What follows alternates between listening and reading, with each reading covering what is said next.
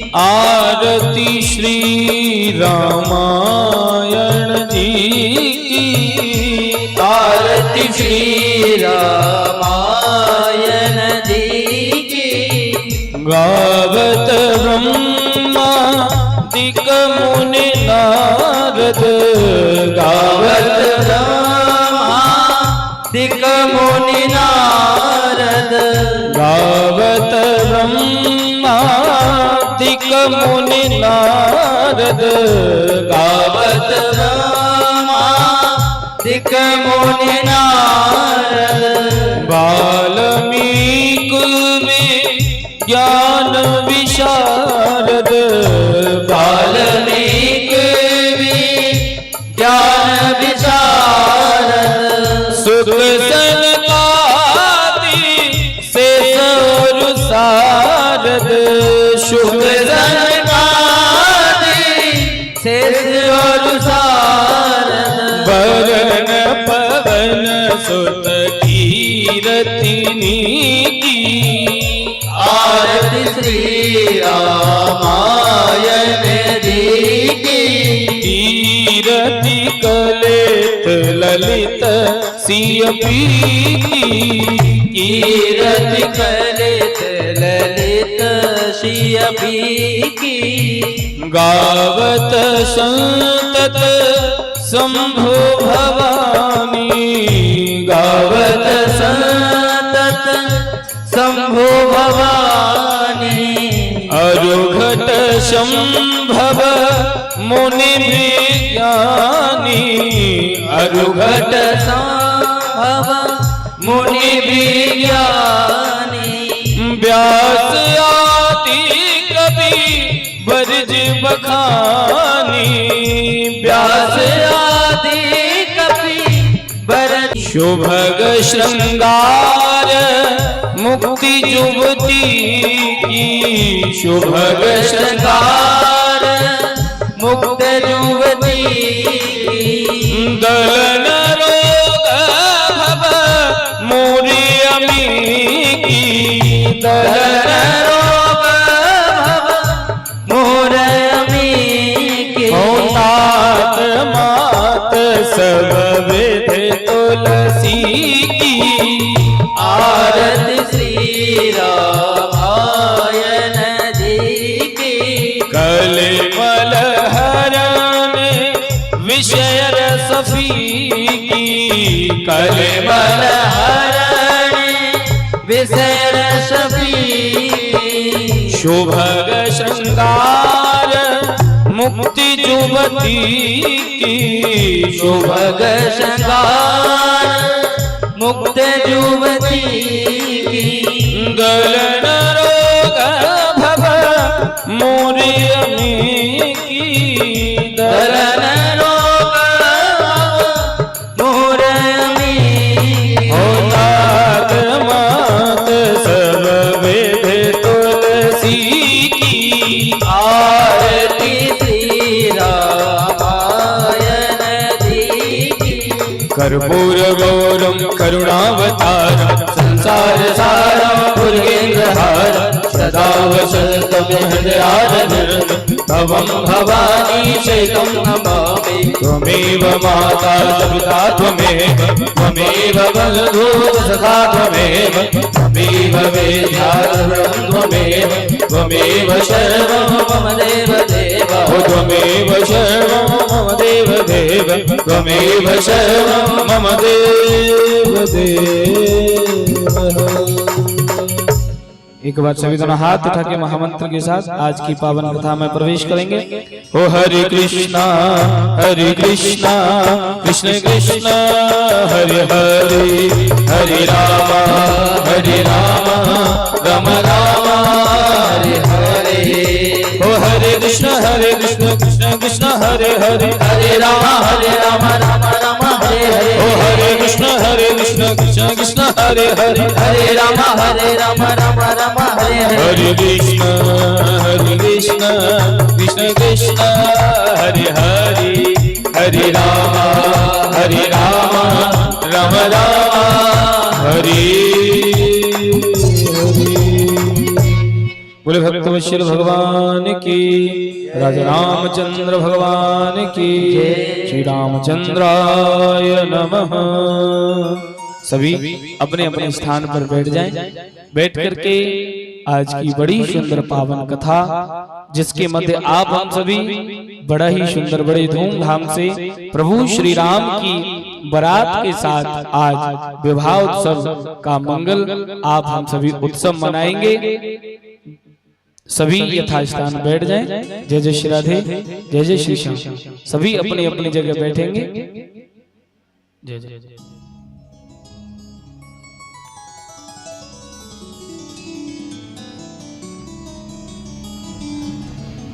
इसके बाद हम माल्यार्पण में हमारे खड़े रहेंगे सुनीता देवी पति संजय कुमार।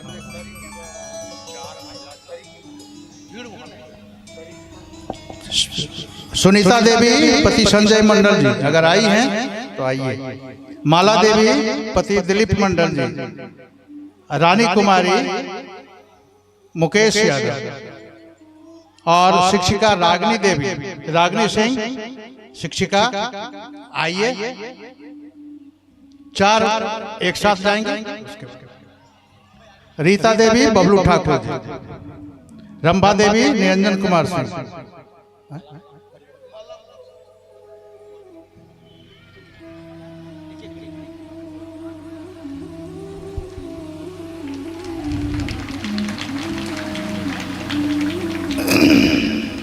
माला देवी, रानी कुमारी, रागनी सिंह, श्वेता कुमारी, श्वेता देवी, रीता देवी, रंभा देवी, साक्षी कुमारी, प्रज्ञा कुमारी, वीणा देवी, रीमा कुमारी, करुणा सिंह, खुशबू देवी, कुमारी राजकमल और किरण देवी।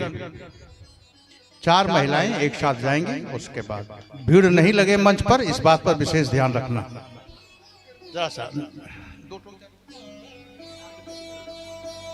माला पहनाने के बाद जल्दी से नीचे चलाना, मदद करें उतरने में।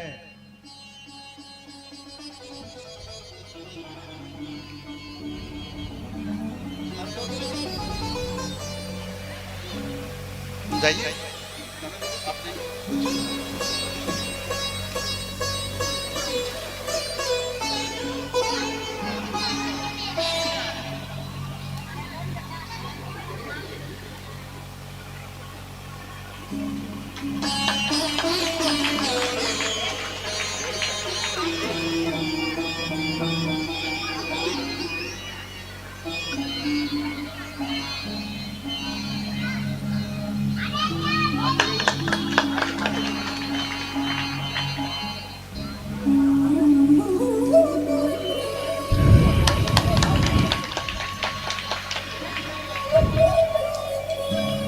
बहुत ही शालीनतापूर्वक हमारे कार्यक्रम का आयोजन हो रहा है। खुशी होती है और हमको लगता है कि आज 6ठा दिन है। 5 दिन में बहुत समझदारी आई है, उसी का असर है कि आज बहुत ही शांतिपूर्वक से माल्यार्पण हो रहा है।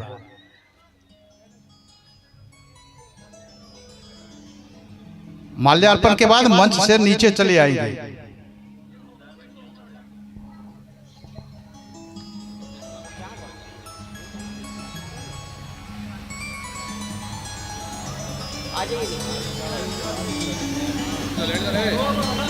अरे अभी अभी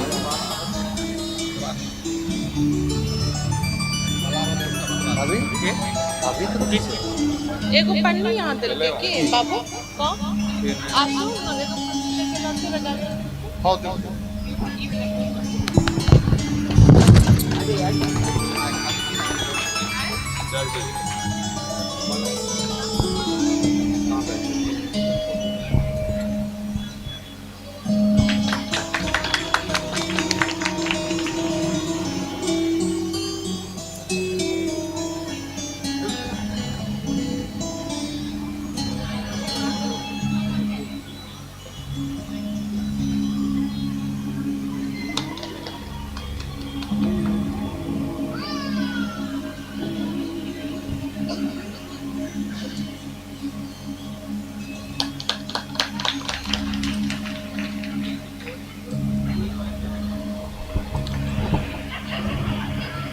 माल्यार्पण का कार्य समाप्त हुआ। अब हमारे विद्वान कथावाचिका देवी गौर प्रिया जी अपना प्रवेश करेंगे प्रसंग में। आज का जो प्रसंग है जानते हैं, राम विवाह है, इसलिए आप लोग पूरी तैयारी से, अगर कुछ कमी रह गई हो तो आप पूरा कर सकते हैं, लेकिन पूरी तैयारी से ताम झाम के साथ। और शादी है, माता जानकी की शादी है, तो इसके लिए कुछ बताने की जरूरत नहीं है। थैंक यू, धन्यवाद।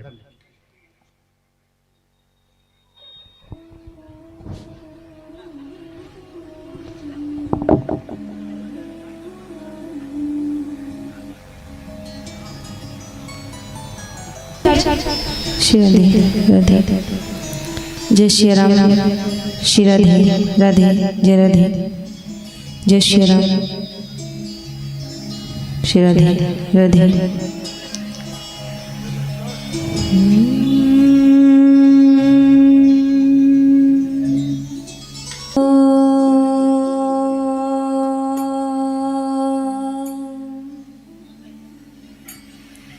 नमो भगवते वासुदेवाय नमः। स्वस्ति श्री गणेशाय नमः।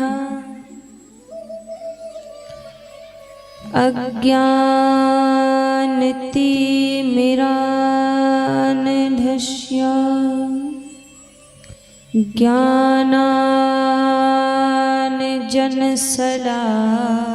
ज्ञानाञ्जनशलाकया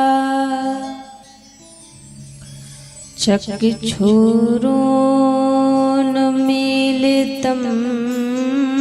येन तस्मै श्री गुरवे नमः।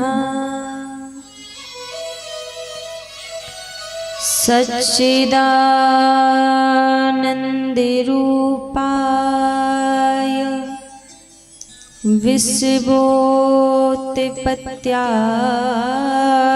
विश्वोत्पत्त्यादिहेतवे तापत्रये विनाशाय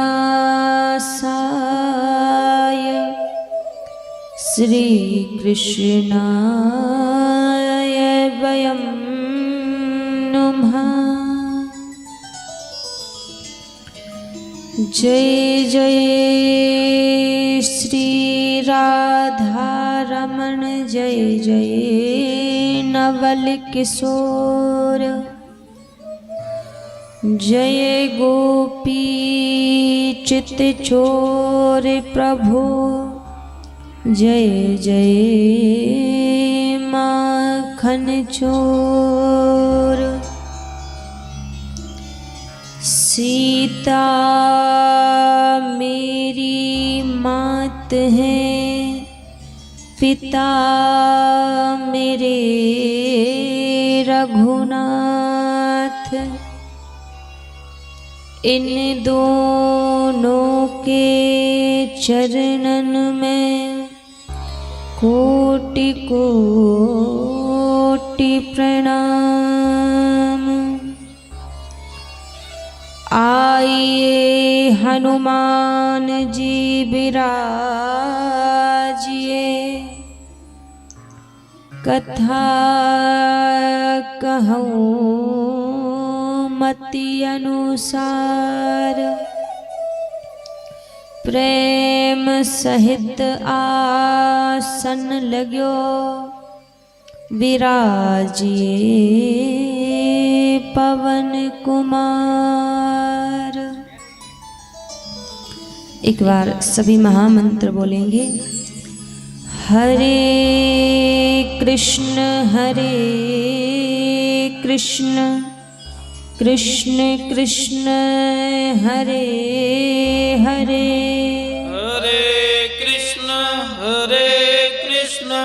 कृष्ण कृष्ण हरे हरे हरे राम राम राम हरे हरे हरे राम राम राम हरे हरे। बोलिए रामचंद्र भगवान की जय हो। श्री राधा रमण लाल की जय हो। हनुमान जी महाराज की जय हो।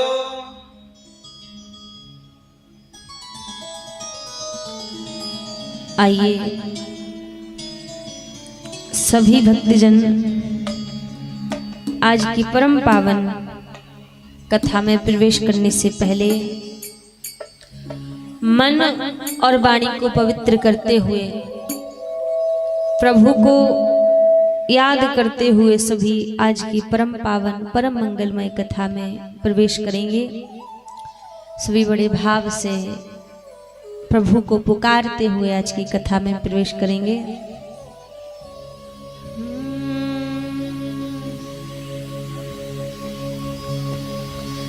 जिनका रखवाला है राम उनका कौन बिगाड़े काम। जिनका रखवाला है राम उनका कौन बिगाड़े काम। जिनका रखवाला है राम उनका कौन बिगाड़े काम।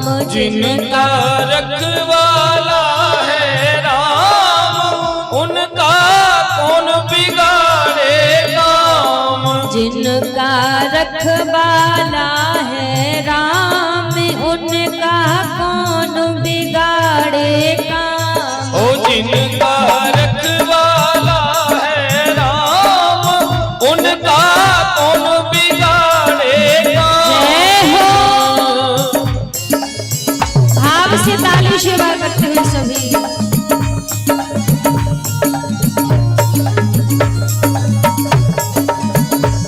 रामचंद्र भगवान की जय हो।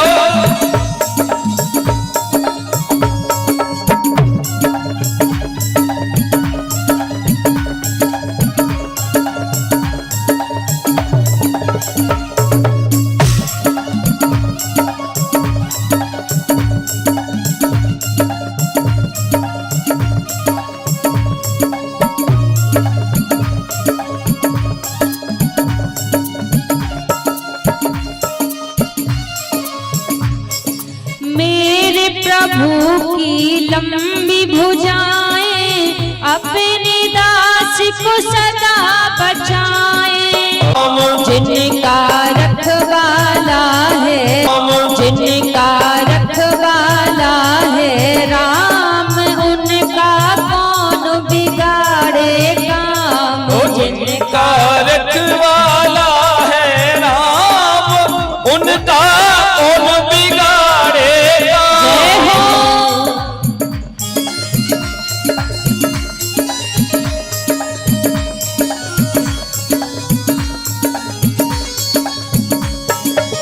रामलला सरकार की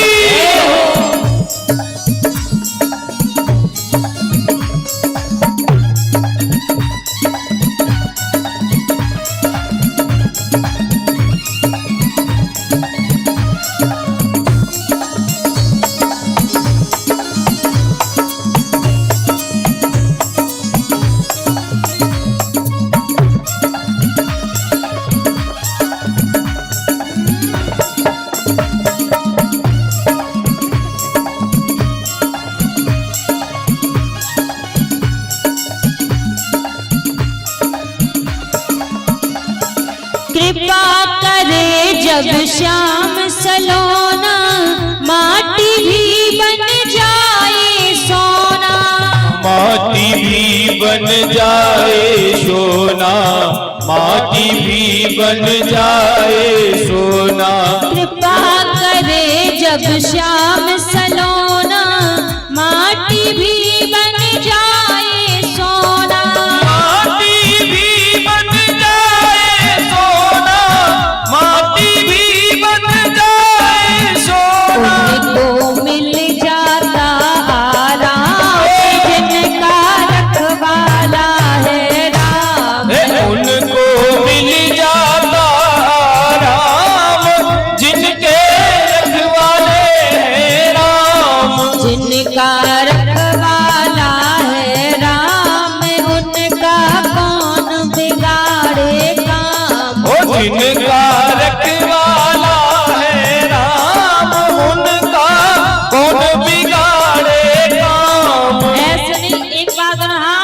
खड़े करके मिलकर सभी कहिए, सीधे सीधे हाथ करके। जिनका रखवाला है राम, उनका कौन बिगाड़े काम। जिनका रखवाला है राम, उनका कौन बिगाड़े काम। जिनका रखवाला है राम, उनका कौन बिगाड़े काम। ओ जिनका रखवाला है राम, उनका कौन बिगाड़े काम। रामचंद्र भगवान की जय हो।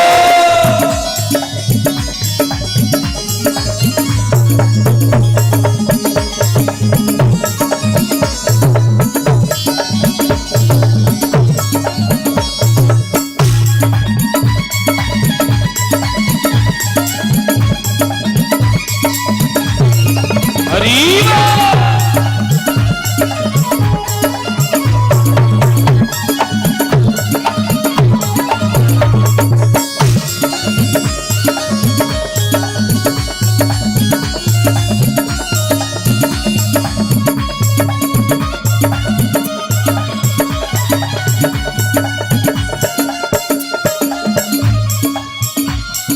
निर्बल बलशाली बन जावे, दुख दरिद्र निकट नहीं आवे।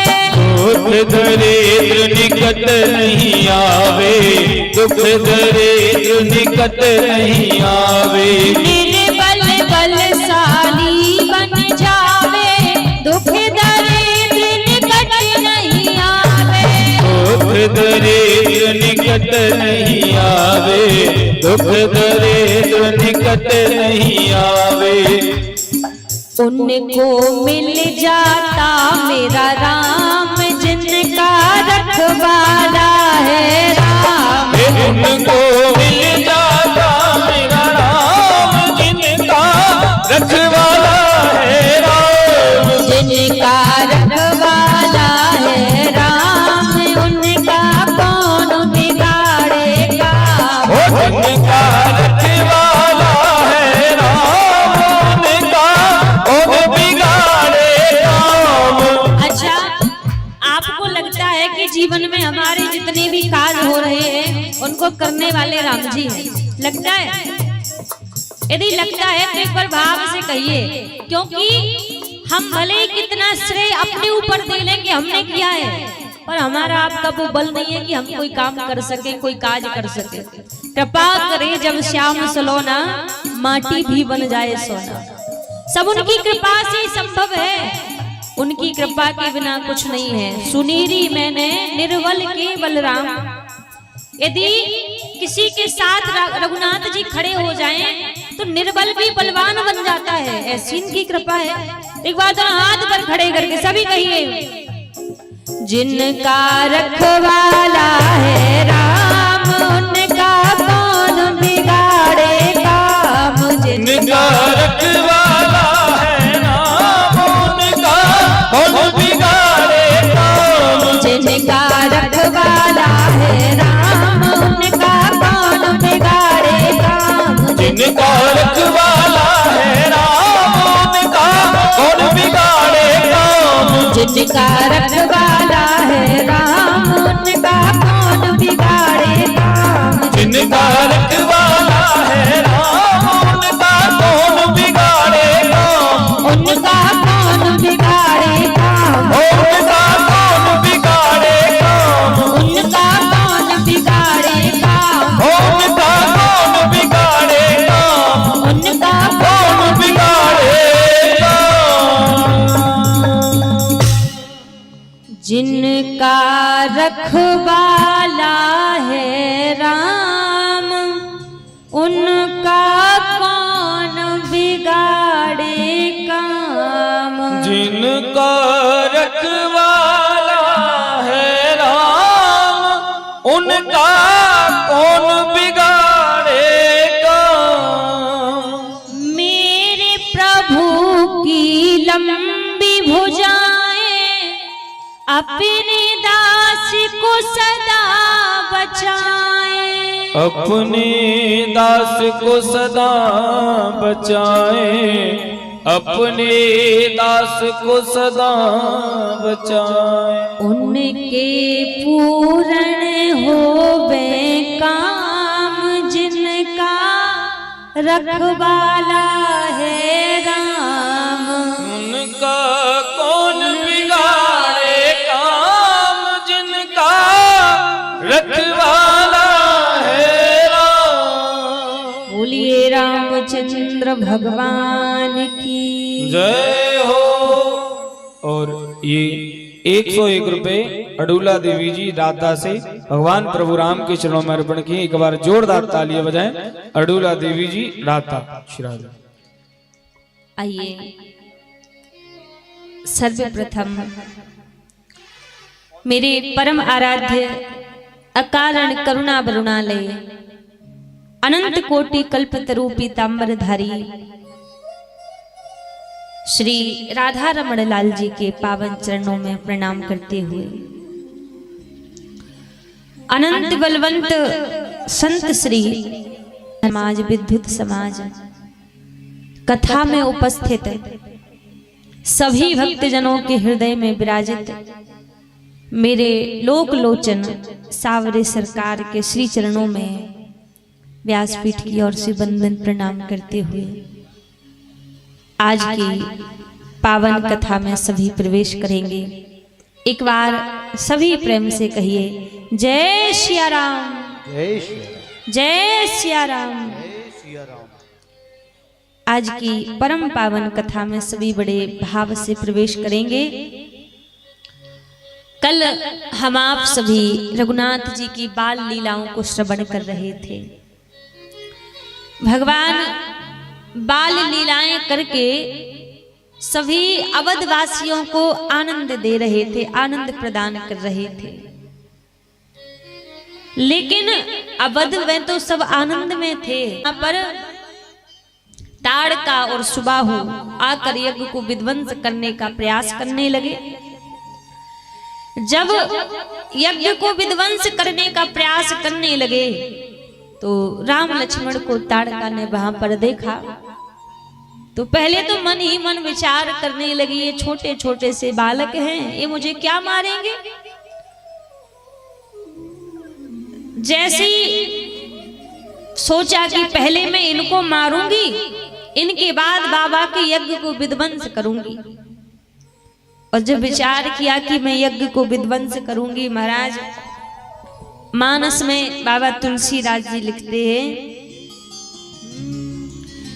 एक ही बाण प्राण हरि लीन्हा, एक ही बाण प्राण हरि लीन्हा, एक ही बाण प्राण हरि लीन्हा, एक ही बाण प्राण हरि लीन्हा। दीन जानते ही निज पद दीन्हा, दीन जानते ही निज पद दीन्हा। एक ही बाण प्राण हरि लीन्हा, एक ही बाण प्राण हरि लीन्हा। दीन जानते ही निज पद दीन्हा, दीन जानते ही निज पद दीन्हा। जैसे ही ताड़का ने भगवान को मारने का प्रयास किया तो तुलसीदास जी कहते हैं भगवान ने एक ही तीर चलाया, एक से दूसरा तीर नहीं चलाया। एक ही बाण प्राण हरि लीना, एक ही बार में भगवान ने ताड़का के प्राणों का हरण कर लिया। अब आगे जो शब्द लिखे हैं तुलसीदास जी ने बड़े प्यारे शब्द लिखे। एक ही बाण प्राण हरि लीन्हा, दीन जान ते ही निज पद दीन्हा। भगवान ने ताड़का को दीन समझ के अपने चरणों में स्थान दे दिया। अब ये बात बड़ी विचार करने की है। तुलसीदास जी कह रहे हैं कि ताड़का को दीन जान के राम जी ने चरणों में स्थान दिया है। अब सच में सोचा जाए तो क्या ताड़का दीन थी? जिसके अंदर दया की भावना नहीं, खान पान जिसका अच्छा नहीं, जिसके विचार अच्छे नहीं, तो वो दीन कहां से हो गई फिर? तो यहां दीन क्यों लिख रहे हैं तुलसीदास जी के? दीन जानते ही निज पद दीना। देखो यहां पर तुलसीदास जी की लेखनी का अर्थ बिल्कुल अलग है। दीन क्यों लिखा? वास्तव में एक तरह से देखा जाए ना तो ताड़का दीन ही थी। अब आप सोचोगे ताड़का दीन क्यों थी? बड़े ध्यान से सुनिएगा। इस संसार में हर एक प्राणी वो दीन है जो राम जी के विमुख होकर बैठा है, वो दया दिखाने योग्य है। आजकल पता है लोग किसके ऊपर दया दिखाते हैं? कोई गरीब, निर्बल, निर्धन, असहाय लोगों के ऊपर लोग दया दिखाते हैं कि ये दया करने वाला है। लेकिन वास्तव में यहाँ इस चौपाई में तुलसीदास जी सिखा रहे हैं निर्धन व्यक्ति दीन नहीं है, कोई निर्बल व्यक्ति भी दीन नहीं है, कोई गरीब असहाय व्यक्ति भी दीन नहीं है। इस संसार में हर एक वो प्राणी दीन है जो राम जी के चरणों से दूर बैठा है। सब कुछ आपके पास में है, लेकिन जो होना चाहिए वो आपके पास नहीं है, तो आप वास्तव में दीन हो। इसलिए तुलसीदास जी कह रहे दीन जान ते ही निज पद दीना। रघुनाथ जी ने सोचा कि ये दीन है, ना ये मुझे जानती है, ना ये संतों के सानिध्य को जानती है, ना भगवत महिमा को जानती है, राक्षसनी है, कौन इसको सिखाएगा? इसलिए रघुनाथ जी ने दीनता दिखा दी, ये दीन समझ के चरणों में स्थान दे दिया। पर देखो ताड़का की तो यहाँ पर दीन जान के बात बन गई। रघुनाथ जी ने देखा कि राक्षसनी है, ये राम को नहीं जानती, संतों को नहीं जानती, भक्ति को नहीं जानती, प्रेम को नहीं जानती, तो दीन समझ लिया और दीन समझ के स्थान दे दिया। पर भैया एक बात विचार करो, ऐसा भाव यदि हम अपने लिए सोचे कि रघुनाथ जी हमें भी दीन जान के चरणों में स्थान दे दें, तो यहाँ हमारी बात नहीं बनेगी, हमारी आपकी इसलिए यहाँ पे बात नहीं बनेगी क्योंकि हम वास्तव में दीन है नहीं। दीन व्यक्ति उसको कहा जाएगा जो बिल्कुल कुछ भी नहीं जानता, राम के बारे में आधा अक्षर भी राम शब्द का नहीं जानता, जो सत्संग का आधा अक्षर भी नहीं जानता, जो प्रभु की भक्ति का आधा अक्षर भी नहीं जानता, उसके लिए कहा जाएगा दीन। अब हम दीन इसलिए नहीं कहे जाएंगे क्योंकि हम जानते हैं पर मानते नहीं हैं, इसलिए दीन नहीं कहे जाएंगे।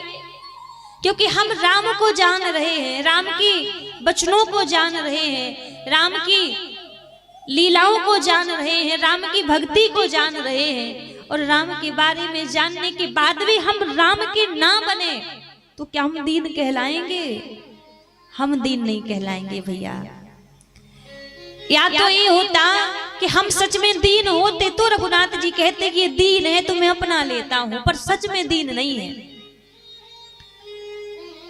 एक बात संत कभी कभी कहते हैं, रघुनाथ जी या तो बाबरे को मिलते हैं जो बिल्कुल बाबरा होवे, कुछ जाने ही नहीं, बिल्कुल सुध बुध ही ना होवे, ज्ञान ही ना होवे, उसको मिलते हैं, और एक तो बिल्कुल भक्ति की उच्च स्थिति में पहुंच गया हो, उसको रघुनाथ जी मिलते हैं। तो या तो राम जी के सामने बिल्कुल बाबरे बन जाओ कि रघुनाथ जी हम कुछ नहीं जानते, जो है आप ही हैं, आप ही सर्वस्व जानने वाले हैं, तो शायद रघुनाथ जी कृपा कर दे, शायद हमें अपना लें। पर ये बीच के बन के रहने में ना इस तरफ है ना इस तरफ है, इसमें हमारा कुछ होने वाला नहीं है। और आज संसार का हर एक प्राणी ना तो इस नाव पर बैठा है ना इस नाव पर बैठा है, बीच में डोल रहा है। तो बीच में रहोगे तो किनारे नहीं लगोगे, या तो बिल्कुल संसार के बन जाओ तो राम जी को लगे दीन है ये कुछ नहीं जानता, या तो पूर्णतः राम जी के हो जाओ तो राम जी सोचे कि मेरी शरण में है, मुझे ही कृपा करनी पड़ेगी।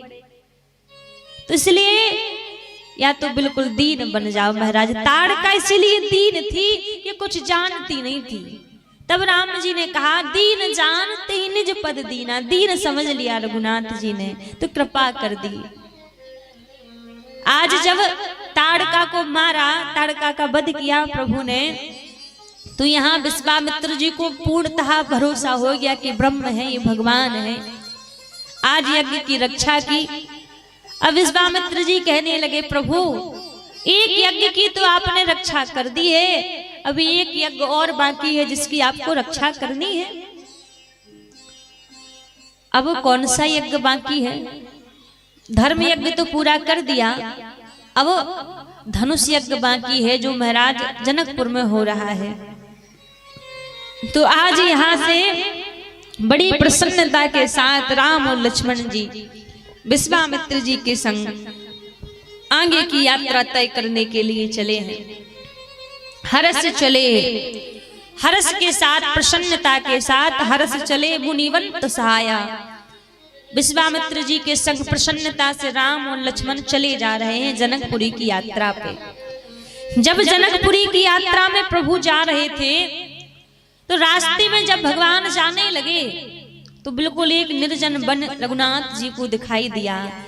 निर्जन वन में एक टूटा फूटा सा आश्रम पड़ा हुआ है। एक बड़ी सी शिला दूर से दिखाई दे रही है, और जैसे सब जा रहे, सब जाते थे, कोई उस ओर ध्यान नहीं देता था, कोई नहीं देखता।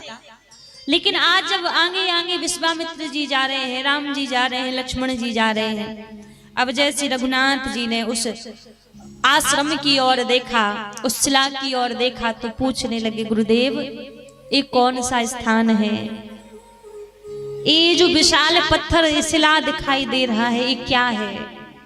आज जब ऐसा प्रश्न राम जी ने किया, तो विश्वामित्र जी मन में विचार कर रहे हैं, इतने भोले बनकर प्रभु पूछ रहे हैं जैसे कुछ जानते ही नहीं है। जब पूछा है तो पक्की बात है कृपा करेंगे। आज तक किसी की नजर उस आश्रम की ओर नहीं गई, उस शिला की ओर किसी की नजर नहीं गई। आज इन्होंने देखा है। और जब पूछने लगे तो विश्वामित्र जी कहने लगे, भगवान ये गौतम ऋषि की नारी अहिल्या है, जो अपने पति के श्राप से शिला बन चुकी थी। इंद्र ने छल किया अहिल्या के संग और श्राप दे दिया गौतम ऋषि ने अहिल्या को शिला बनने का। तो विश्वामित्र जी कहने लगे, प्रभु ये गौतम ऋषि की पत्नी अहिल्या है, जो कई वर्षों से आपका इंतजार कर रही है, आपकी बाट देख रही है कि आप आवे और आके आप अपने चरण इनको स्पर्श कराएं, और चरण स्पर्श कराने के बाद आप इनका उद्धार कर दें, इनके ऊपर कृपा कर दें। अब जैसे कहा तो रघुनाथ जी बोले, गुरुदेव क्षमा करना, आप बात जो कह रहे हैं बिल्कुल सच कह रहे हैं, लेकिन भगवान मैं इनको अपने चरण स्पर्श नहीं करा सकता, क्योंकि ये ऋषि पत्नी है, ये ब्राह्मणी है और मैं क्षत्रिय हूँ। क्षत्रिय का धर्म बनता है कि किसी ऋषि पत्नी ब्राह्मणी को अपने चरण स्पर्श ना कराए। और दूसरी बात, भगवान आप कोई दूसरा मार्ग देख लीजिए जिससे इनका उद्धार हो जाए, पर मैं अपने चरण स्पर्श नहीं करा सकता। निवेदन करने लगे विश्वामित्र जी, कहने लगे, प्रभु ये बताइए, आज तक किसी की नजर इनके ऊपर नहीं पड़ी, आज तक किसी ने इनको निहारा नहीं, देखा नहीं। आज आप अपना स्वरूप मत भूलिए। आपके निकट आने के बाद भी आप इनके ऊपर कृपा नहीं करेंगे, यदि आप भी इनको अपने द्वार से टाल देंगे, तो जरा सोचो कौन इनके ऊपर कृपा करेगा। दुनिया में सबके अंदर एक धैर्य रहती है, एक आश्रय होता है। दुनिया वाले भले ही हमें छोड़ दें, दुनिया वाले भले ही हमें ठुकरा दें, पर हमारे प्रभु तो हमें अपना ही लेंगे। हमारे सरकार की चौखट ऐसी है, दरबार ऐसा है कि हम भूले भटके जैसे भी पहुंच जाएंगे तो प्रभु अपना देंगे। लेकिन प्रभु आज आप विचार कीजिए, आप इसको ठुकरा देंगे, यदि आप इसके ऊपर कृपा नहीं करेंगे तो संसार में कौन इनके ऊपर कृपा करेगा। ये कई वर्षों से बस इसी बाट में बैठी हुई है इसी इंतजार में बैठी हुई है कि कब राम जी आएंगे, कब राम जी कृपा करेंगे। तो भगवान आप इनके ऊपर कृपा कीजिए, कृपा करके आप अनुग्रह इनके ऊपर कीजिए। रघुनाथ जी मना कर रहे हैं, गुरुदेव क्षमा कीजिए, हमसे हो नहीं पाएगा, हम अपने चरण स्पर्श नहीं करा पाएंगे। विश्वामित्र जी ने बहुत अनुग्रह किया। तब रघुनाथ जी बोले, प्रभु आप कहते हैं तो मैं चरण स्पर्श तो इनको नहीं कराऊंगा, लेकिन हाँ मैं अपने चरणों की रज इनको स्पर्श करा देता हूं। जब आप इतना बोल रहे हैं, जैसे रघुनाथ जी थोड़े से पास में गए, महाराज भगवान ने चरण स्पर्श नहीं कराए, चरण को लिया और थोड़ा सा ऊपर की ओर उठाया। जो चरणों में लगी रज थी, वो रज जैसी उस शिला को स्पर्श की, वो शिला नारी बनकर प्रकट हो गई। वो शिला जैसी नारी बनकर प्रकट हो गई और आज भगवान के चरणों में गिर पड़ी। चरणों में गिरकर प्रभु से अहिल्या प्रार्थना करने लगी, भगवान आज मेरा जीवन कृतार्थ हो गया, आज मैं धन्य हो गई, जो आज आपके चरण कमलों के मुझे दर्शन हो गए। दुनिया के लोग कह रहे होंगे कि गौतम ऋषि ने अहिल्या को श्राप दिया, अहिल्या को पत्थर बना दिया, दया नहीं दिखाई। लेकिन भगवान आज मैं आपके निकट आपसे कहूं, दुनिया वाले भले ही कह रहे हैं कि गौतम ऋषि ने मुझे श्राप दिया, पर मैं कहती हूं कि गौतम ऋषि ने मुझे श्राप नहीं दिया, मेरे स्वामी ने मुझे वरदान दिया है।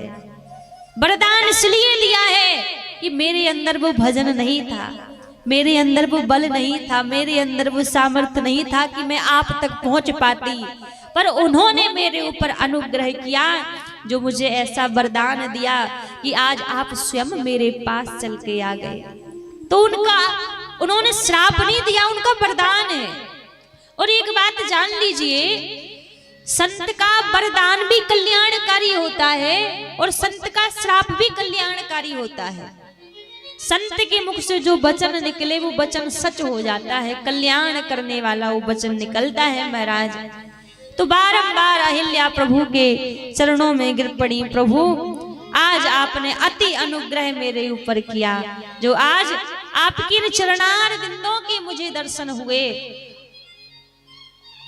और बार बार भगवान को मस्तक झुकाती है और आज अहिल्या अपने पति लोक के लिए वहां से गमन कर गई। तो महाराज हमारे प्रभु इतने करुणा करने वाले हैं, इतने कृपा करने वाले हैं, जो भी शरण में आ जाए गुण अवगुण कुछ नहीं देखते, बस उनके ऊपर कृपा कर देते हैं, अनुग्रह कर देते हैं। कभी प्रभु से कहा करो, हे नाथ सबके ऊपर आपने कृपा की है, अगर नाथ देखोगे अवगुण हमारे, तो हम कैसे भव से लगेंगे किनारे। आपने किसी के अवगुण नहीं देखे, सबरी को उतार दिया, अहिल्या को उतार दिया, गणिका को उतार दिया। और जब मैं शरण में आया, जब मेरी बारी आई, तो आज आप अवगुण देख रहे हो मेरे अंदर। औरों से कुछ ना पूछा, हमसे हिसाब क्यों है? औरों से तो कुछ नहीं पूछा, हमसे तो बड़ा एक एक आप हिसाब ले रहे हैं कि कौन सी भजन का बल लेकर आए हो, कौन से साधन करके आए हो।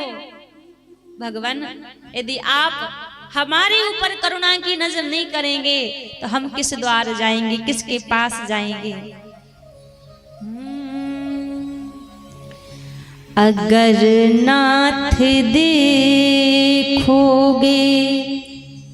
अब गुण हमारे, तो हम कैसे भाव गला पकड़ रहा है।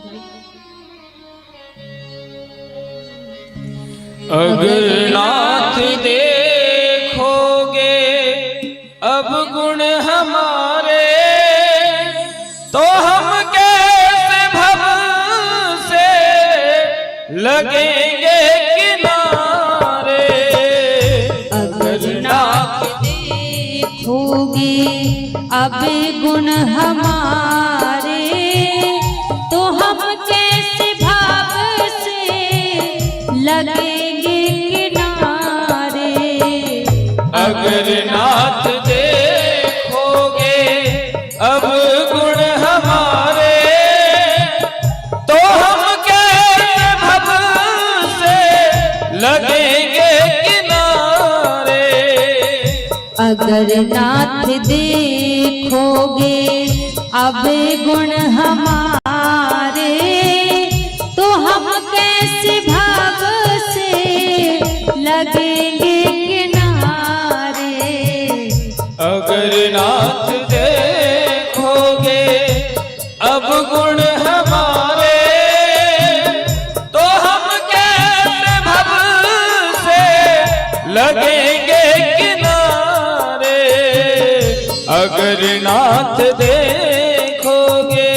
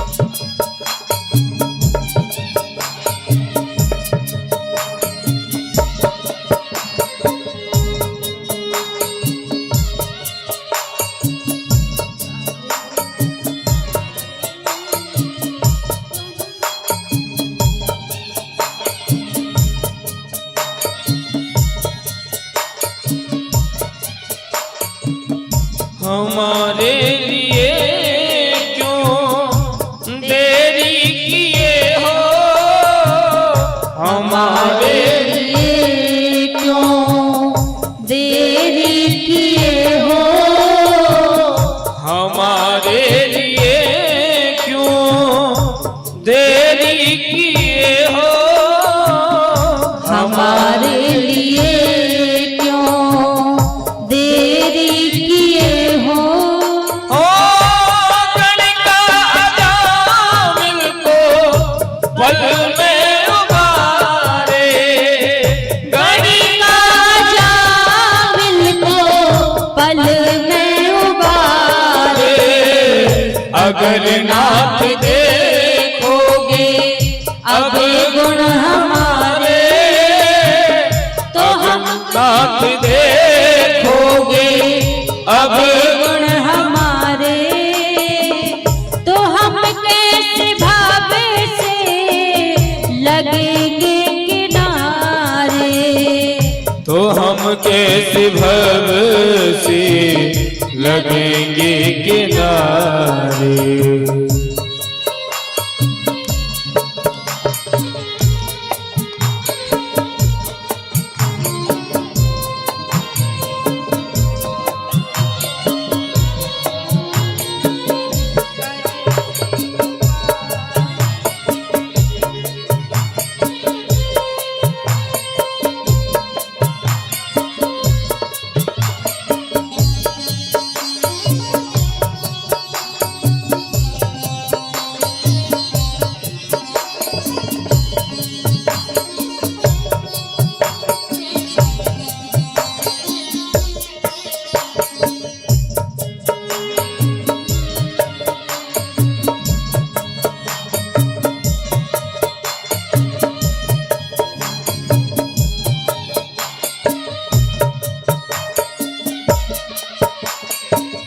पतितों को पावन करते कृपानिधि, पतितों को पावन करते कृपानिधि।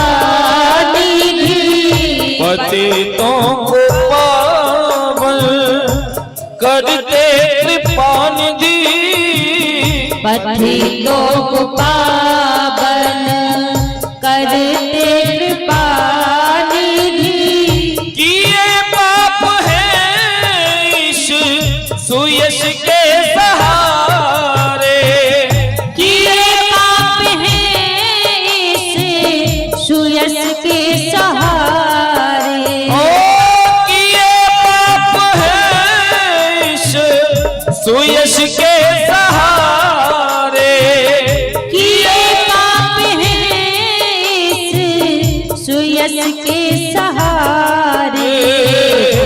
अगर नाथ देखोगे अब गुण हमारे, अगर नाथ देखोगे अब गुण हमारे, तो हम सिंधु कैसे लगेंगे किनारे, तो हम सिंधु कैसे लगेंगे किनारे। अगर नाथ देखोगे अब गुण हमारे, अगर नाथ देखो। महाराज प्रभु से प्रार्थना किया करो, हे नाथ यदि आप हमारे अंदर के अवगुण निहारोगे, अवगुणों को देखोगे, तो हम कैसे भवसागर से पार लगेंगे। हमारे अंदर वो गुण नहीं है जिस गुण के कारण हम भवसागर से पार हो सके।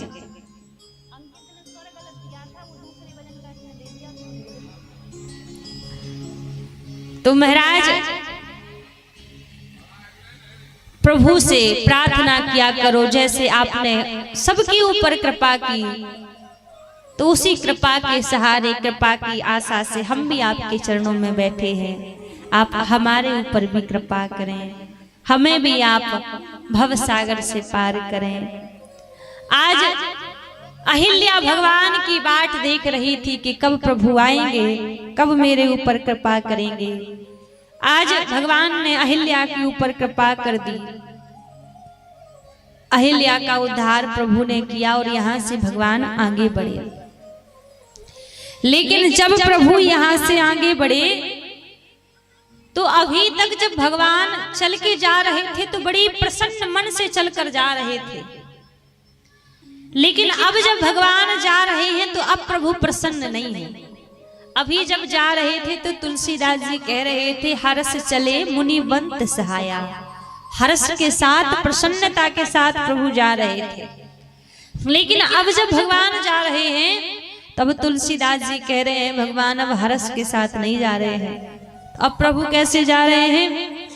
चले राम लक्ष्मण मुनि संगा, चले राम लक्ष्मण मुनि संगा, चले राम लक्ष्मण मुनि संगा, चले राम लक्ष्मण मुनि संगा।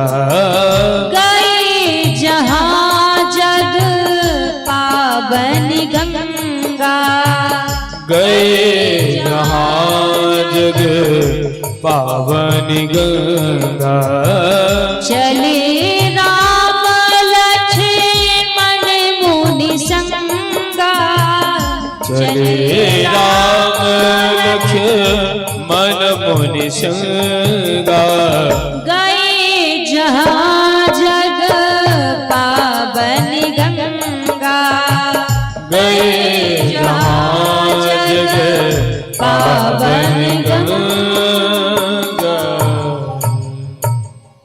अब जब राम जी जा रहे हैं तब राम जी प्रसन्नता से नहीं जा रहे। कहा महाराज चले राम लक्ष्मण मुनि संगा, गए जहाँ जग पावनी गंगा।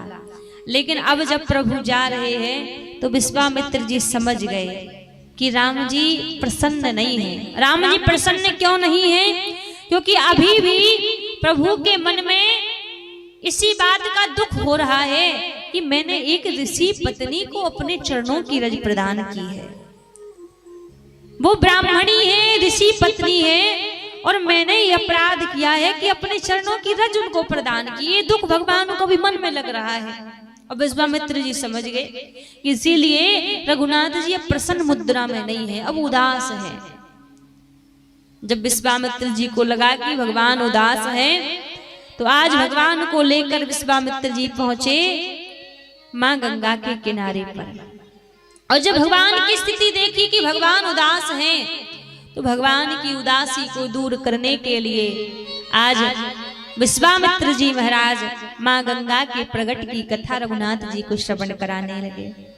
रघुनाथ जी से कहते हैं, राम आज जो स्वर्ग में बहने वाली भागीरथी गंगा, जिसका आज तुम यहाँ पर दर्शन कर रहे हो, ये स्वर्ग में बहने वाली गंगा है। और आज ये जो धराधाम पर इस धरती पर बह रही है, ये आपके वंश के प्रतापी राजाओं के प्रभाव के कारण ही ये भागीरथी गंगा इस धरती पर बह रही है। आपके सूर्यवंश में बड़े बड़े प्रतापी राजा हुए हैं, जिन राजाओं के तप यश के कारण आज गंगा मैया इस धराधाम पर इस धरती पर बह रही है। विश्वामित्र जी गंगा के अवतरण की कथा सुनाते हैं कि कैसे माँ गंगा स्वर्ग में बहती थी और कैसे इस धरती पर आई। विश्वामित्र जी कहने लगे, राम, आपके सूर्यवंश में एक बड़े ही प्रतापी राजा हुए थे, महाराज सगर। महाराज सगर की 2 पत्नियां थी, एक का नाम था सुमति और दूसरी का नाम था केसरी। इनकी जो सुमति नाम की पत्नी थी, इनके यहाँ 60,000 पुत्रों का जन्म हुआ। और इनकी जो केसरी नाम की पत्नी थी, इनके यहाँ 1 पुत्र का जन्म हुआ। तो महाराज सगर बड़े धर्मात्मा राजा थे, बड़ी पुण्यात्मा राजा थे। महाराज सगर ने अपने मन में एक संकल्प लिया कि मैं पूरे राज्य में धर्म कर्म के कार्य कराऊंगा, पूरे राज्य में मैं यज्ञ अनुष्ठान कराऊंगा। तो इन्होंने महाराज यज्ञ करने का मन में संकल्प लिया। और जब यज्ञ करने का मन में संकल्प लिया, तब महाराज इन्होंने अपने पुत्रों से कहा कि मैं बहुत विशाल अश्वमेध यज्ञ करना चाहता हूं, तो तुम सब मिलकर यज्ञ की तैयारियां करो। तो इनके सभी पुत्र यज्ञ की तैयारियां करने लगे। अब भोर की बेला में यज्ञ प्रारंभ होना है। अब जैसी भोर की बेला में यज्ञ प्रारंभ होना था, तो महाराज जो यज्ञ का अश्व था, जो यज्ञ का घोड़ा था, वो महल के बाहर ही खड़ा हुआ था। अब इंद्र को मन में डर लगने लगा कि महाराज सगर के पास धन दौलत वैभव ऐश्वर्य सब कुछ भगवान का दिया हुआ है। जब सब कुछ इनके पास है, तो इतना बड़ा यज्ञ क्यों कर रहे हैं? कहीं ऐसा तो नहीं इनके मन में स्वर्ग पाने की इच्छा हो, स्वर्ग की सिंहासन पाने की इच्छा हो, तो इसीलिए यज्ञ कर रहे हैं। तो इंद्र रात्रि में आए और आकर जो यज्ञ का अश्व था, जो घोड़ा था, उसको चुरा कर ले गए। उस घोड़े को, उस अश्व को चुरा कर ले गए। और महाराज सुतल लोक में, पाताल लोक में कपिल देव जी महाराज के आश्रम के सामने जाकर उस घोड़े को बांध दिया। अब जब भोर की बेला हुई, यज्ञ प्रारंभ होना है, देखा यज्ञ का अश्व ही गायब है, यज्ञ का घोड़ा ही गायब है। अब तो महाराज सगर के 60,000 पुत्र पूरे विश्व में, पूरी पृथ्वी पर उस घोड़े की खोज करने लगे, उस अश्व की खोज करने लगे कि अब अश्व को कहाँ ढूंढे। अश्व नहीं मिलेगा तो यज्ञ नहीं होगा, क्योंकि संकल्पित अश्व था। जब तक संकल्प ना हो तो कोई भी अश्व का चयन कर सकते थे, लेकिन अब उस अश्व का तो संकल्प हो गया है, तो वही चाहिए यज्ञ में, वरना यज्ञ पूरा नहीं होगा। पूरी पृथ्वी पर महाराज सगर के पुत्रों ने उस घोड़े को खोजा, उस अश्व को खोजा, मिला नहीं। जब मिला नहीं तो महाराज सगर के पुत्र जमीन के अंदर उस अश्व को खोजने लगे। जमीन के अंदर जब उस अश्व को खोदने लगे, तो खोदते खोदते आज जो विशाल समुद्र का हम दर्शन करते हैं, ये समुद्र भी सूर्यवंश की देन ही है। महाराज सगर के 60,000 पुत्रों ने इतना इस पृथ्वी को खोदा, पाताल लोक तक खोद कर पहुंच गए और इतना भारी विशाल समुद्र बना दिया खोद खोद के। और जब पाताल लोक में पहुंचे तो क्या देखा, आश्रम में कपिल ऋषि ध्यान मग्न बैठे हुए हैं, समाधि लगा के बैठे हुए हैं। और उनके आश्रम के बाहर वो अश्व बंधा हुआ है, वो घोड़ा बंधा हुआ है। इनको लगा कि देखो कितनी बढ़िया तरीके से नेत्र बंद करके बगुला भक्ति कर रहे हैं। एक तो मेरे पिताजी की यज्ञ का घोड़ा चुरा लिया, और घोड़ा चुरा के बड़े भक्त बन रहे हैं, नेत्र बंद करके बैठे हैं। अरे कोई भक्त नहीं, बगुला भक्ति दिखा रहे हैं। बगुला भक्ति जानते हो? एक जो बगुला होता है ना, तो जहां नदी हो, जहां तालाब हो, तो नदी के किनारे एक पैर के बल दोनों नेत्र बंद करके बैठा रहेगा। अब दोनों नेत्र बंद करके जैसे बैठा रहेगा, बेचारी जो छोटी छोटी मछलियां रहती हैं, वो विचार करती हैं, लगता है कोई बहुत बड़े साधु संत तपस्या कर रहे हैं, तो जाकर उनके चरणों को छुआएं, जाकर आशीर्वाद ले आए। और जैसे ही वो मछलियां उस बगले के पास में आती हैं चरणों को छूने के लिए, तुरंत चोंच खोल के दबोच जाता है, उनको खा जाता है। तो भैया ये भक्ति नहीं, ये बगुला भक्ति है। हाँ कि ऊपर से दिखा रहे हैं भक्त हैं और अंदर वही मन काला भरा हुआ है। आजकल संसार में भी ऐसे कई भगत देखने को मिलते हैं जो बगुला भक्ति करते हैं। अच्छा देखो क्या होता है, इस संसार में जितने भी लोग हैं ना, हर एक प्राणी, हर एक व्यक्ति दो मुख वाला है। आप कहोगे एक ही मुख है तो दो मुख वाला कहां से हो गया? लेकिन बात समझो, हर एक व्यक्ति दो मुख वाला है। कैसे? एक तो वो जो वो बाहर से दुनिया वालों को दिखाता है कि मैं ऐसा हूं, और दूसरा वो जो अंदर से होता है, जो वो स्वयं जानता है कि मैं कैसा हूं। अंदर से व्यक्ति जैसा होगा वो कभी बगल वाले को भी नहीं पता चल सकता कि अंदर से कैसा है, क्योंकि जो वो लोगों को दिखाना चाहता है वो वही मुख लोगों को दिखाएगा। आज मान लो आपके जीवन में बड़ा दुख है, बड़ा संकट है, लेकिन किसी व्यक्ति ने पूछा आपसे, भैया आप आनंद में तो हैं, ठीक तो हैं। अब आपको यदि उसको बताना नहीं है कि हमारे अंदर दुख है, तो आप झूठ बोल दोगे ऊपर से कि हाँ सब बढ़िया है, सब आनंद में है। तो एक मुख ये हो गया ना जो ऊपर से हमने बना के बोल दिया, दूसरा जो हृदय से है वो वास्तविकता है। लेकिन यहाँ पर व्यक्ति पता है एक गलती करता है, जो दो मुख होते हैं ना, तो जो बनावटीपन वाला मुख होता है वो भगवान को दिखाता है। कई बार देखने को मिलता है हम जैसे अंदर से हैं वो पूरा मन खोलकर हम दुनिया वालों के सामने रख देते हैं कि हम कैसे हैं, दुख सुख सब उनको सुना देते हैं। लेकिन जब 2, 4, 6, 8 महीने में कभी भगवान के मंदिर गलती से पहुंच जाएं तो ऐसे बन के जाएंगे, बड़ा लंबा तिलक, खूब तिलक कंठी पहन के जाएंगे कि लगेगा इनसे बड़ा कोई भक्तराज दूसरा है ही नहीं, यही सबसे बड़े भक्त है। तो भगवान के सामने हम दिखावा करने के लिए, दूसरा मुख दिखाने के लिए जाते हैं। महाराज दुनिया वालों के सामने भले ही आप दिखावा कर लो, कोई बात नहीं, काम बन जाएगा, चल जाएगा, लेकिन भगवान के सामने दिखावा ना करो। भगवान के सामने तो जैसे अंदर से हो ना, वैसे ही प्रभु के सामने जाओ।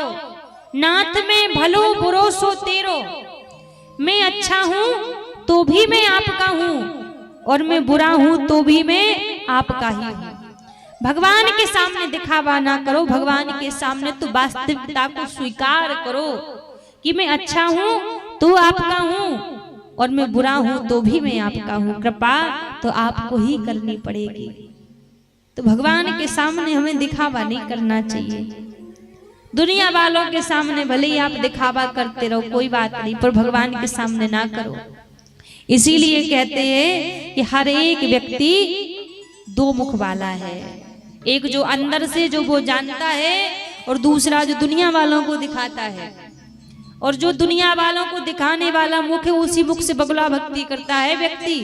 हृदय से भक्त नहीं बनेगा, बाहर से दिखाएगा कि मैं भक्त हूं। तो आज महाराज सगर के पुत्रों को यही लग रहा है कि नेत्र बंद करके बैठे हैं और मेरे पिता के यज्ञ का अश्व चुरा लिया है, तो बगुला भक्ति कर रहे हैं।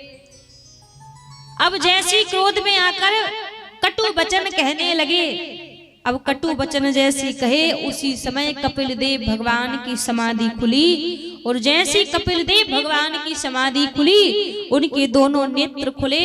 दोनों नेत्र के प्रभाव से महाराज सगर के 60,000 पुत्र जलकर भस्म हो गए। जब इनके 60,000 पुत्र महाराज जलकर भस्म हो गए तो ये बात महाराज सगर को पता चली। महाराज सगर के जो दूसरे केसवी महारानी के जो पुत्र थे उनको पता लगी ये बात, तो अब वो कपिल देव जी के पास में आए, उनसे क्षमा मांगने लगे। भगवान मेरे भाइयों को ये बात पता नहीं थी कि आपने अश्व नहीं चुराया, वो तो क्रोध में आकर उन्होंने आपसे कटु वचन कह दिए, अब अपराध उनसे हो गया है। अब आप कृपा करो कि उनका उद्धार कैसे होवे, वो कैसे उनका कल्याण होवे।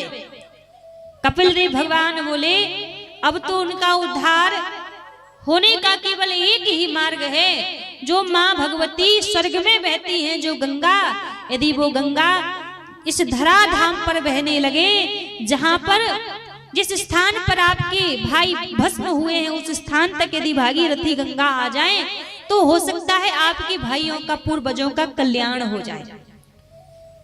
अब जैसे उपाय बताया तो इनके जो पुत्र थे वो विचार करने लगे कैसे माँ गंगा को प्रसन्न करें। तो इन्होंने खूब प्रयास किया माँ गंगा को प्रसन्न करने का, माँ गंगा प्रसन्न नहीं हुई। फिर इनके पुत्र हुए असमंजस, इन्होंने पूरे जीवन भर तपस्या की माँ गंगा को प्रसन्न करने के लिए, लेकिन इनसे भी माँ गंगा प्रसन्न नहीं हुई। फिर असमंजस के पुत्र हुए अंशुमान, अंशुमान ने अखंड तपस्या की माँ गंगा को प्रसन्न करने के लिए, लेकिन फिर भी माँ गंगा प्रसन्न नहीं हुई। लेकिन महाराज फिर अंशुमान के पुत्र हुए दिलीप, दिलीप ने तपस्या की माँ गंगा को प्रसन्न करने के लिए। फिर दिलीप के पुत्र हुए भागीरथ, और जब भागीरथ ने अखंड तपस्या की माँ भगवती माँ गंगा को प्रसन्न करने की, तो भागीरथ की तपस्या से माँ गंगा प्रसन्न हो गई। और जब माँ गंगा प्रसन्न हुई तो प्रकट हुई, कहा मांगो आपने किस कामना से मुझे मेरी तपस्या की है, आप क्या चाहते हैं। माँ गंगा से भागीरथ जी कहने लगे, माँ आप स्वर्ग में बह रही हैं, लेकिन मुझे लगता है कि आपकी आवश्यकता स्वर्ग में नहीं है, आपकी आवश्यकता तो पृथ्वी वासियों को है, इसलिए आप कृपा करके आप पृथ्वी पर चलिए। माँ गंगा ने कहा मैं आपकी बात की स्वीकृति देती हूँ, मैं हाँ कहती हूँ कि मैं चलूंगी पृथ्वी पर एक बात बताओ, पृथ्वी पर कौन ऐसा तीव्रवान बलशाली है जो मेरे प्रखर वेग को धारण कर सके, वरना मैं स्वर्ग लोक से आऊंगी और सीधी पाताल में समा जाऊंगी। कोई है ऐसा जो मेरे प्रखर वेग को धारण कर सके, मेरे तेज को समाहित कर सके। अब फिर सोच में पड़ गए भागीरथ जी, कौन है जो माँ गंगा के प्रखर वेग को धारण कर पाएगा। अब सोचने लगे कि यदि ब्रह्मा जी की तपस्या करूंगा तो शायद कई जन्म बीत जाए तब ब्रह्मा जी माने, भगवान नारायण की तपस्या करूंगा तो वो भी इतने जल्दी रीझने वाले नहीं है, इतनी जल्दी मानने वाले कोई देव हैं तो वो तो देवादि देव महादेव हैं। तो भगवान शंकर की प्रार्थना करने लगे, तपस्या करने लगे। भगवान शंकर प्रसन्न होकर प्रकट हुए और भगवान शंकर ने भागीरथ जी से कहा मांगो आपको क्या चाहिए। तो भागीरथ जी कहने लगे, भगवान बस मैं मेरी इतनी इच्छा है आपसे, स्वर्ग में बहने वाली माँ गंगा जब इस धराधाम पर इस पृथ्वी पर आए तो आप माँ गंगा के प्रखर वेग को धारण कीजिएगा। आपके अंदर ही वो बल है कि आप माँ गंगा के प्रखर वेग को धारण कर सकें, और किसी के अंदर वो बल नहीं है। भगवान ने कहा ठीक है, आज्ञा दे दी।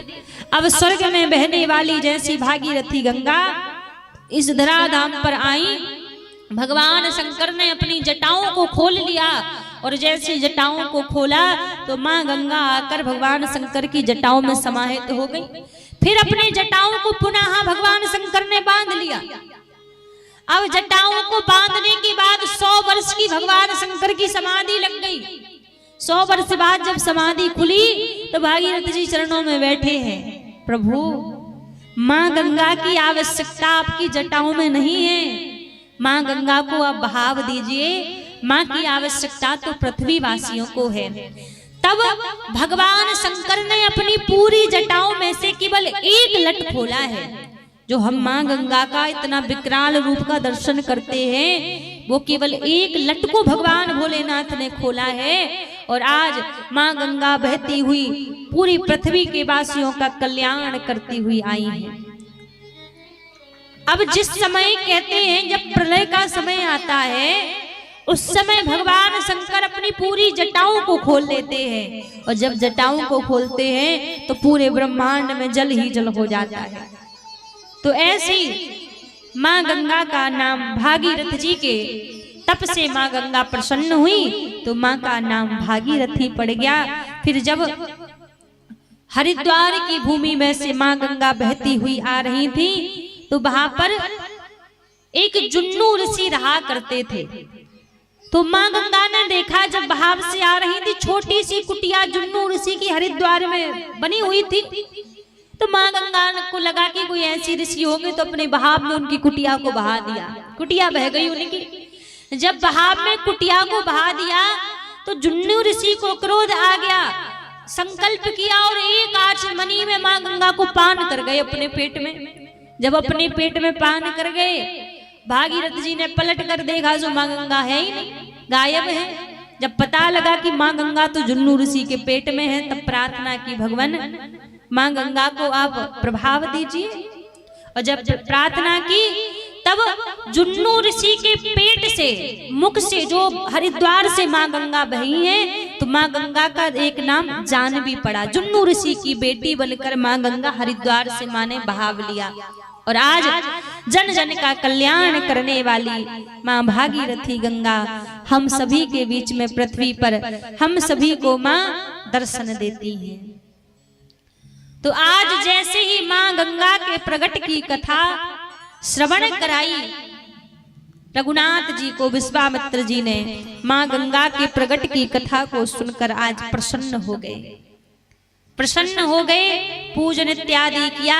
और अब यहाँ से फिर चले हैं। जब आगे चले तो अब फिर बाबा तुलसीदास जी कहते हैं, हरस चले मुनि बंत सहाया, हरस चले मुनि बंत सहाया, हरस चले मुनि बंत सहाया, हरस चले मुनि बंत सहाया, बेगी विदेह नगर नियराया, बेगी विदेह नगर नियराया, पुर नर नारी सुभग सुचि संता, पुर नर नारी सुभग सुचि संता,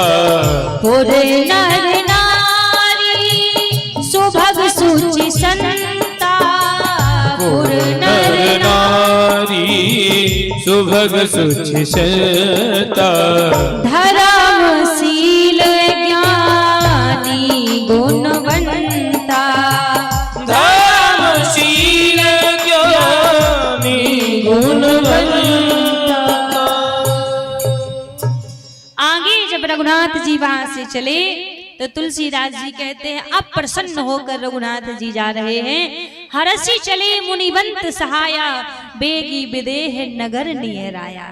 प्रसन्नता के साथ चले और यहाँ पर जनकपुरी के निकट रघुनाथ जी पहुंचे। जब जनकपुरी के निकट पहुंचे तो जनकपुर वासियों का परिचय बाबा तुलसीदास जी दे रहे हैं कि जनकपुर में कौन रहता है, जनकपुर नगरी कैसी है। कहा, पुर नर नारी सुभग सुचि संता, धर्मशील ज्ञानी गुणवंता। जनकपुरी में कौन रहता है? कहा, जनकपुरी में संत रहते हैं। अब यहाँ पर एक चीज देखो, संत कहा है जब तुलसीदास जी ने, तो क्या पूरी जनकपुरी में बाबा ही बाबा रहते हैं, संत ही संत रहते हैं और कोई नहीं रहता? यहाँ पे कहा पुर नर नारी, जहाँ के नर भी संत हैं, नारी भी संत हैं, बालक भी संत हैं, वृद्ध भी संत हैं।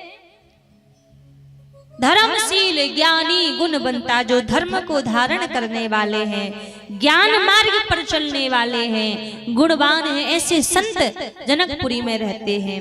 अब यहाँ पर जो तुलसीदास जी ने कहा है, तो यहाँ पर सब संत रहते हैं, तो संतों की पहचान यहाँ पर बताई है।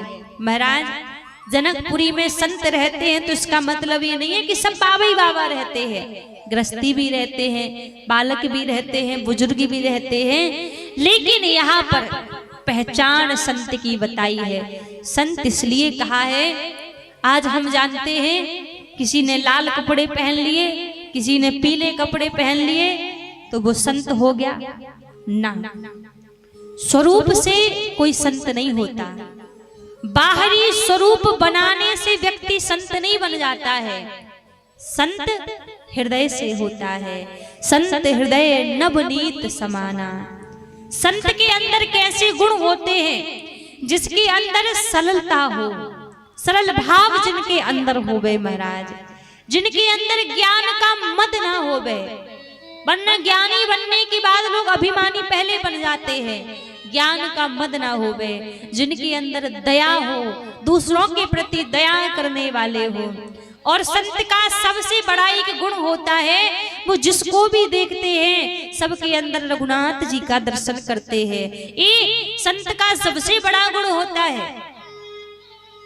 कई बार व्यक्ति भ्रम में रहता है, ये जरूरी नहीं है कि लाल पीले कपड़े पहनने वाला व्यक्ति ही संत हो। कभी कोई पैंट शर्ट पहनने वाले व्यक्ति के अंदर भी संत रहता है, कभी कोई साड़ी पहनने वाली एक नारी के अंदर भी संत विराजित रहता है, कभी एक छोटे से बालक के अंदर भी संत विराजित रहता है। क्योंकि संत स्वरूप का नाम नहीं है, संत गुणों का नाम है। धर्मशील, जो धर्म के मार्ग पर चलते हो, अब धर्म को अपने जीवन में धारण करके रखते हो, ज्ञानी हो। देखो, ज्ञानी का भी अर्थ समझो। ज्ञानी वो नहीं जो केवल किताबों का ज्ञान रखे। ज्ञानी का अर्थ क्या है? जिसको सत्य असत्य का वास्तव में ज्ञान हो चुका हो। सत्य असत्य का ज्ञान इतना नहीं, किताबों का ज्ञान रखने से व्यक्ति ज्ञानी नहीं हो जाता। सत्य असत्य का ज्ञान कि मतलब संसार में सत्य है तो केवल भगवान का नाम सत्य है, तो ये ज्ञान हो जाए कि उस सत्य की हम शरणागति में चले जाएं। यही सबसे बड़ा जीवन का ज्ञान होता है। क्योंकि आज ज्ञानी बन जाओगे, पर ज्ञानी बनने के बाद उस सत्य के मार्ग पर चलना बड़ी कठिन बात है। एक छोटा सा प्रसंग आपको सुनाऊं। एक संत हुए हैं महाराज, ओरछा धाम की भूमि में निवास करते थे। ओरछा धाम की भूमि में निवास किया करते थे। बड़े विद्वान थे और विद्वान इतने थे कि जहां भी जाते तो शास्त्रार्थ करने लगते थे। शास्त्रार्थ करने लगते, जितने भी बड़े बड़े विद्वान सबको इन्होंने पराजित कर दिया, सबको इन्होंने पराजित कर दिया।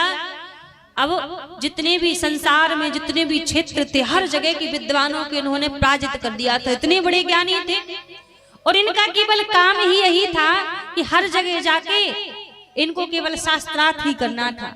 सब जगह जाके इन्होंने सबको परास्त कर दिया। अब एक दिन इनके मन में भाव आया कि सबको तो मैंने परास्त कर दिया है, पर काशी की नगरी में तो विद्वानों की संख्या ही नहीं है, इतने बड़े बड़े विद्वान हैं, तो क्यों ना अब मैं काशी की नगरी में जाके विद्वानों को परास्त करूंगा। तो आज जब काशी की नगरी में आए तो काशी के जितने भी विद्वान थे वो जानते थे कि ये बड़े ज्ञानी हैं, ये बड़े विद्वान हैं, हर चीज का इनको ज्ञान है।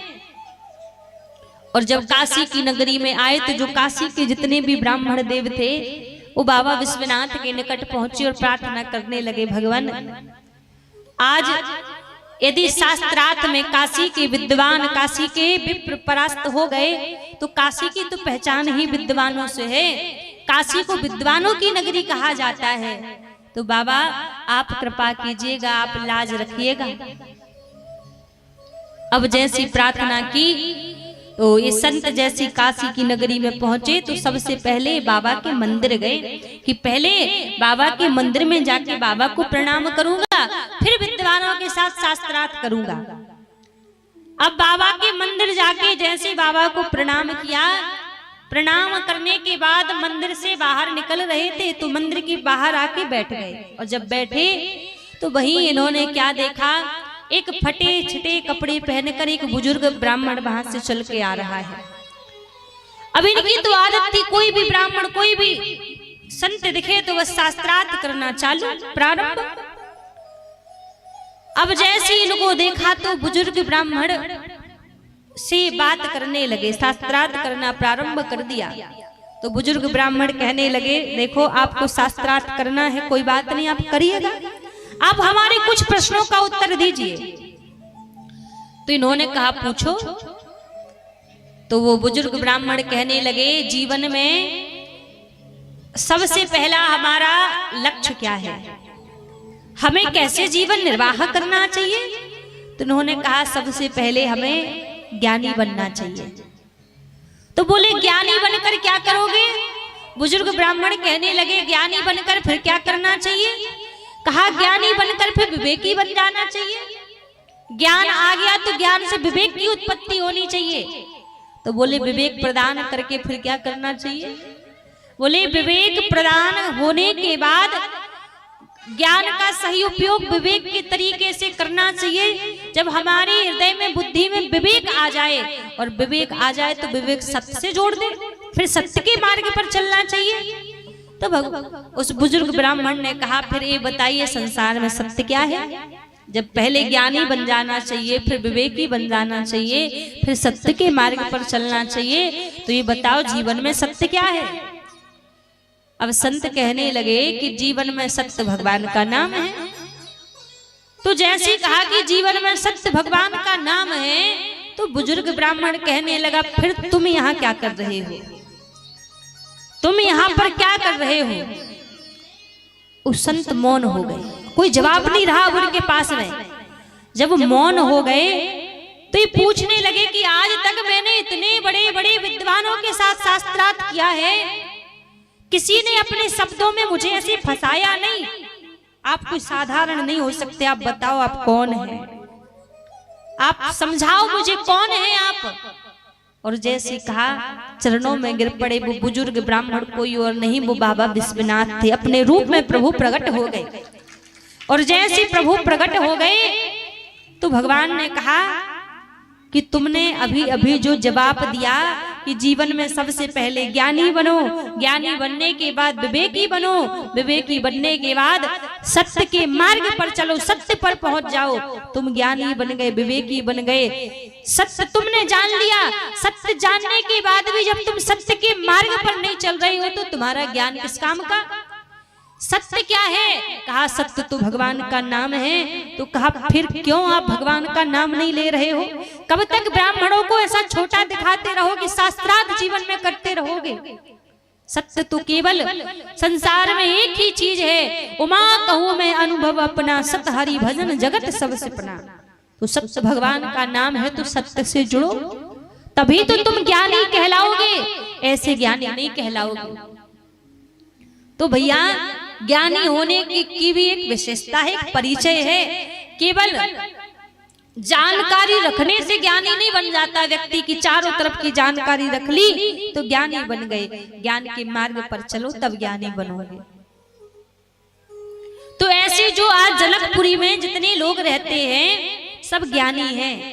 ज्ञानी इसलिए हैं क्योंकि सब भजनानंदी, सब भजन कर रहे हैं, उनको ज्ञान हो चुका है कि संसार में सत्य क्या है। तो ऐसे तुलसीदास जी ने जनकपुर वासियों का परिचय दिया। पुर नर नारी सुभग सुचि संता, धर्मशील ज्ञानी गुणवंता। धर्म को धारण करते हैं, ज्ञान को धारण करते हैं, गुणवान हैं, ऐसे संत जनकपुरी में निवास करते हैं। और भैया जनकपुरी में संत क्यों ना निवास करे? जहाँ साक्षात भक्ति ने अवतार लिया हो तो वहां कैसे संत निवास नहीं करेंगे? आज जब पहुंचे रघुनाथ जी विश्वामित्र जी के संग, महाराज जनक को पता लगा कि विश्वामित्र जी पधारे हुए हैं। तो जैसे ही पता लगा तो स्थान दिया था, नगर के बाहर रुके हुए थे जब विश्वामित्र जी, तो आज कुछ सेवकों के संग, मंत्रियों के संग आज स्वागत करने के लिए महाराज जनक विश्वामित्र जी के पास पहुंचे। विश्वामित्र जी के पास पहुंचे, चरणों में प्रणाम किया। जब जनक जी गए थे उस समय राम और लक्ष्मण विश्वामित्र जी के पास नहीं थे, वो उनसे दूर थे। और जब चरणों में बैठकर प्रणाम किया उसी समय जनक जी ने सन्मुख देखा, तो सन्मुख देखा राम और लक्ष्मण आ रहे थे। और देखकर स्थिति इनकी कैसी हुई महाराज? श्याम गौर मृदु बयासे किशोरा, श्याम गौर मृदु वयस किशोरा, श्याम गौर मृदु बयास किशोरा, श्याम गौर मृदु वयस किशोरा, लोचन सुख भेष चित चोरा, लोचन सुखद भेष चित चोरा, मूरति मधुर मनोहर देखी, मूरति मधुर मनोहर देखी, मूरति मधुर मनोहर देखी, मूरत मधुर मनोहर देखी, भयाओ विवेक विदेह विशेषी, भयो विवेक विदेह विशेषी। जैसे महाराज जनक ने सन्मुख देखा, श्याम गौर मृदु वयस किशोरा, किशोर अवस्था है, श्याम और गौर वर्ण के दो बालक चले आ रहे हैं। अब जैसे ही उनके रूप को महाराज जनक ने देखा तो उनका वो दिव्य रूप देखकर महाराज जनक विदेही हैं, जिनको अपनी देह से भी अनुराग नहीं है, अपनी देह से भी प्रेम नहीं है, जो निराकार ब्रह्म की तपस्या कर रहे हैं। आज जब राम जी को देखा तो उनके हृदय में भी अनुराग आने लगा, उनके हृदय में भी प्रेम प्रकट होने लगा, सुध बुध भूल गए, बावरे से हो गए। स्थिति जब भगवान की देखी, भगवान को देखकर जिनको अपनी देह से भी अनुराग नहीं था, वो आज अपनी देह को भी भूल गए कि मैं राजा हूं, मैं कौन हूं।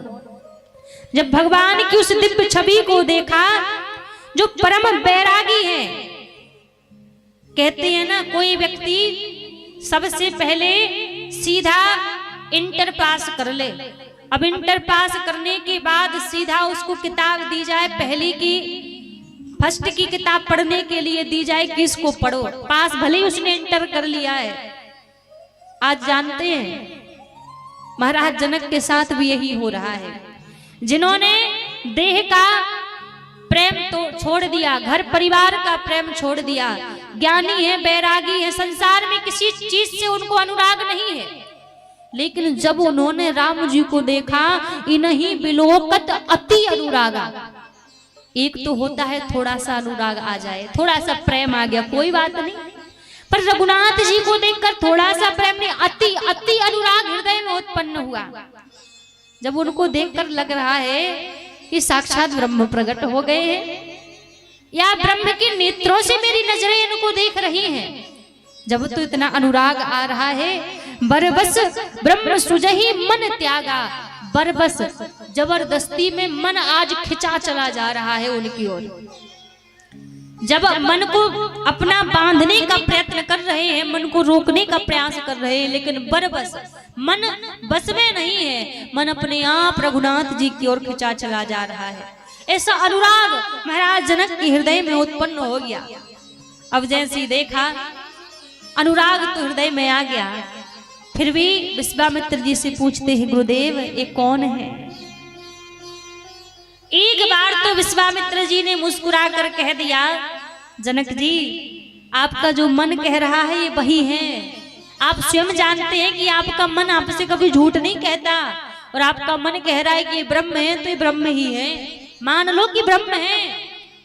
लेकिन फिर संसारिक परिचय विश्वामित्र जी ने दिया कि चक्रवर्ती सम्राट अयोध्या नरेश महाराज दशरथ के ज्येष्ठ पुत्र राम और छोटे अनुज लक्ष्मण हैं। परिचय जैसे दिया, अब यहाँ से राम और लक्ष्मण को और विश्वामित्र जी को जनक जी लेकर आए और जनकपुरी के सबसे सुंदर स्थान में उनको रुकाया।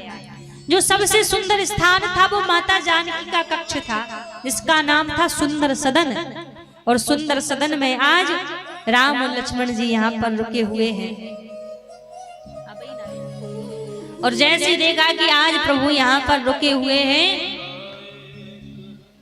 अब महाराज पूरे नगर में बात तो फैल ही गई कि विश्वामित्र जी के संग दो सुंदर राजकुमार आए हैं, जिनको देखकर आज महाराज जनक भी अपनी सुध बुध भूल चुके थे। सब में बात फैली है, अब सब में बात तो फैली है, पर अब जो राजा महाराजा हैं वो तो राम जी के दर्शन कर लेंगे, लेकिन जो सेवक हैं, जो दास दासियां हैं, जो नगर वाले, वो कैसे रघुनाथ जी के दर्शन करें?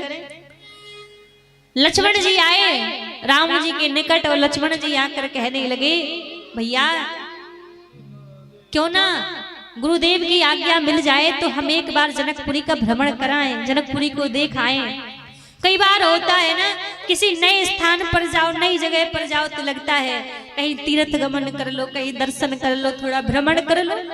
तो लक्ष्मण जी कह रहे हैं, प्रभु क्यों ना आपकी आज्ञा हो और गुरुदेव की आज्ञा मिल जाए तो हम भ्रमण करने के लिए चलें। अच्छा, लक्ष्मण जी ने ऐसा क्यों कहा? क्योंकि लक्ष्मण जी जानते हैं कौन है। लक्ष्मण जी जीवाचार्य है, हम जीवों के आचार्य लक्ष्मण जी हैं। और जीवाचार्य है तो जितने भी जनकपुर वासी प्रार्थना कर रहे हैं कि हमें भगवान कैसे देखने के लिए मिले।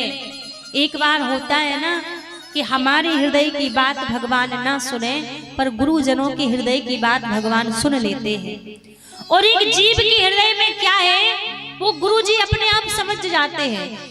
तो जो लक्ष्मण जी हैं वो हम जीवों के आचार्य हैं, जीवाचार्य हैं। तो लक्ष्मण जी को लग रहा है कि सब प्रार्थना कर रहे हैं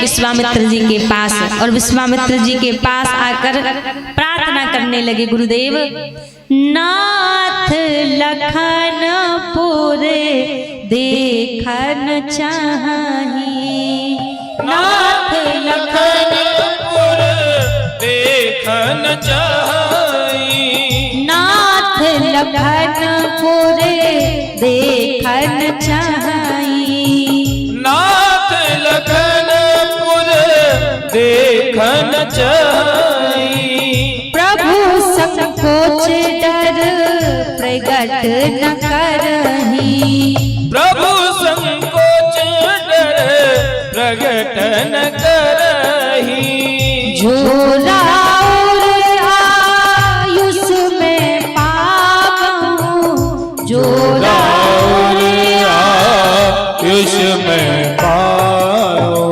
नगर दिखाई तुरंत ले आवो, नगर दिखाई तुरंत ले आओ।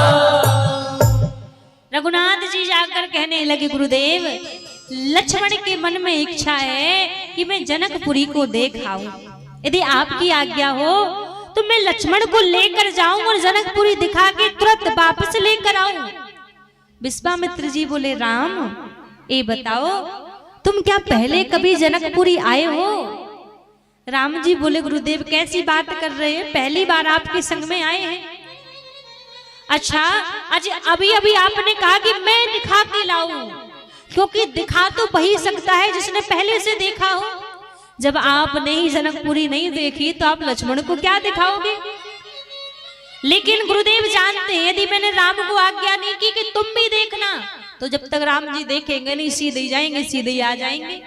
राम जी श्री गुरुदेव ने कहा, राम तुम लक्ष्मण को जनकपुरी दिखाने के लिए जाओ, तुम भी देख कर आओ। आज जैसे ही राम और लक्ष्मण जी जनकपुरी में भ्रमण करने के लिए निकले हैं, पूरे जनकपुर वासियों में बात फैली है, महाराज दोनों राजकुमार जनकपुरी भ्रमण करने के लिए आ रहे हैं। जो वहां के पुरुष वर्ग के लोग थे सब सड़कों पर आकर खड़े हो गए, और जितनी नारियां थी, जितनी गोपियां थी, सब अटारियों पर जाकर खड़ी हो गई कि कैसे भी करके रघुनाथ जी दिखें तो सही, रघुनाथ जी को देखें तो सही। अब तो जिस गली में रघुनाथ जी जाते हैं सब एक टक रघुनाथ जी को देख रहे हैं। अब जहां जहां से राम जी जा रहे हैं, जो नीचे वाले हैं उनको तो बढ़िया से दर्शन हो रहे हैं, पर जो ऊपर नारियां खड़ी हैं इनको दर्शन नहीं हो रहे। अब ऊपर वाले क्या करें? एक नारी बोली, सखी बोली, देखो ये ऐसे नहीं देखेंगे, हम ऐसा करते हैं इनके बारे में बात करते हैं तो शायद ये पलट के देखने लग जाए। दूसरी बोली, हाँ बात तो सही है। तो एक कहने लगी, अरे आप ये जो जिनके दर्शन कर रहे हैं आप जानते हो कहां से आए? ये अयोध्या से आए हुए हैं। लक्ष्मण जी बोले भैया हमें लगता है हमारे कोई पहचान का व्यक्ति यहाँ पर है, इनको पता हम अयोध्या से आए हैं, एक बार जरा देखें तो सही कौन है। राम जी बोले ना ना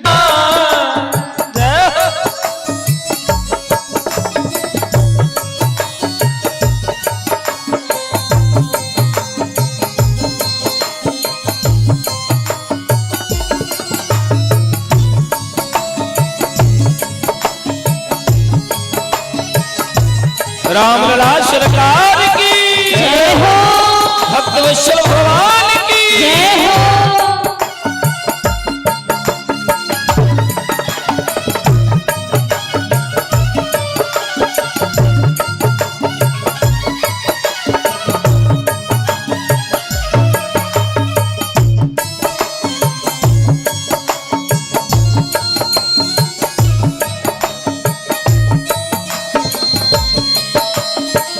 मिथिला में आई के जादू चलैनी लाला, मिथिला में आई के जादू चलने लाला, मिथिला में आई जादू चलने लाला, मोहलेनी मिथिला की, मोहलेनी मिथिला की सब गोरिया तानी।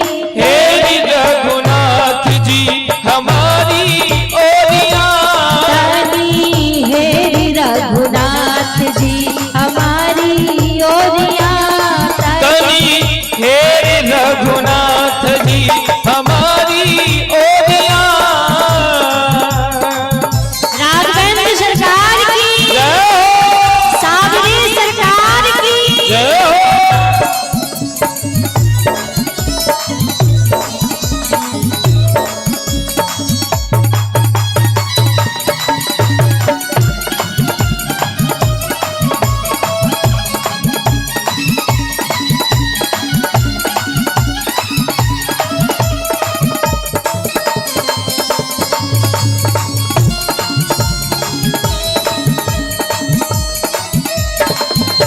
अब सखियां रघुनाथ जी से कह रही हैं सरकार मिथिला में आके आप जो जादू चला रहे हैं सबके ऊपर और उछीले जा रहे हैं, पर ये जो तिरछी नजर से थोड़ा इधर देख लेते हैं, थोड़ा इधर देख लेते हैं, और ये जो मंद मंद मुस्कुरा रहे हैं हम सब समझ रहे हैं इन्हीं से तो आप जादू चला रहे हैं। सखियां कहती हैं राघव जी नयन चलई के मधुर मुस्कैनी लाला, नयन चलई के मधुर मुस्कैनी लाला, नयन चलई के मधुर मुस्कैनी लाला, नयन चलई के मधुर मुस्कैनी लाला, कैले जनक जी के, कैले जनक जी के चिते चोरिया तानी।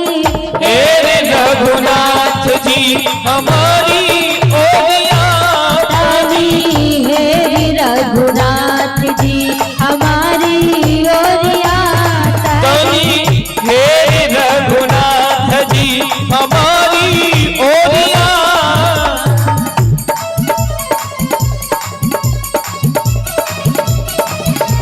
रामलला सरकार की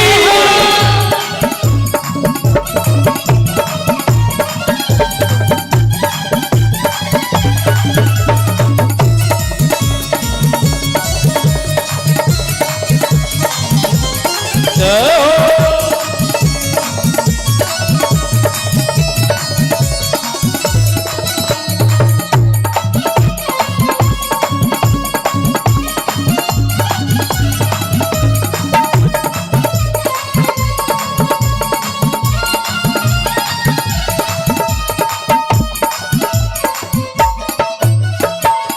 सुंदर श्यामल गौर मनोहर लाला, सुंदर श्यामल गौर मनोहर लाला, सुंदर श्यामल गौर मनोहर लाला, सुंदर श्यामल गौर मनोहर लाला।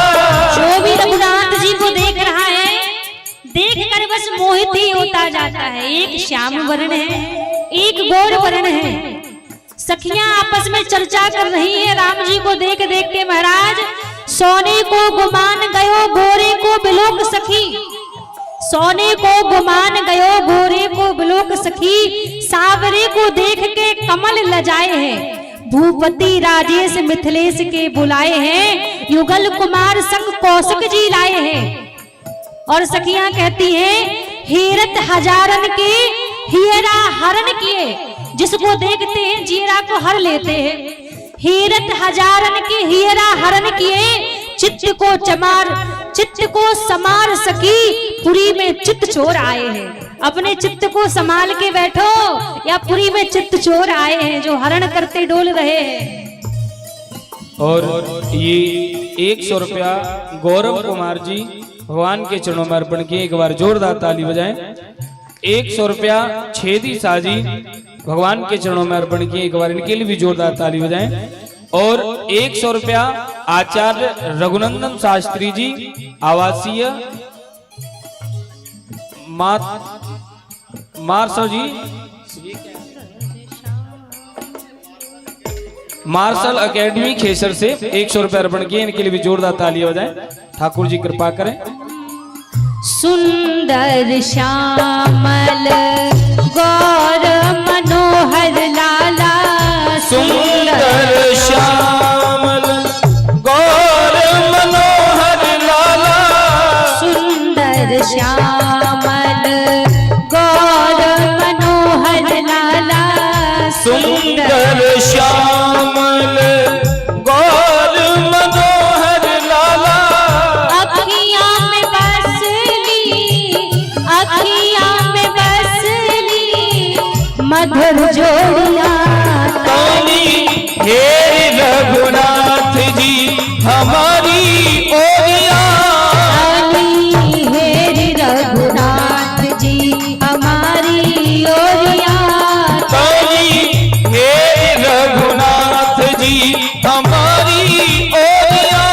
अच्छा, मिथिला की नारियां कह रही रघुनाथ जी तनिक हमारी तरफ देख लो, हम भी आपकी आशा में खड़े हैं। वो तो प्रार्थना कर रही है कि हमारी ओर देख लो। अच्छा विचार करो, हम बिना प्रार्थना करे राघव जी के हमारी ओर देखेंगे? बताओ देखेंगे? नहीं देखेंगे ना, तो प्रार्थना तो करनी पड़ेगी। तो आइए एक बार सभी दोनों हाथ ऊपर खड़े करके रघुनाथ जी से कहेंगे सरकार हम भी खड़े हैं इंतजार में, थोड़ा हमारी ओर भी देख लो।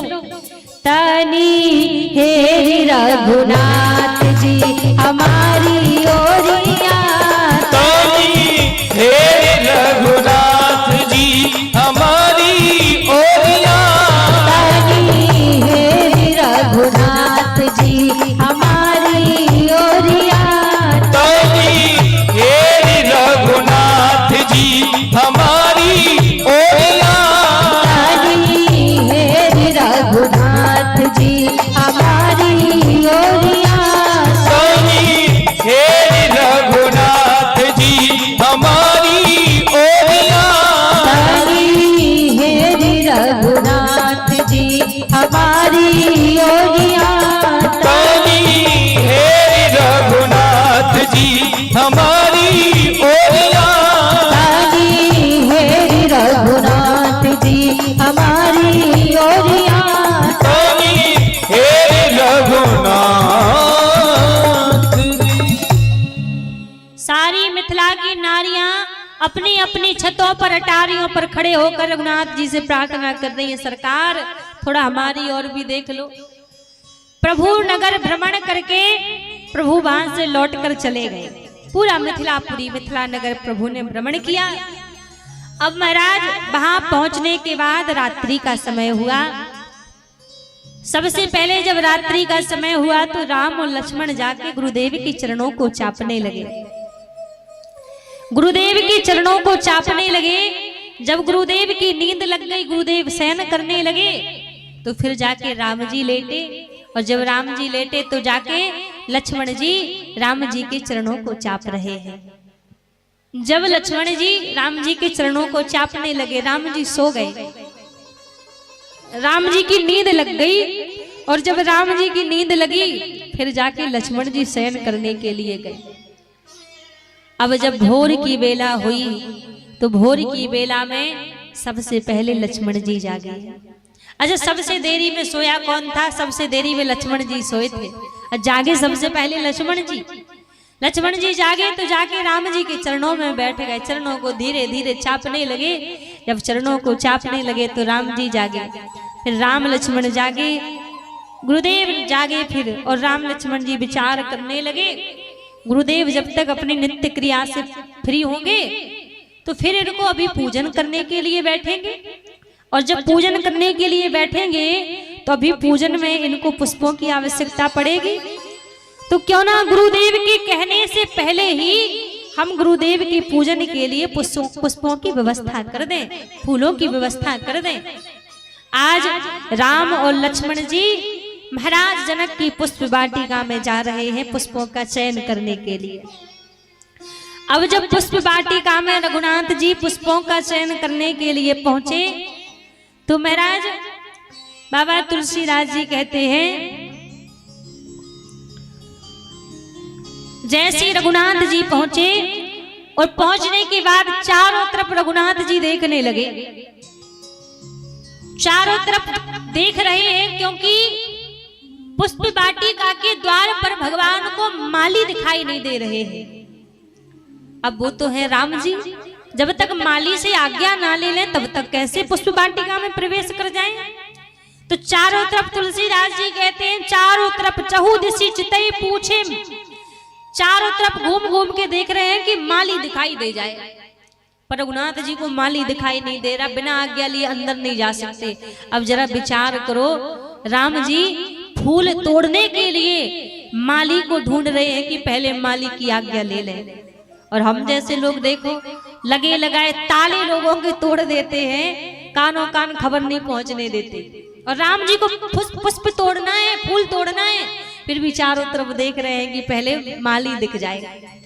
जब चारों तरफ देखा तो सामने से दो माली चल के वहां से आ रहे थे, और जब सामने से दो माली वहां से चल के आ रहे थे तो माली से रघुनाथ जी कहने लगे, भैया हमें पूजा के लिए पुष्प तोड़ना है, क्या आपकी आज्ञा है? हम जाके यहाँ से पुष्पों का चयन कर सकते हैं, पुष्पों को तोड़ सकते हैं? जैसे कहा कि चयन कर सकते हैं तो माली हाथ जोड़कर बोलने लगे, देखो हम आपको पुष्प वाटिका में बगीचा में अंदर नहीं जाने देंगे। रघुनाथ जी बोले, क्यों? क्या आपके इस नगर में पूजा के लिए पुष्प तोड़ने की भी क्या अनुमति नहीं है? कि हम पुष्प भी नहीं ले सकते यहाँ से? माली कहने लगे, भगवान पुष्पों के लिए मना नहीं है, पुष्प तो आपको जितने भी चाहिए हो आप उतने ले जाओ, लेकिन हम आपको अंदर नहीं जाने देंगे। आप बताओ आपको कितने पुष्प चाहिए तो हम तोड़ कर लाते, हम आपको लाकर पुष्प दे देंगे। रघुनाथ जी बोले, देखो ये नहीं हो सकता, क्योंकि हमारे गुरुदेव की पूजन के लिए पुष्प चाहिए, और जब पूजन के लिए पुष्प चाहिए तो कर्तव्य हमारा बनता है कि हम अपने हाथों से जाकर पुष्पों का चयन करें, पुष्पों को तोड़ें। इसलिए आप नहीं हमें आज्ञा दीजिए, हम जाकर पुष्प तोड़ लेंगे। माली कहने लगे, महाराज परेशानी तो आपसे ही है, पुष्पों से परेशानी नहीं कि आप पुष्प तोड़ो वो दिक्कत नहीं है, परेशानी तो आपसे ही है। हाथ जोड़कर माली कहते हैं, भगवान हमारी प्रार्थना मानो। बगिया बिचे जान न दई है, राम जी बिनती सुनो, दले फूले तोड़ हम लई है, राम जी बिनती सुनो। हम पुष्पों के लिए मना नहीं कर रहे आपसे, बस हम इतना कह रहे हैं कि बगिया के अंदर आपको नहीं जाने देंगे, और महाराज हमारी विनती आपसे है, हम पुष्प तोड़कर आपको लाएंगे, हम लाकर पुष्प आपको देंगे। राम जी बोले, एक बात बताओ, हमारे जाने से कौन सी परेशानी हो रही है जो हमें आप जाने नहीं दोगे? माली कहने लगे, प्रभु इसमें हमारा फायदा नहीं, हम अपने लिए मना नहीं कर रहे, हम आपका भला सोचकर ही आपको अंदर जाने से मना कर रहे हैं। लक्ष्मण जी बोले, अच्छा आप हमें अंदर नहीं जाने दोगे तो इसमें हमारा कौन सा भला हो जाएगा, हमारा कौन सा अच्छा हो जाएगा। माली कहने लगे छोटे सरकार आप जानते हैं बगिया में कितने भंवरे होते हैं। तो लक्ष्मण जी बोले भंवरे होते हैं तो भंवरों से हमें कौन सी चिंता, हमें कौन सी परेशानी, भंवरे तो जाकर अपने पुष्पों पर बैठेंगे, हमें क्या दिक्कत है। माली बोले सरकार दिक्कत तो यही है, भंवरे बगीचे में तो एक दो कमल का पुष्प ढूंढकर उस पर जाकर बैठेंगे, पर दिक्कत यही है आप तो पूरे कमल का बगीचा लेकर संग में डोल रहे हैं। कर कमल, नयन कमल, मुख कमल, चरण कमल, अधर कमल, तुम तो पूरा कमल का बगीचा लेकर संग में डोल रहे हो और कहते हो कि हमें कौन सा फायदा होगा। जब आप पास में जाएंगे, आपके भैया जब अंदर जाएंगे तो जितने भंवरे अभी बगीचे में डोल रहे हैं वो सारे घूम कर कहाँ आ जाएंगे, आपके भैया के निकट आ जाएंगे। तज तज मधुप मधुप मतवारे, पुष्पों को तज तज करके दौड़े दौड़े आएंगे और आके मुख मंडल पर मंड रही है राम जी बिनती सुनो। पुष्पों को तो वो तज देंगे, लेकिन पुष्प तजने के बाद रघुनाथ जी के मुखमंडल पर आकर मंडराने लगेंगे। इसलिए हम आपसे कह रहे आप मत जाइए, आप बताइए हम जाकर आपको पुष्प तोड़ कर ले आएंगे। रघुनाथ जी बोले देखो ये हमारी परेशानी है, अब भंवरा आके बैठेंगे कोई परेशानी नहीं, कोई दिक्कत नहीं, हमारे ऊपर बैठेंगे, पर आप आज्ञा तो दीजिए, आप हमें जाने तो दीजिए, हम जाएंगे और जाकर थोड़े से पुष्प तोड़कर हम वहां से लौट कर आ जाएंगे। अब माली कहने लगे सरकार हम भले ही बगीचा में रहते हैं, पुष्पों की सेवा करते हैं, लेकिन आप क्या हमें बिल्कुल बाबरे समझ रहे हो, आप क्या हमें बिल्कुल पागल समझ रहे हो। हम इतने पागल नहीं हैं, आप जितना हमें समझ रहे हो हम अच्छे से जानते हैं, आपके बारे में सब कुछ जानते हैं। राम जी बोले क्या जानते हो। अरे हमने अभी सुना था पग पर सत उड़े गई सिला थी। हमने सुना था कि जब आप विश्वामित्र जी के संग चलकर आ रहे थे और आपके चरणों की रज एक शिला के ऊपर पड़ी, पग पर सत पग की रज पड़ी तो वो नारी बनकर वो आकाश में उड़ गई थी। वो शिला पग पर सत उड़ गई शिला थी। तो भगवान हमने सुना है कि आपके चरणों में जब इतना जादू है, चरणों की रज में, तो भगवान कर छुआत बिटप उड़ जई है राम जी बिनती सुनो। आप जब पुष्पों को अपने कर कमलों से तोड़ोगे तो जैसे वो शिला आकाश में उड़ गई थी वैसे वो पुष्प नारी बन बन कर यदि आकाश में उड़ गए तो हम जाकर महाराज जनक को क्या जवाब देंगे, हम क्या कहेंगे कि हम कैसी सेवादारी कर रहे थे। तो राम जी बोले देखो आपको यही डर है कि हम जिस पुष्पों को, जिस बिटप को, जिस वृक्ष को छुएंगे तो वृक्ष उड़ जाएगा। तो देखो हम आपकी बात मानते हैं, हम अंदर जाएंगे और अंदर जाके सबसे पहले हम केवल एक वृक्ष को छुएंगे, एक पेड़ को छुएंगे। यदि हमारा वो एक वृक्ष, एक पेड़ छूने से वो पेड़ ऊपर उड़ जाए नारी बनके, तो दूसरा वृक्ष आप छूने मत देना, दूसरा पुष्प आप तोड़ने मत देना, अब तो जाने दो। माली बोले अरे अरे हमें स्मरण आया, अभी अभी आपने कहा था कि आपको तो पूजा के लिए पुष्प चाहिए। रघुनाथ जी बोले हाँ पूजा के लिए चाहिए। जब पूजा के लिए पुष्प चाहिए तो आप पहले सरोवर में भी जाओगे, सरोवर में हाथों को धोगे तभी तो आप पुष्प तोड़ोगे। राम जी बोले हाँ ये बात तो है, बिना हाथ धोए कैसे पूजा के पुष्प स्पर्श कर सकते हैं। तो माली बोले फिर भी दिक्कत है। कौन सी दिक्कत है? हमारे महाराज जनक ने इतना बढ़िया सरोवर बनवा रखा है, पूरा पत्थर से उसकी सीढ़ी बनी हुई है, लेकिन जब आप सरोवर में हाथ धोने के लिए जाओगे और एक एक सीढ़ी के ऊपर जब आप चरण रखोगे तो वो सीढ़ी तो नारी बन बन कर ऊपर उड़ जाएंगी। हम महाराज जनक से क्या कहेंगे कि हमने रोका नहीं, तो भगवान इसलिए क्षमा करना, हम आपको जाने नहीं देंगे। अब लक्ष्मण जी बोले भैया आप बात मत करो, हम बात करते हैं, थोड़ा हमारे समझाने पे समझ जाए। लक्ष्मण जी कहने लगे देखो आपको इतनी परेशानी है तो ऐसा थोड़ी ना है कि हर जगह वो जादू ही दिखाएंगे रघुनाथ जी के चरण कमल। अच्छा हम आपकी बात मानते हैं, आपके पास कोई उपाय तो होगा जिस उपाय को करने से हमें पुष्प वाटिका में जाने के लिए मिल जाए। माली बड़े सोचते सोचते बोले हाँ एक उपाय तो है जो आप करोगे तो आने के लिए मिल जाएगा। राम जी बोले, लक्ष्मण जी बोले हाँ जल्दी बताओ कौन सा उपाय है। माली कहने लगे यदि अंदर जाना है तो एक काम करना पड़ेगा, क्योंकि हमारी मिथिलापुरी में एक ही सरकार चलती है। कौन सी सरकार?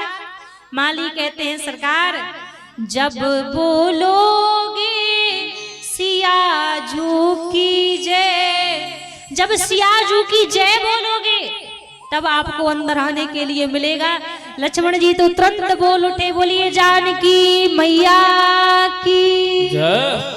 लक्ष्मण जी बोले देखो हमने बोल दिया जय, अब जाने दीजिए अंदर। माली बोले तुमने अकेले बोला है तो तुम अकेले जाओगे, ये नहीं जाएंगे। अब राम जी बोले हम जय नहीं बोलेंगे, हमें तो ऐसी जाने दो। लक्ष्मण जी बोले भैया काहे को देरी कर रहे हो, मन में तो रोज ही जय बोलते हो, एक बार सामने बोल दोगे तो क्या हो जाएगा।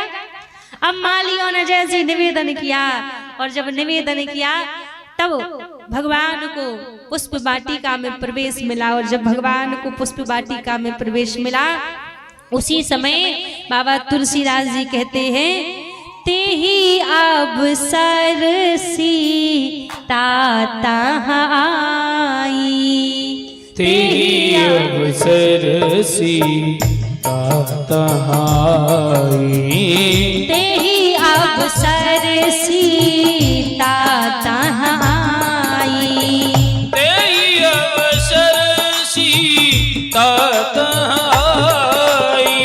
गिरिजा पूजन जननी पठाई, गिरिजा पूजन जननी पठाई। जैसे राम और लक्ष्मण जी ने यहाँ प्रवेश किया पुष्प वाटिका में, यहाँ पर माँ जगत जननी माता जानकी अपनी कुछ सखियों के साथ माँ गौरी का पूजन करने के लिए पुष्प वाटिका में पुष्पों का चयन करने के लिए पधारी। अब माँ और माँ की सखियां तो मंदिर में पूजन कर रही थी। अब उसमें से क्या हुआ, माँ की एक सखी इधर उधर यत्र तत्र भ्रमण कर रही थी। अब होता है ना जब 10 लोग पूजन करने के लिए जाएं तो भले ही 9 लोगों का मन लग रहा हो पर एक का मन कहीं ना कहीं विचलित हो ही जाता है। तो बाकी तो सब पूजन कर रही थी पर एक सखिया उस बगीचे में इधर से उधर घूम रही थी। अब जैसी वो इधर से उधर घूम रही थी तो घूमते घूमते उसने जैसी रघुनाथ जी को देखा, राम जी को देखा। महाराज राम जी को देखती आंखों से तरतर अश्रुओं की धार बहने लगी और आधी पागल सी होकर मंदिर की ओर दौड़ी। अब जैसी मंदिर की ओर दौड़ी तो मंदिर की ओर जाकर सब सखियों ने स्थिति देखी, सब पूछने लगी अरे क्या हुआ, तू ऐसे बावरी हो रही है, क्या देख लिया तूने। अब कहते हैं ना एक बार जो व्यक्ति भगवान की दर्शन कर ले वो बताने की योग्य नहीं बचता फिर। अब सब सखियां पूछ रही है क्या देख लिया तूने जो देखकर आधी पागल हो रही है। जानकी जी पूछ रही अरे बता तो सही क्या देख लिया है।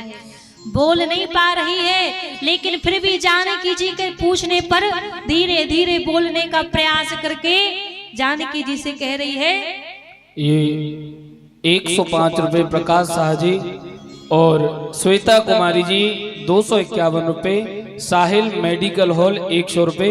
सभी के लिए एक बार जोरदार तालियां बजाएं। महाराज जैसे ही जानकी जी ने पूछा तो जानकी जी कह रही है बताओ तो सही क्या तुमने देखा है। तो हाथ जोड़कर जानकी जी से कह रही है मैंने देखा क्या है। हो कोई आया सखी फूल बरिया में, हो जैसे जादू है उनकी नजरिया में, हो जैसे जादू है उनकी नजरिया में।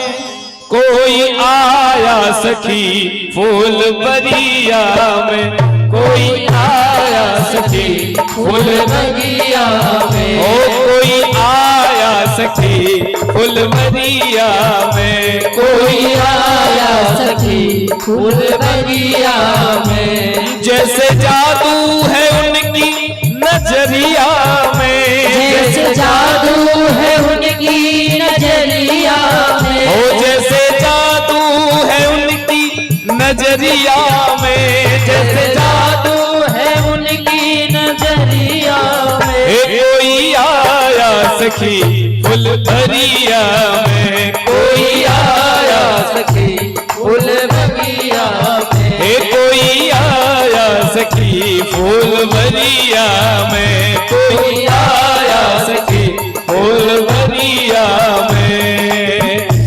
सावरे सरकार की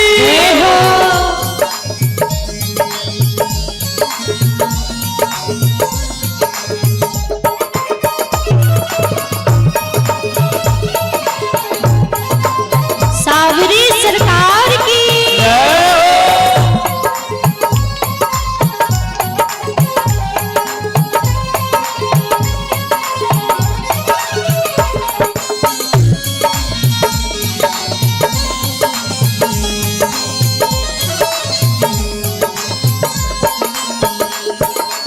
और सखी क्या कह रही है?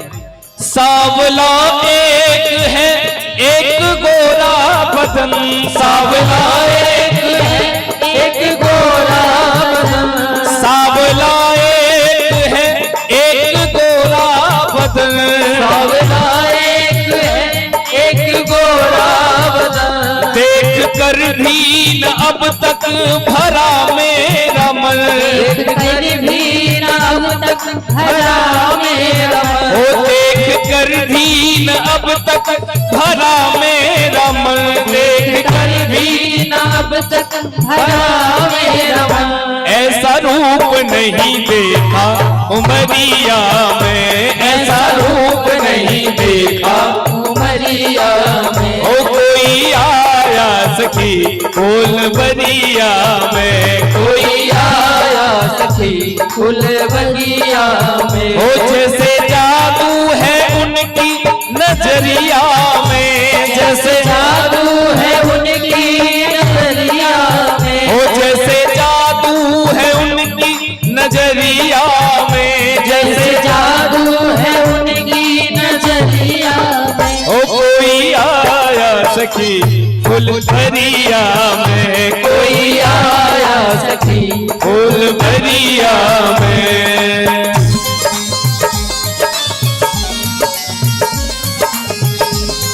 रामलला सरकार की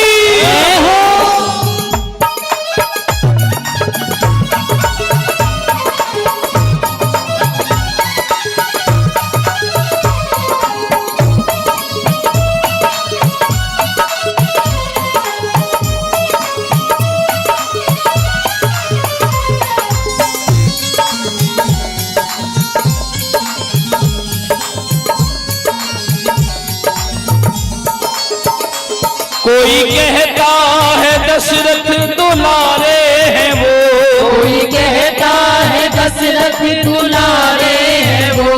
कोई कहता है दशरथ दुलारे हैं वो, कोई कहता है दशरथ दुलारे हैं वो। यज्ञ रक्षा में असुरों को मारे हैं वो, रक्षा में असुरों को मारे हैं वो। और रक्षा में असुरों को मारे हैं वो, यज्ञ रक्षा में असुरों को मारे हैं वो। तीर बांधे हैं कस के कमरिया में, तीर बांधे हैं कस के कमरिया में। ओ तीर बांधे हैं कस के कमरिया में, तीर बांधे हैं कस के कमरिया में। कोई आया सखी फूल बरिया में, कोई आया सखी फूल बरिया में।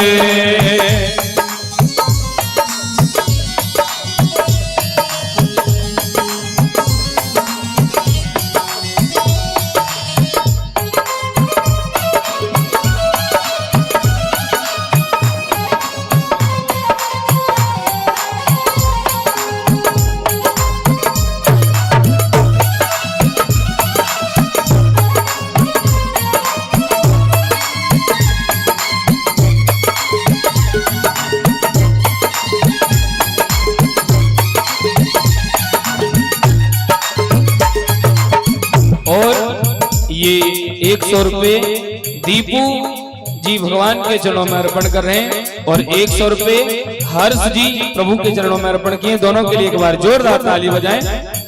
बड़ा सुंदर भाव कहा है आगे, शादी उनसे होती हर हाल में, शादी उनसे ही होती हर हाल में, शादी उनसे ही होती हर हाल में, शादी उनसे ही होती हर हाल में, आया करते हमेशा वो ससुराल में, आया करते हमेशा वो ससुराल में, ओ आया करते हमेशा वो ससुराल में, आया करते हमेशा वो ससुराल में, ओ नैया डूबे रहती लहरिया में, नैया डूबे लहरिया में, ओ नैया डूबे रहती लहरिया में, नैया डूबे लहरिया में, ओ जैसे जादू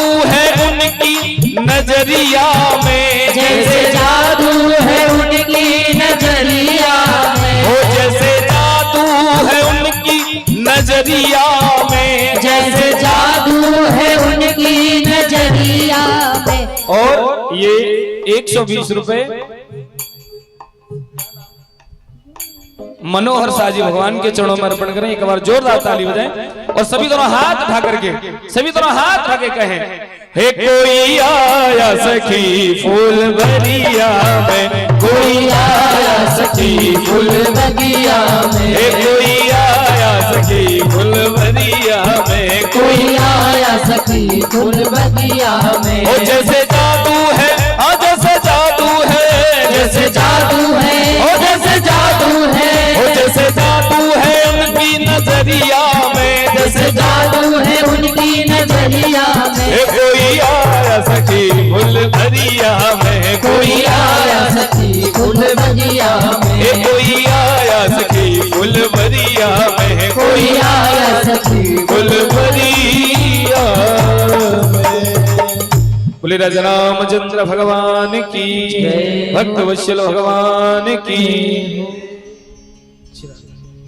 महाराज जैसे ही माँ जानकी से कहा उस सखी ने कि जिनकी चर्चा पूरी मिथिला में हो रही है वो पुष्प वाटिका में आए हुए हैं, और जैसे माँ देखने के लिए गई और जैसे ही माँ ने रघुनाथ जी को देखा, रघुनाथ जी ने माँ जगत जननी को देखा, राम देखे सिया को, सिया राम को, चारों अखियां लड़ी की लड़ी रह गई। राम जी देखे जा रहे हैं, लक्ष्मण जी कहते हैं भैया तात जनक तनया यह सोई, धनुष यज्ञ ते ही कारण होई। ये महाराज जनक की पुत्री है, इन्हीं के कारण ये धनुष यज्ञ हो रहा है। अब महाराज जैसे नैन भर के माँ जानकी ने रघुनाथ जी को देखा, पूजन कर लिया था माँ का। पूजन करने के बाद यहाँ पर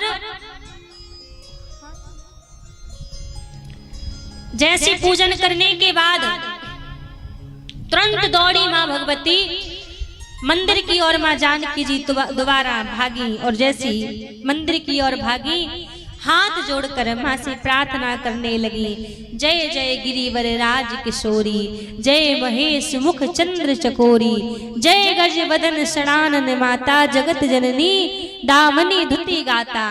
प्रार्थना करने लगे माँ जैसे आप भगवान भोलेनाथ के संग विराजती हैं, प्रभु के संग विराजती है, आप गजानन की माता है। और जिस प्रकार जब गजानन गणेश भगवान चूहे की सवारी करते हैं तो अपने भार को कम कर लेते हैं, वजन को कम करके बैठते हैं, वैसे माँ आज आप मेरे ऊपर कृपा कीजिए, मोर मनोरथ जानहु नीके, मेरे मन का मनोरथ क्या है आप भली भांति जानती हैं।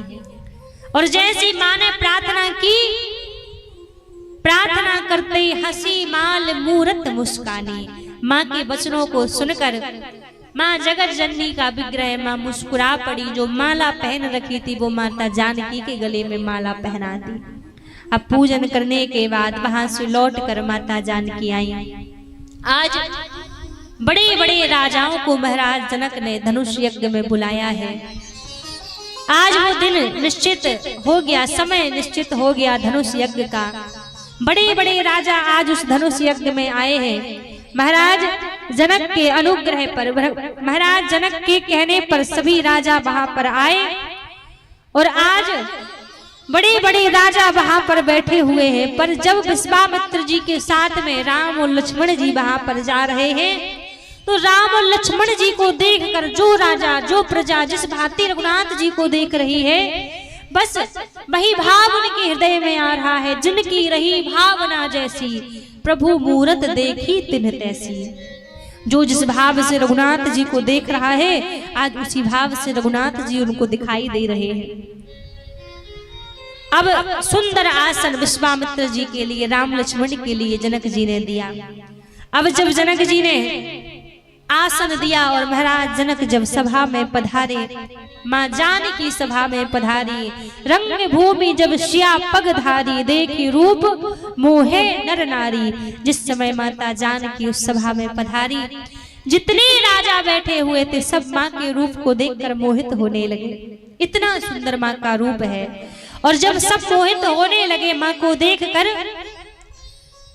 आज महाराज जनक भी सभा में आकर कहने लगे, जैसे कि आप सभी राजाओं को ज्ञात है, आप सभी बड़े बड़े राजाओं को पता है कि धनुष यज्ञ किस कारण से हो रहा है। ये भगवान भोलेनाथ का दिया हुआ जो धनुष है, जो राजा इस धनुष को तोड़ेगा उसी राजा को मेरी कन्या मेरी जानकी उसको ब्याह लेगी। अब जैसी कहा, अब तो महाराज बड़े बड़े राजा आदेश किया, उठ उठ कर अपने आसन से आते हैं और धनुष को तोड़ने का प्रयास करते हैं। जब राजा उठ उठ कर आने लगे, मां जानकी जी ने हाथ जोड़ लिए और हाथ जोड़कर गणेश जी से प्रार्थना करने लगी, हे गजानन, आप जैसे चूहे पर अपने भार को कम करके बैठते हैं तब चूहा आपकी सवारी कर लेता है, तो आज उसी प्रकार आप अपने भार को, वजन को बढ़ाकर इस धनुष पर बैठ जाइए कि कोई उठा ही ना सके। और पृथ्वी मैया से प्रार्थना करने लगी, हे माँ, जब तक मैं ना कहूं तब तक आप इस धनुष को पकड़ के रखना, इसको छोड़ना मत। अब बड़े बड़े राजा आए, कोई मद में भरा आ रहा है, कोई स्वरूप के मद में, कोई पद के मद में, अभिमानी बड़े बड़े राजा आ रहे हैं। धनुष को उठाने का प्रयास करते हैं, उठाना तो दूर की बात, तिल की भांति कोई धनुष को हिला भी नहीं पा रहा है। बड़े बड़े राजा आते हैं, धनुष को नहीं तोड़ पाते, फिर जाकर बैठ जाते हैं सिंहासन पर। 10,000 राजा उस सभा में आए हुए थे, पर 10,000 राजाओं में से एक राजा भी उस धनुष को हिला भी नहीं सका।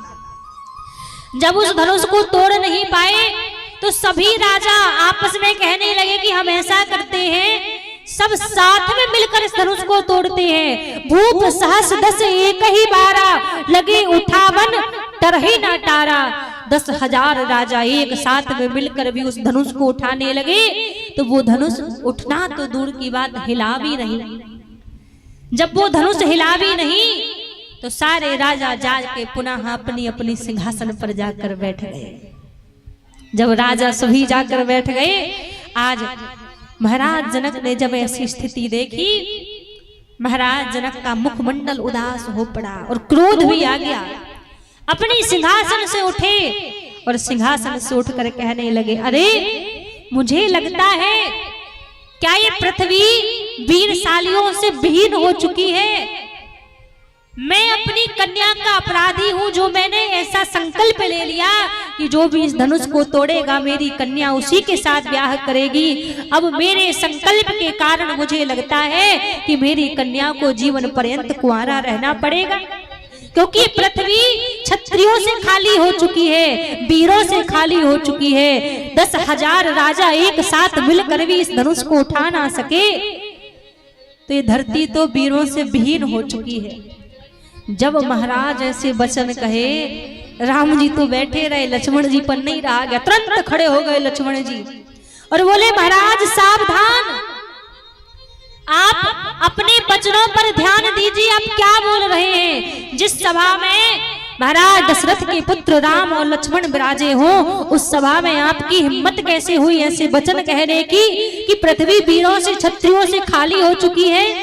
अरे मेरे भैया आदेश करें तो तुम पृथ्वी की बात करते हो, इस धनुष की बात करते हो, मैं तो पृथ्वी को भी गेंद की तरह उठा जाऊं, ये धनुष क्या बड़ी बात है।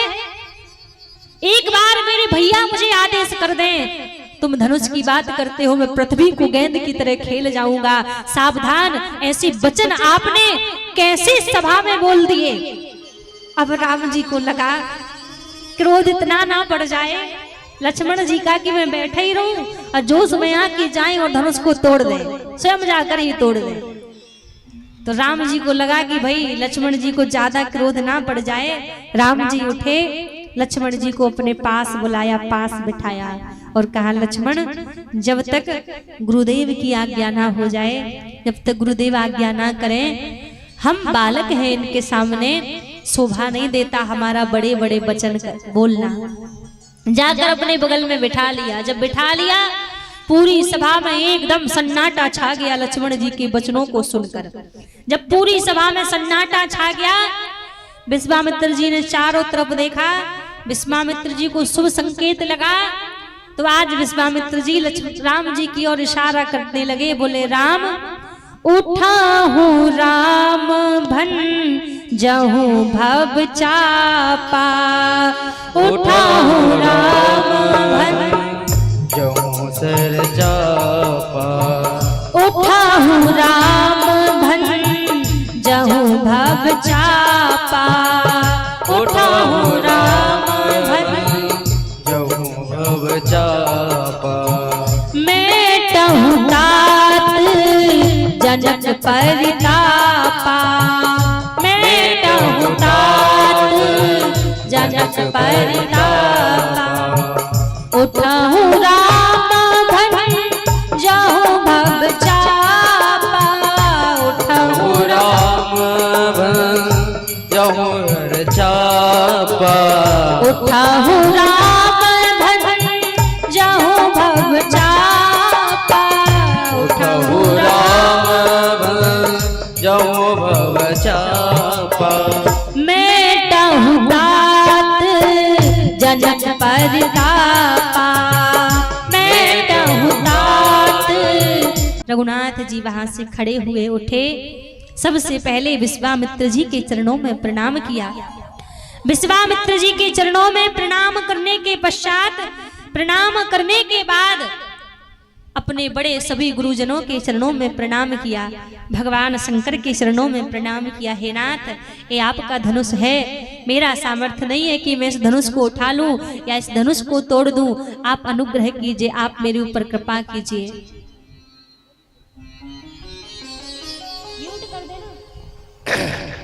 बारात की तैयारी हो रही है, तो बैंड पार्टी जहां भी है मुख्य सड़क पर चले जाए।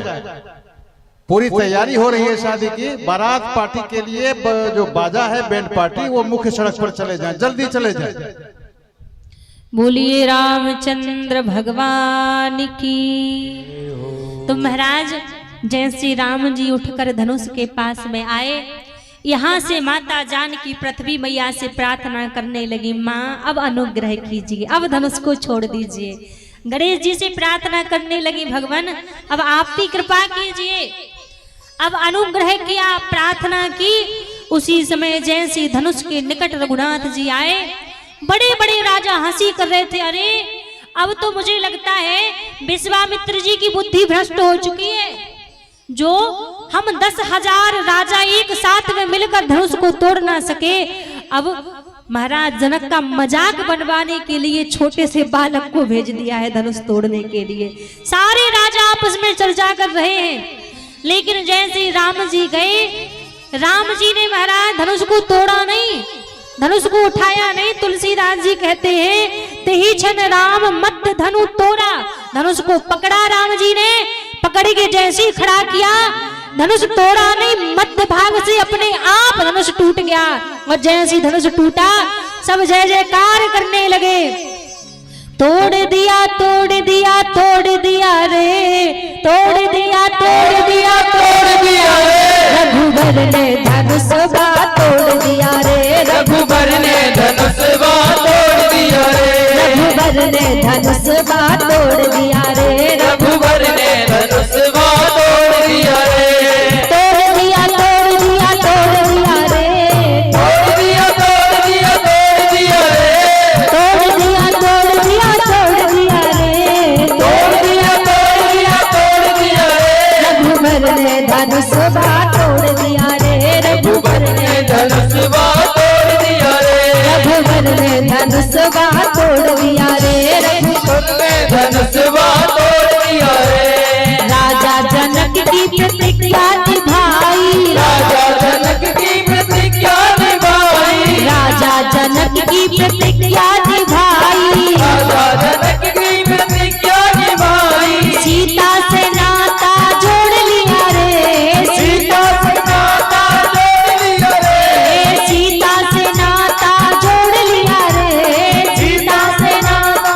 जोड़ लिया रे, रघुवर ने धनुष बाण तोड़ दिया रे, रघुवर ने धनुष बाण तोड़ दिया रे, रघुवर ने धनुष बाण तोड़ दिया रे, रघुवर ने धनुष बाण तोड़ दिया रे, तोड़ दिया तोड़ दिया तोड़ दिया रे, तोड़ दिया तोड़ दिया तोड़ दिया रे, तोड़ दिया तोड़ दिया तोड़ दिया रे, तोड़ दिया तोड़ दिया तोड़ दिया रे, रघुवर ने धनुष बाण तोड़ दिया रे, रघुवर ने धनुष बाण तोड़ दिया रे, रघुवर ने धनुष बाण।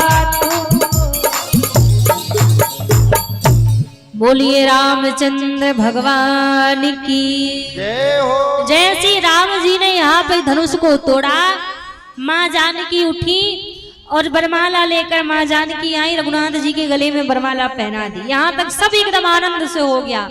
लेकिन जब धनुष टूटा था तो धनुष टूटने की गर्जना इतनी भयंकर तरीके से हुई कि यहाँ पर परशुराम जी की समाधि लगी हुई थी, समाधि में बैठे थे, पर धनुष टूटने की गर्जना जब परशुराम जी के कानों में पड़ी तो एकदम समाधि खुल गई। समाधि खुली, इनको लगा हो ना हो किसी ने मेरे गुरुदेव का दिया हुआ धनुष ही तोड़ा है।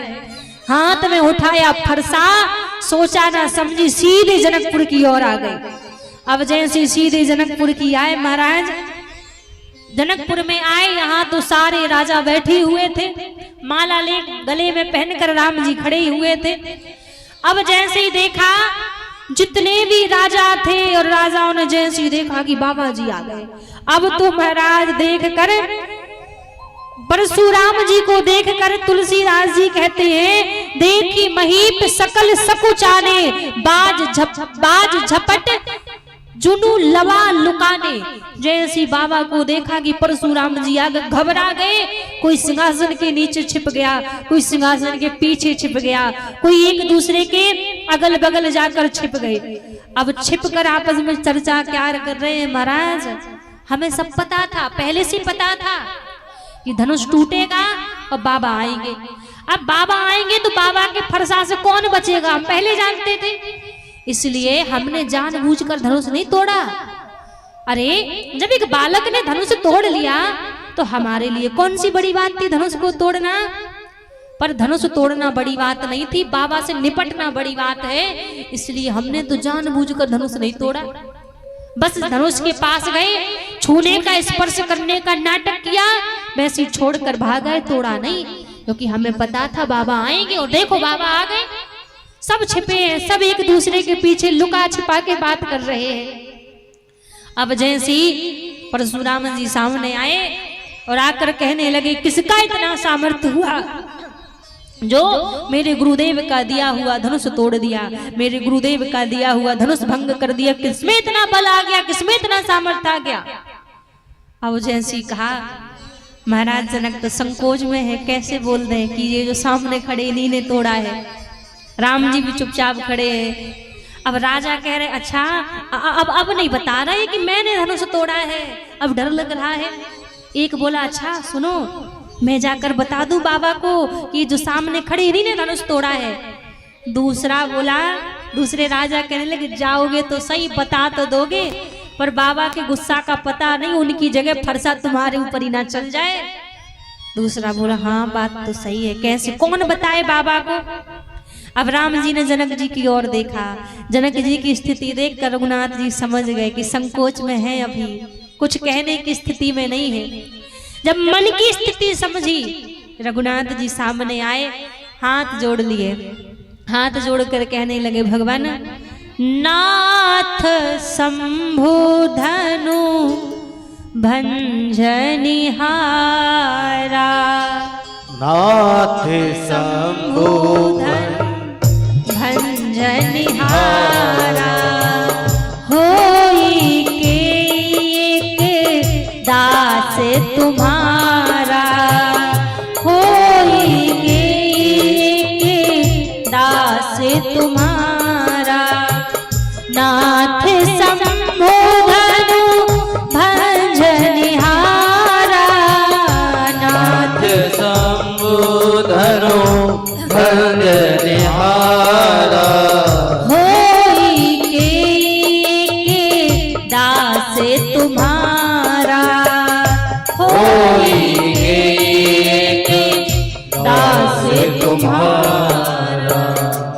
राम जी सामने आए, हाथ जोड़ लिए, कहा भगवान नाथ शंभु धनु भंजनिहारा, इस धनुष में मेरी कितनी निष्ठा है, कितनी मेरी श्रद्धा है, और यदि इस धनुष को तोड़ा है तो जरूर मेरा सेवक नहीं हो सकता, मेरा दास नहीं हो सकता। इतने में लक्ष्मण जी सामने आ गए। लक्ष्मण जी बोले, महाराज एक बात बताओ, धनुष आपका था? परशुराम जी बोले, नहीं, आपको दिया था धनुष? बोले, नहीं, मुझे भी नहीं दिया था। धनुष आपका नहीं था, धनुष आपको दिया नहीं था, तो धनुष टूटने पर तकलीफ आपको क्यों हो रही है? अच्छा, एक धनुष से इतना प्रेम आपको, हमने तो बचपन में ऐसे हजारों धनुष तोड़े हैं, तब तो आप नहीं आए कि धनुष क्यों टूटा। एक धनुष टूटने पर आप सामने आ गए कि धनुष क्यों टूटा। अब जैसे कहा तो परशुराम जी बोले, ये दूध मुखा बालक मेरे हाथ से बचेगा नहीं, मुख में से दूध के दांत नहीं निकले, बातें बड़ी बड़ी कर रहा है। अब जैसे कहा तो राम जी ने शांत किया, लक्ष्मण जी को कहा अभी क्रोधित होने का समय नहीं है। और जैसे शांत किया, अपना रूप राम जी ने परशुराम जी को दिखाया। जब अपना रूप दिखाया तो प्रसन्न हो गए। परशुराम जी प्रसन्न होकर वहां से जय जय करते हुए लौट कर चले गए। महाराज दशरथ ने पत्रिका भेजी अयोध्या, और जब अयोध्या पत्रिका भेजी, महाराज जनक को अयोध्या में पत्रिका मिली भगवान के विवाह उत्सव की। तो आज अयोध्या से बड़ी सुंदर भगवान की बारात की तैयारी हो रही है, और अयोध्या से बड़ी सुंदर भगवान की बारात का आगमन हो रहा है। और हम सब के बीच में भी बस कुछ ही क्षणों में रघुनाथ जी की बारात बड़ी सुंदर यहाँ पर प्रस्थान कर रही है। अच्छा, एक बात बताओ, कौन कौन रघुनाथ जी के बाराती बनकर आए हैं? हाथ ऊपर करके दिखाओ। सभी बाराती बनकर आए हैं। जनकपुर वाले कौन कौन है? जनकपुर वाले कौन कौन? अब आधे हो गए। देखो, एक पक्ष का बनने में फायदा नहीं है। हाँ बिल्कुल, एक तरफ से राम जी के बन जाओ, दूसरी तरफ से सिया जी के बन जाओ। गला पकड़ रहा है भैया। श्री राधे, जय राधे। तो यहाँ पर पत्रिका मिली महाराज दशरथ को जनक जी की, और जब जनक जी की पत्रिका मिली तो आज बड़े आनंद से उस पत्रिका को पढ़कर बड़ी सुंदर आज बारात की तैयारी हो रही है। जनकपुरी से भगवान की बारात चलने के लिए तैयार है। अब बारात की जब तैयारी होने लगी तो बड़ी अनोखी बारात रघुनाथ जी की यहाँ से जा रही है। सब बड़े बड़े बाराती, खूब वशिष्ठ जी और जितने सब गुरुजन हैं, जितने अवधपुरवासी हैं, सब नगरवासी आज सज धज करके रघुनाथ जी की बारात में तैयार हो गए। अब जब सब सज धज करके रघुनाथ जी की बारात में जाकर तैयार हो गए, अभी जानकी जी आई नहीं है अयोध्या में, और बारात आने से पहले अयोध्या की शोभा कितनी निराली हो गई, कितनी अलग अयोध्या की शोभा हो गई, क्योंकि रघुनाथ जी की यहाँ से बारात जाने को तैयार हो रही है। और हम सबके बीच में भी रघुनाथ जी की बारात आने वाली है। तो आइए मन से हम भी रघुनाथ जी की बारात में प्रवेश करते हैं। बोलिए रामचंद्र भगवान की।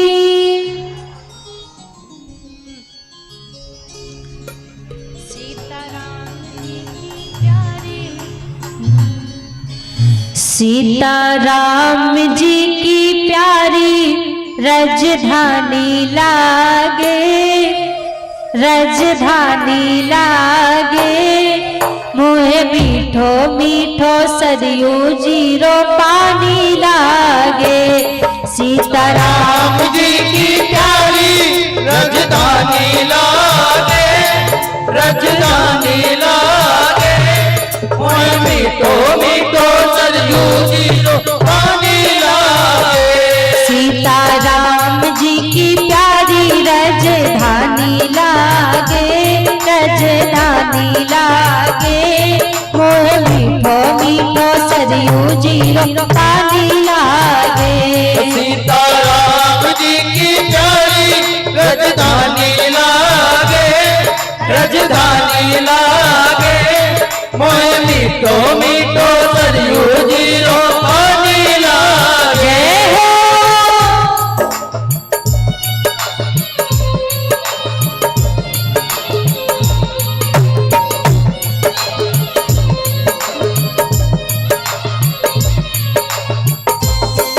रामचंद्र भगवान की।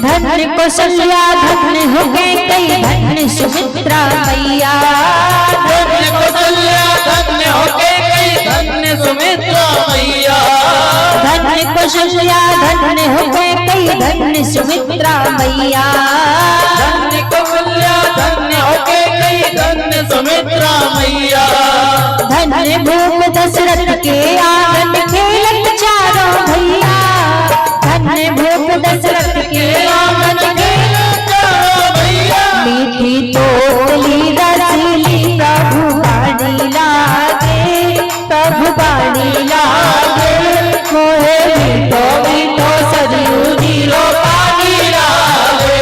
सीताराम जी की प्यारी राजधानी लागे, राजधानी लागे, मोहे मीठो मीठो सरयू जीरो पानी लागे। सीताराम जी की प्यारी राजधानी लागे, राजधानी लागे, मोहे मीठो मीठो सरयू जीरो पानी लागे।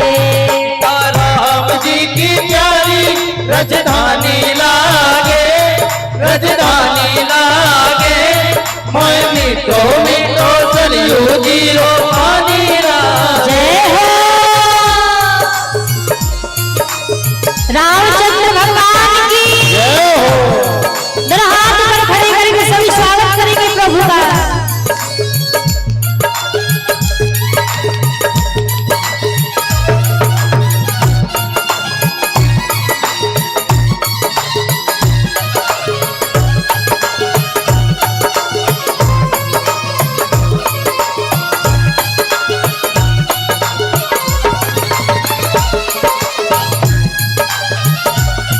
दूल्हा सरकार की।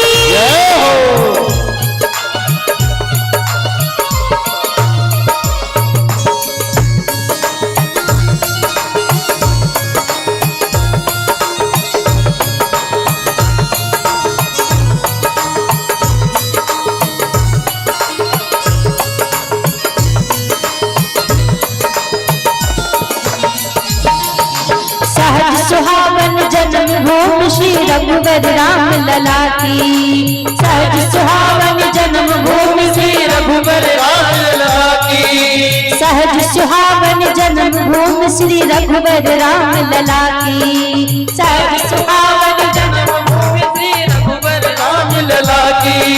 जानकी महल की शोभा सुंदर लक्ष्मण धूप किला की। जानकी महल की शोभा सुंदर लक्ष्मण कला की। यहाँ के कन कन से प्रीत पुरानी लागे, पुरानी लागे। मोहे मीठो मीठो सरयू जीरो पानी लागे। सीता राम जी की प्यारी राजधानी लागे, राजधानी लागे। मोहे मीठो मीठो सरयू जीरो पानी लागे। ऐसे नहीं, इधर हाथ ऊपर खड़े करके सभी राघव जी का स्वागत करेंगे, सीधे सीधे हाथ करके। सीता राम जी की प्यारी राजधानी लागे, राजधानी लागे। मोहे मीठो मीठो सरयू जीरो पानी लागे। सीता राम जी की प्यारी राजधानी लागे, राजधानी लागे। मोहे मीठो मीठो सरयू जीरो पानी लागे। सीता राम जी की प्यारी राजधानी लागे, राजधानी लागे। मोहे मीठो मीठो सरयू जीरो पानी लागे। राम जी की प्यारी राजधानी लागे, राजधानी लागे। मोहे मीठो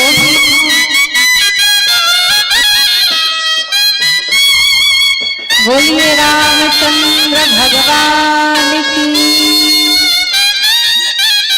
और भगवान की बड़ी सुंदर बारात हम सभी के बीच में पधार चुकी है। एक मिनट इसको बंद करवा लीजिए भैया, एक मिनट। अब ये थोड़ा ढोल बंद करवा लीजिए, एक मिनट।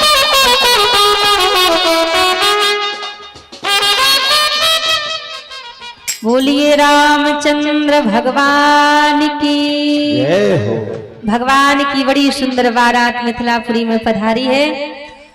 और सभी लोग 2 मिनट के लिए बैठ जाइए, बैठ जाएं सभी लोग, सभी बैठ जाएं, क्योंकि बैठ जाएंगे तो ज्यादा आनंद आएगा। लंबा कार्यक्रम है, आप लोग अगर बैठ जाते हैं तो बड़ी सुंदर ढंग से हम व्यवस्था कर लेंगे। कार्यकर्ता चारों तरफ फैल जाए। आप लोग अपनी जगह ले लीजिए। देखिए कितना सुंदर भगवान राम और माता जानकी का शादी है। साधारण मौका नहीं है, यह मौका कभी कभी आता है। आप लोग जहां हैं, जिस स्थिति में हैं, कृपया बैठ जाएं। सभी लोग बैठ जाएं, बैठ जाए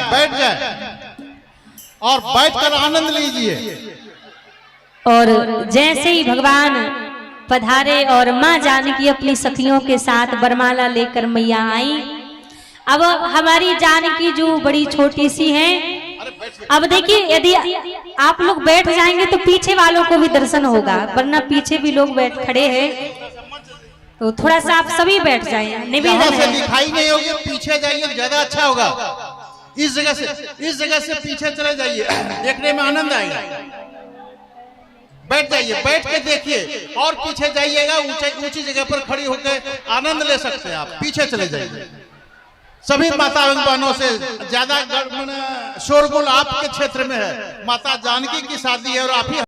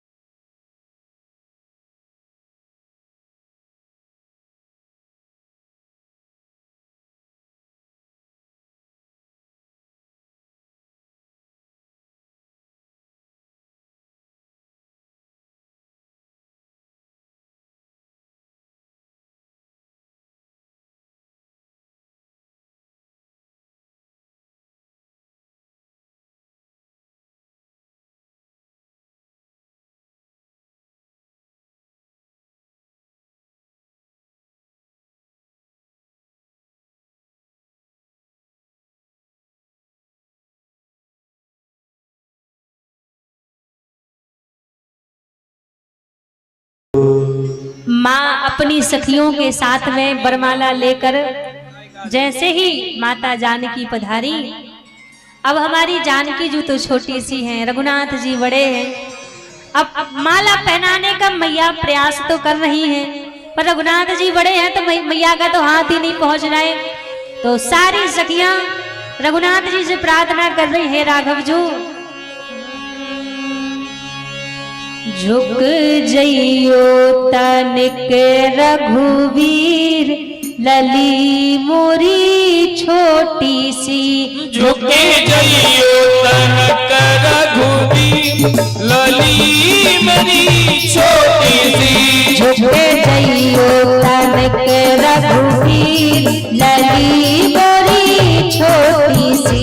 झुके जइयो तनक रघुवीर, लली मेरी छोटी सी।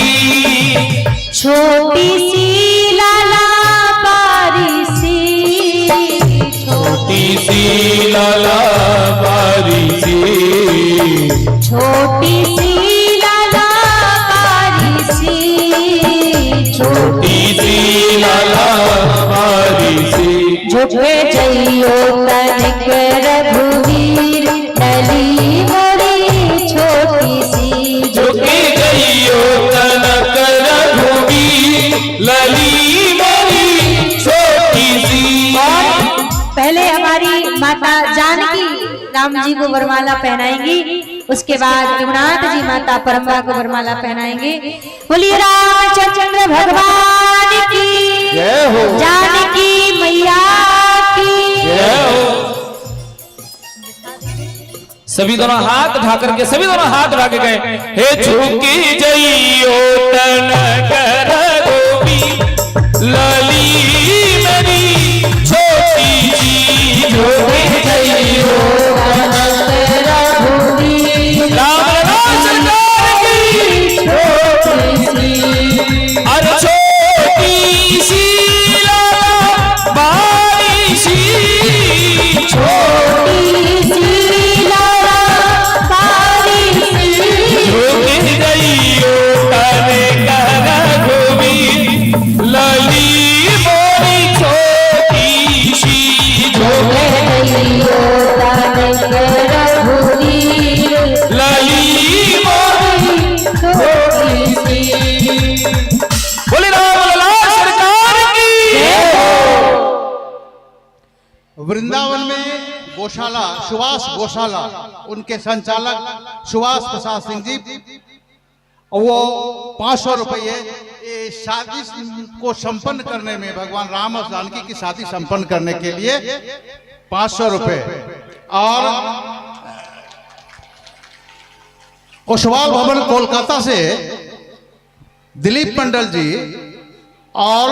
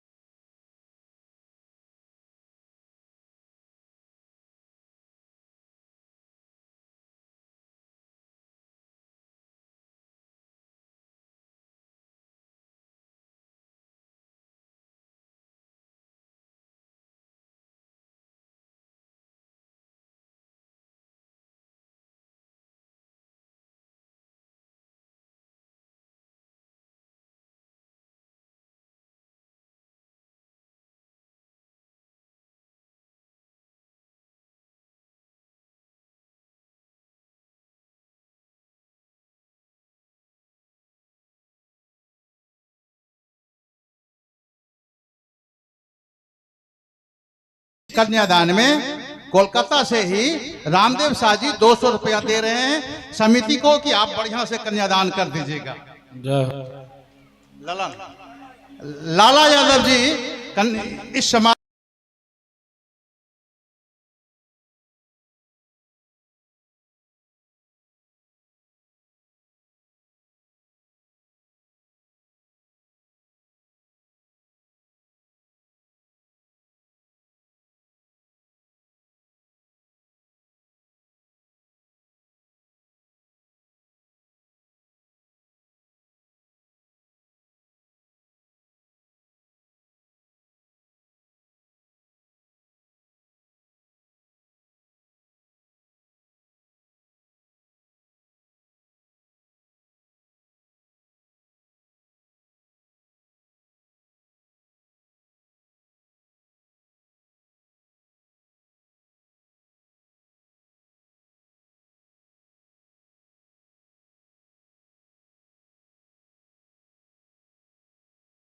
भगवान का कन्यादान। और आज बड़ा ही सुंदर अवसर है माँ जगत जननी माँ सीता का। लप्पू भैया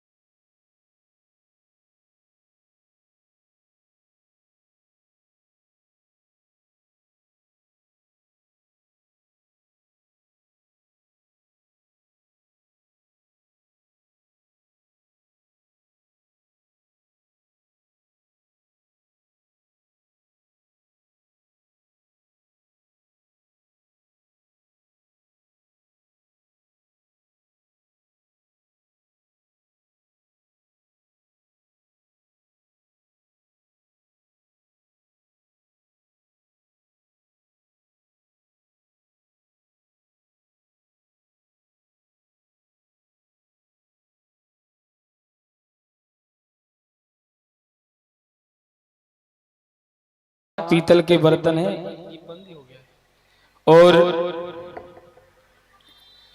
एक साड़ी है, माँ जगत जननी का श्रृंगार है और चांदी का पायल है, बिछिया है और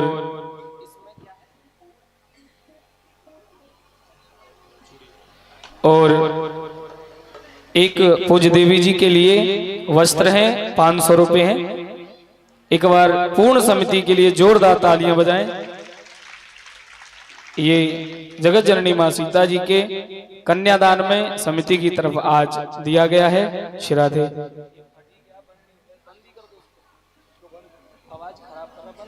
श्राद्धे हेलो सभी के लिए एक बार जोरदार तालियां बजाएं। बोली जगत जननी मैया की जय, राजा रामचंद्र भगवान की जय हो, जय जय श्री सीताराम। और एक एक करके सभी लोग पूजन कर लेंगे भगवान का। उसके बाद एक एक करके जो भी भगवान का पूजन करना चाहे तो पूजन करेंगे। पहले हल्दी लगाइए, हल्दी लीजिए, ये लगाइए। आप आगे आए ना सभी एक एक करके, दोनों हाथों से लगाए, दोनों हाथ लीजिए, हाँ चरणों में लगाएं।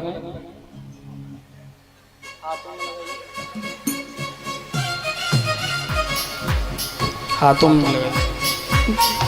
हरि ओम रामाय रामभद्राय रामचंद्राय वेधसे रघुनाथाय नाथाय सीताय पतये नमः। श्री रामचंद्र भगवान की जय, जगत जननी मैया की जय।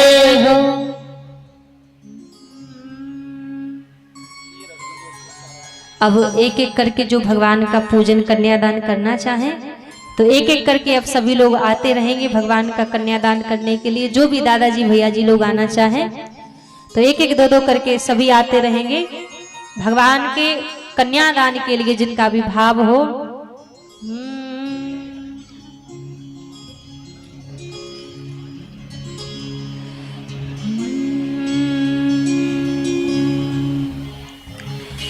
पखारे रहे हैं पाव,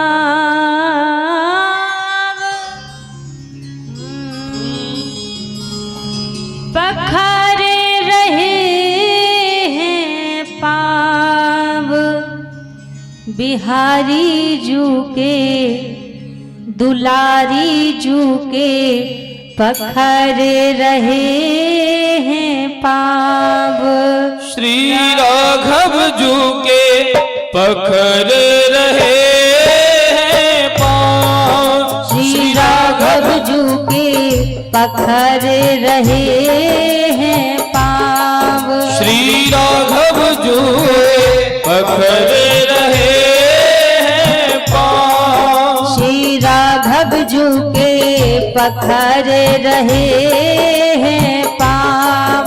श्री राघव जू के पखर रहे हैं पाँव। और अब जो भी माताएं भगवान का कन्यादान करना चाहें तो एक एक दो दो करके अब सभी लोग आ सकते हैं।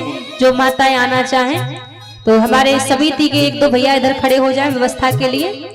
और जो भी माताएं बहनें अब मंच पर आकर भगवान का कन्यादान पूजन करना चाहती हैं तो एक एक दो दो करके आते रहे सभी लोग।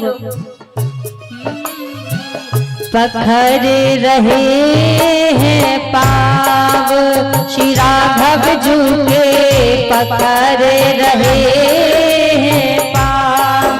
श्री राघव जू के पखर रहे हैं पाँव, पखर रहे हैं पाव।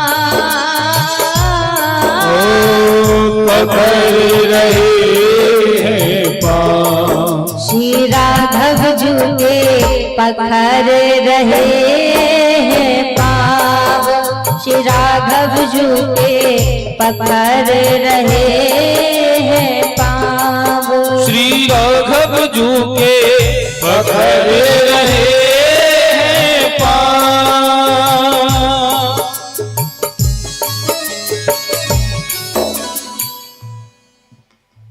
इस विवाह महोत्सव में प्रमोद मिश्री जी 50 रुपए प्रदान किए हैं। विपिन सिंह जी की तरफ से 100 रुपए, बागेशी प्रसाद सिंह जी की तरफ से 100 रुपये और दो आदमी का नाम भूल रहे हैं, 100 रुपये दिए हैं। हम भगवान के चरणों में समर्पित कर रहे हैं और एक 50 रुपया मिला है, उन्हें भी मैं समर्पित कर रहा हूँ।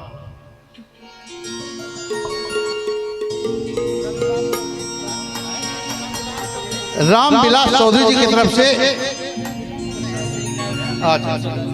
रामविलास चौधरी की तरफ से 100 रुपया और महेश सिंह पुरानी रास्ता की तरफ से 100 रुपया मिला।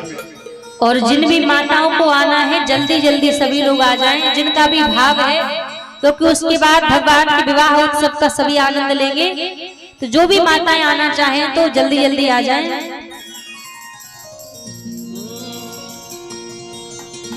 बोली राम लला सरकार की जय, रामचंद्र भगवान की जय। हो राम जी से पूछे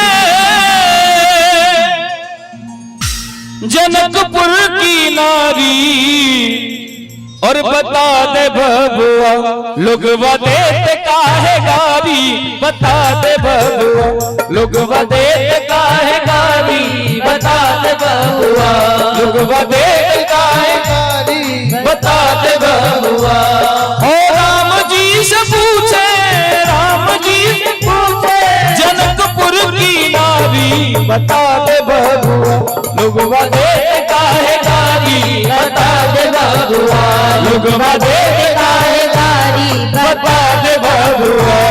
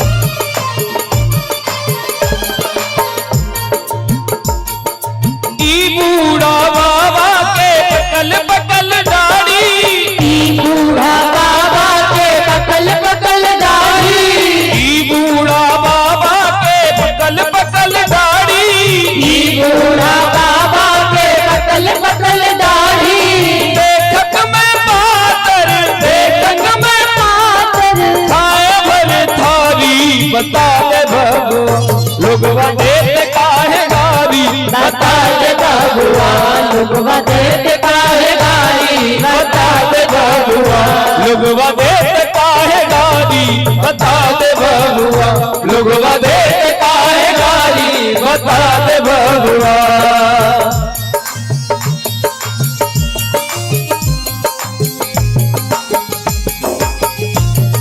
रामचंद्र भगवान की जय हो।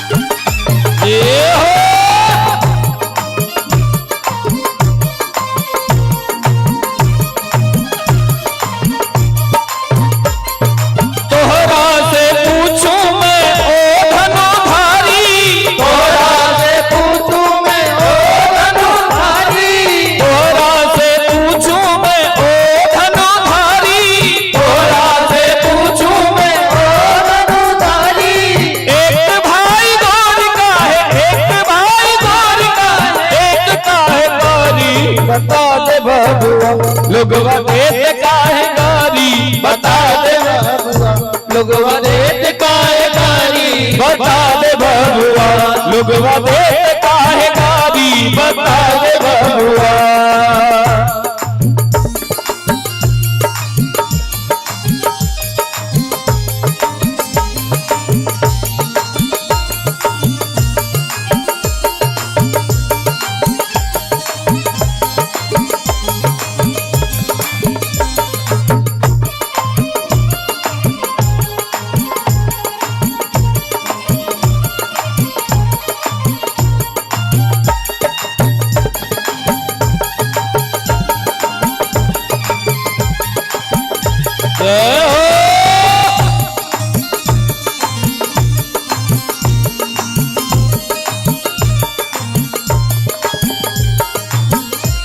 और ये जो माताएं कृपया शीघ्र उतरते चलें, कन्यादान करते हुए आप समय न लगाएं, आप सभी शीघ्र उतरते चलें।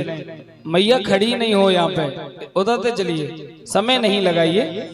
जितनी भी माताएं ऊपर आ रही हैं सभी से निवेदन है, सभी उतरते चलिए, सभी मंच पर ज्यादा समय नहीं लगाएंगे, सभी से निवेदन है। और केवल कन्यादान करिए, देवी जी की तरफ न आए।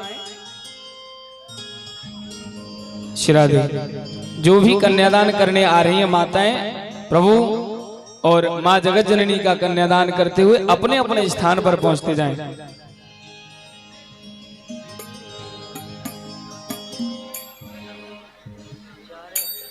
और ये 121 रुपए राजा भगत खेसर से भगवान के चरणों में अर्पण किए हैं। जो भी माताएं कन्यादान कर रही हैं सभी आप नीचे आते चलिए कन्यादान करते हुए।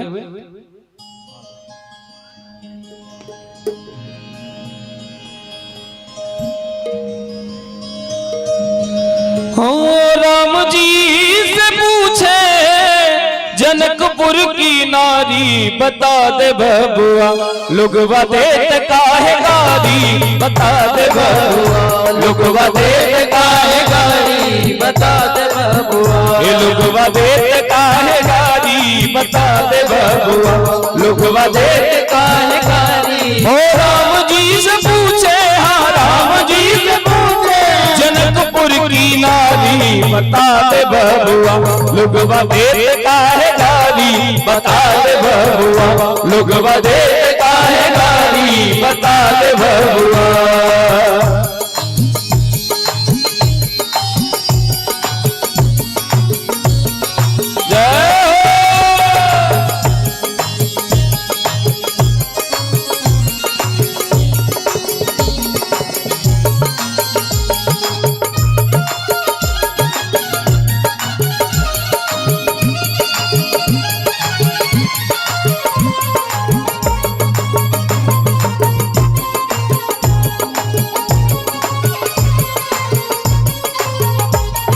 राजा दशरथ जी कैलन होशियारी, राजा दशरथ जी कैलन होशियारी, राजा दशरथ जी कैलन होशियारी, राजा दशरथ जी कैलन होशियारी, कैलन होशियारी, कैलन होशियारी, कैलन होशियारी, कैलन होशियारी, राजा दशरथ जी कैलन होशियारी, राजा दशरथ जी कैलन होशियारी, एकता मरद पर, एकता मरद पर, तीन तीन नारी, बता दे बबुआ लोगवा देत काहे गारी, बता दे बबुआ लोगवा देत काहे गारी, बता दे बबुआ। हो राम जी से पूछे, हाँ राम जी से पूछे, राम जी से पूछे, हाँ राम जी से पूछे, अंगूर की नारी, बता दे बबुआ लोगवा देत काहे गारी, बता दे बबुआ।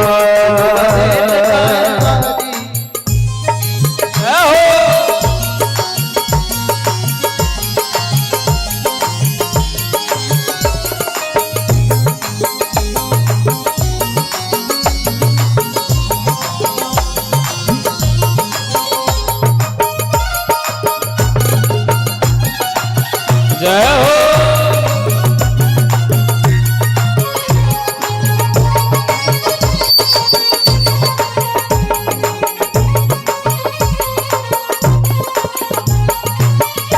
और ये 100 रुपए मीरा जी भगवान के कन्यादान में अर्पण की हैं और 100 रुपए राहुल जी भगवान के कन्यादान में अर्पण किए हैं। ठाकुर जी कृपा करें।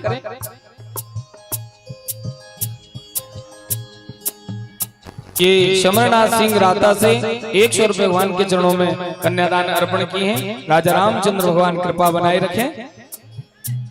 हो राम जी से पूछे जनकपुर की नारी, राम जी से पूछे जनकपुर की नारी, बता दे बबुआ लोगवा देत काहे गारी, बता दे बबुआ लोगवा देत काहे गारी, बता दे बबुआ। रामलला सरकार की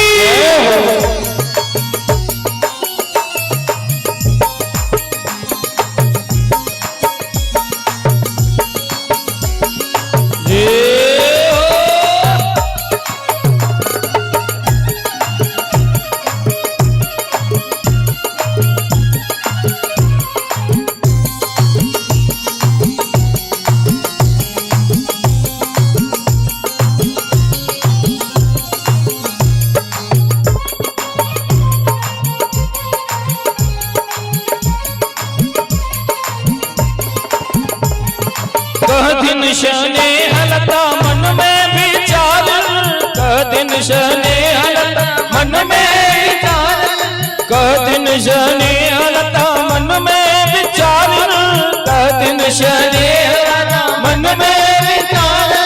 हम सब लगे जी, हम सब लगे, हाँ हमें सब खुशहाली, बता दे बबुआ लोगवा देत काहे गारी, बता दे बबुआ लोगवा देत काहे गारी। ओ राम जी से पूछे, राम जी से पूछे, राम जी से पूछे, राम जी से पूछे जनकपुर की नारी, हो बता दे बबुआ लोगवा देत काहे गारी, बता दे बबुआ लोगवा देत काहे गारी, बता दे बबुआ लोगवा देत काहे गारी, बता दे बबुआ लोगवा देत काहे गारी, बता दे बबुआ लोगवा देत काहे गारी, बता दे बबुआ लोगवा देत काहे गारी। बोले राजा रामचंद्र भगवान की जय। जय श्री सीताराम।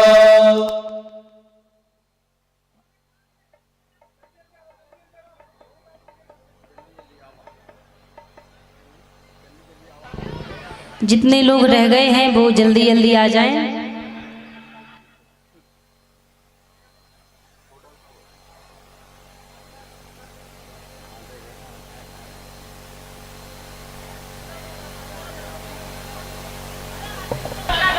जो भी माताएं बहनें आना चाहें तो जल्दी जल्दी सभी लोग आ जाएं।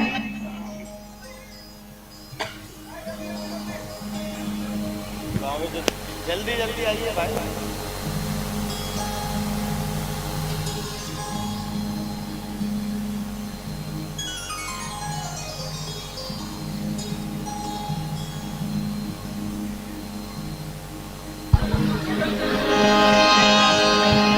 बोली रामलला सरकार की जय। रामलला सरकार की जय। हो लगे दुल्हा तू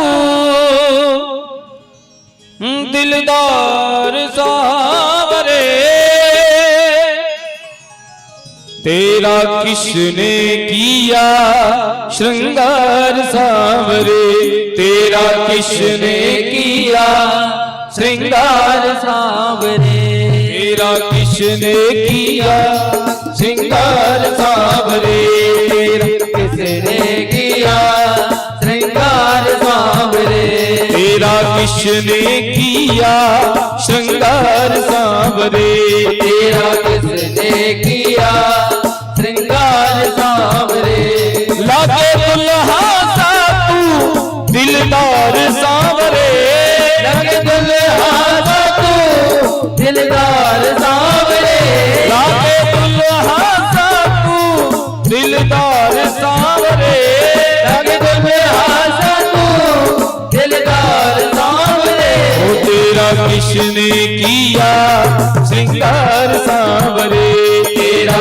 किसने किया श्रृंगार सांवरे ओ तेरा किसने किया श्रृंगार सावरे तेरा किसने किया श्रृंगार सांवरे ओ मस्तक पर मलिया गिर चंदन केसर तिलक लगाया मस्तक पर मलहागिर चंदन केसर तिलक लगाया ये मस्तक पर मलिया गिर चंदन केसर तिलक लगाया मस्तक पर मलिया मलहागिर चंदन केसर तिलक लगाया हरे रहे सलामत हाथ सदा किसने तुम्हें सजाया रहे सलामत हाथ सदा हो जिसने तुझे सजाया सजाता रहे हर बार सांवरे सजाता रहे हर बार सांवरे तेरा किसने किया श्रृंगार सांवरे तेरा किसने किया श्रृंगार बोली सांवरे रामलला सरकार की ये 50 रुपए उपेंद्र शाह जी शिरादी। बोलिए रामचंद्र भगवान की जय हो। अब सभी लोग अपने स्थान पर खड़े हो जाएं। थोड़ी देर सभी भगवान के विवाह उत्सव का आनंद लेंगे। ये 50 रुपए पिंटू जी की तरफ से भगवान के चरणों में कन्यादान। पिंटू जी 50 रुपए। और सभी देखिए शांति बनाए रखेंगे, आनंद लीजिए भगवान के विवाह का, लेकिन व्यवस्था बनाए रखें। सभी से निवेदन है, आप सभी की व्यवस्था है तो सभी व्यवस्था में बनाए रखेंगे सभी।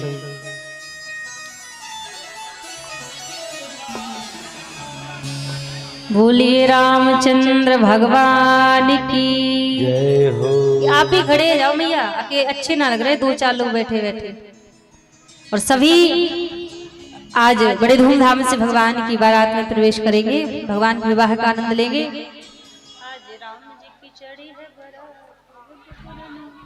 बोलिए रामचंद्र भगवान की जय हो। जानकी मैया की।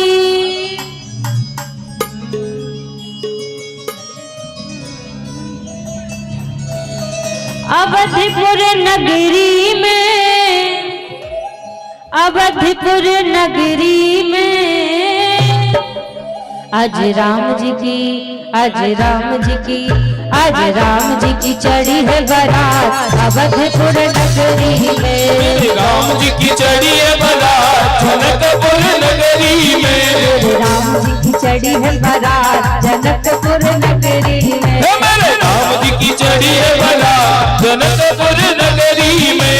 जनकपुर नगरी में, जनकपुर नगरी में, जनकपुर नगरी में, जनकपुर जनकपुर नगरी में मेरे राम जी की राम जी की राम जी की चढ़ी है बारात जनकपुर नगरी में मेरे राम जी की जड़ी है बारात जनकपुर नगरी में राम जी की चढ़ी है बारात जनकपुर नगरी में मेरे राम जी की जड़ी है बारात जनकपुर नगरी में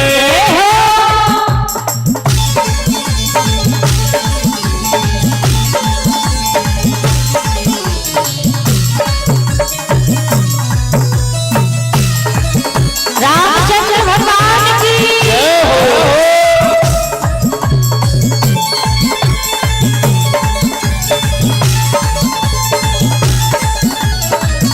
रामलला सरकार की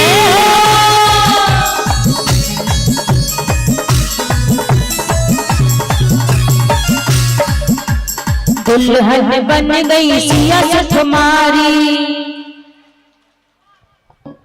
आप लोग खुश हैं, बहुत अच्छी बात है, लेकिन अपने पैर के पायल पर भी ध्यान दें।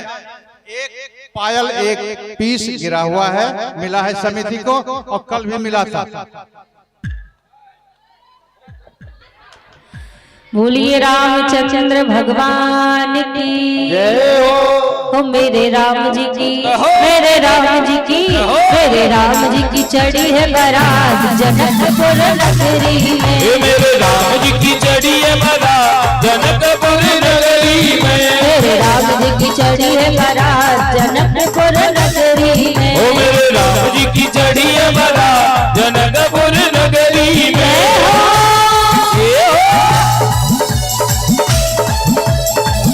रामलला सरकार की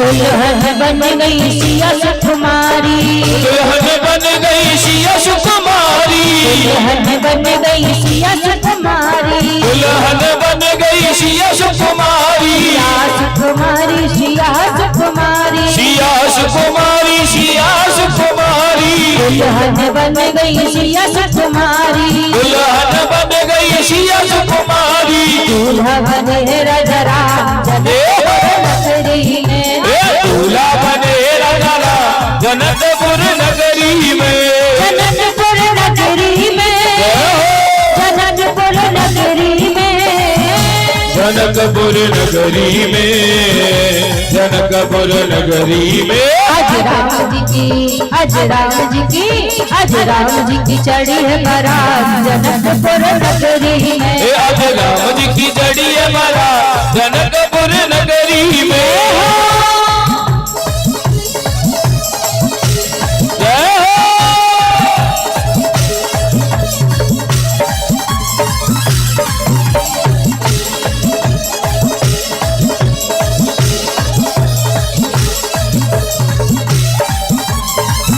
रामचंद्र भगवान की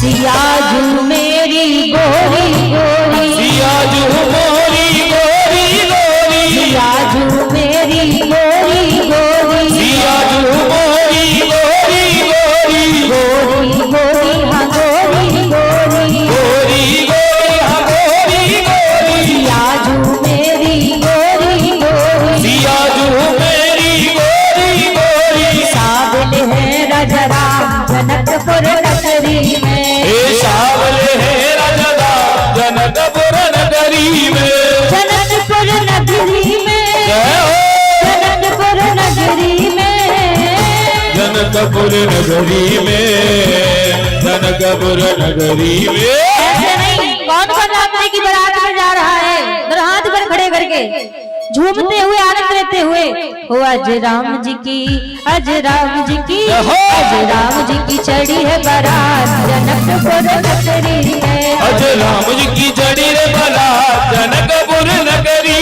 में, आज राम जी की चढ़ी है बारात जनकपुर नगरी में, आज राम जी की चढ़ी है बारात जनकपुर नगरी में।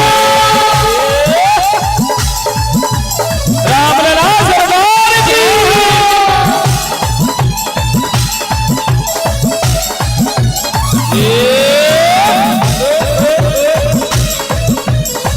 रामचंद्र भगवान की जय हो।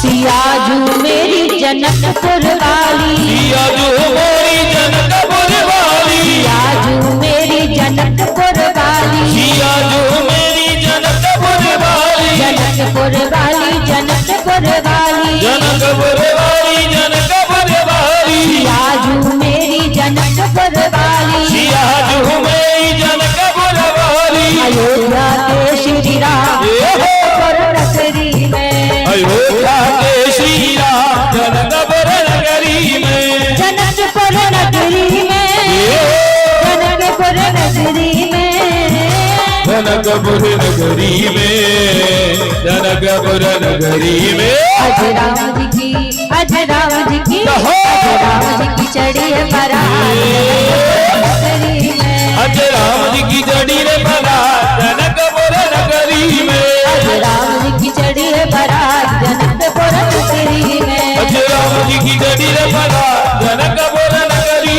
में, आज राम जी की चढ़ी है बारात जनकपुर नगरी में, आज राम जी की चढ़ी है बारात जनकपुर नगरी में, आज राम जी की चढ़ी है बारात जनकपुर नगरी में, राम जी की चढ़ी है बारात जनकपुर नगरी में, आज राम जी की चढ़ी है बारात जनकपुर नगरी में, राम जी की चढ़ी है बारात जनकपुर नगरी। बोलिए रामचंद्र भगवान की, जानकी मैया की शिरा दे 5 मिनट शिरा दे और बढ़ाओ जरा दे हरिओम। एक बार सभी दोनों हाथ रखे रामलला सरकार की बोले राजा रामचंद्र भगवान की। थोड़ा सा शिरा दे।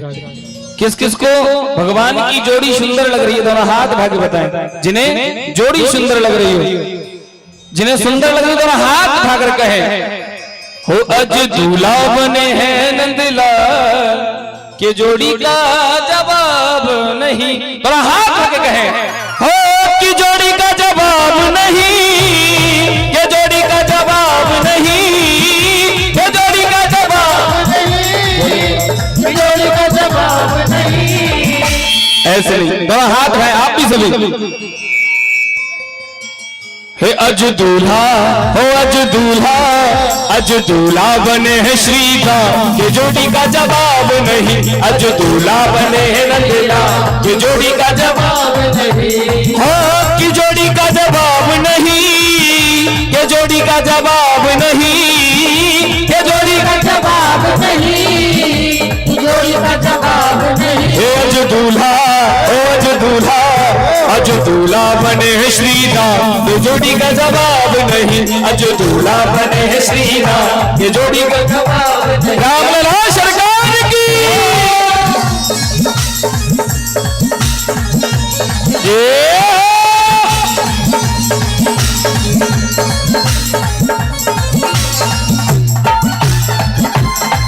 हरी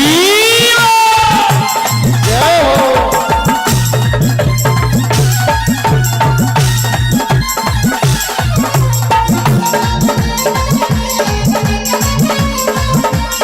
और हम किसकी शादी का उत्सव मना रहे हैं? और हाथ रखे हुए हैं।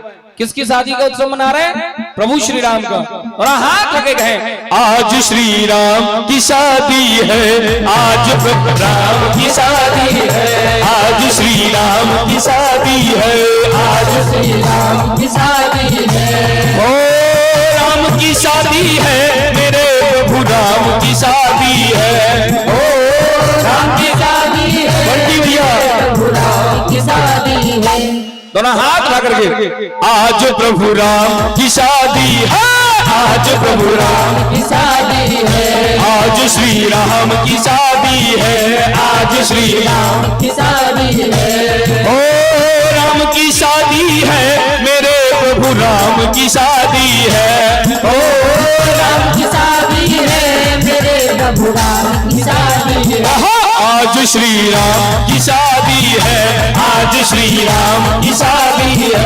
और किस किस को खुशी हो दोनों हाथ रखे गए, जिन्हें खुशी हो दोनों हाथ रख मस्ती में। एक दो 3 4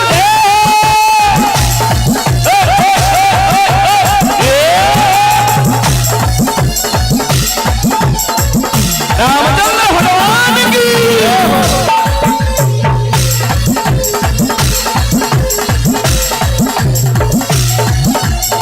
बाके बिहारी लाल की।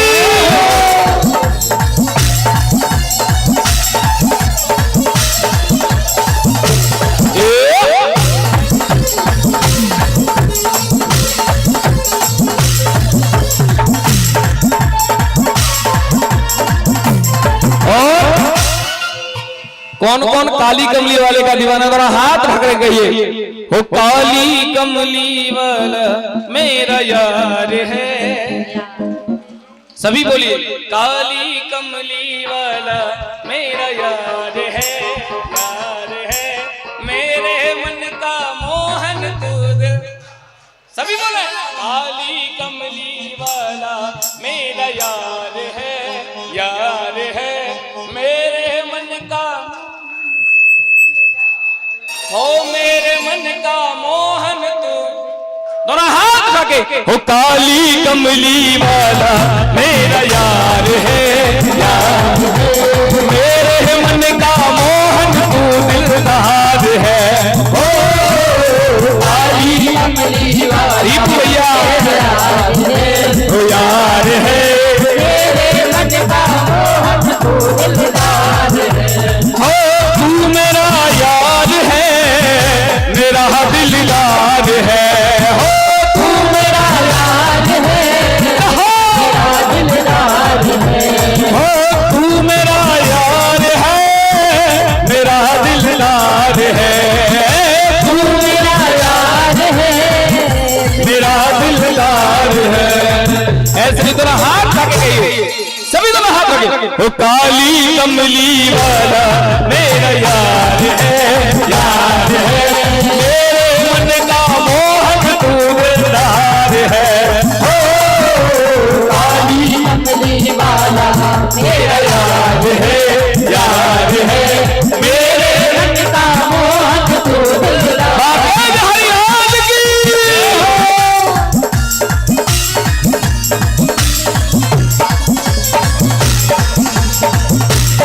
जय हो।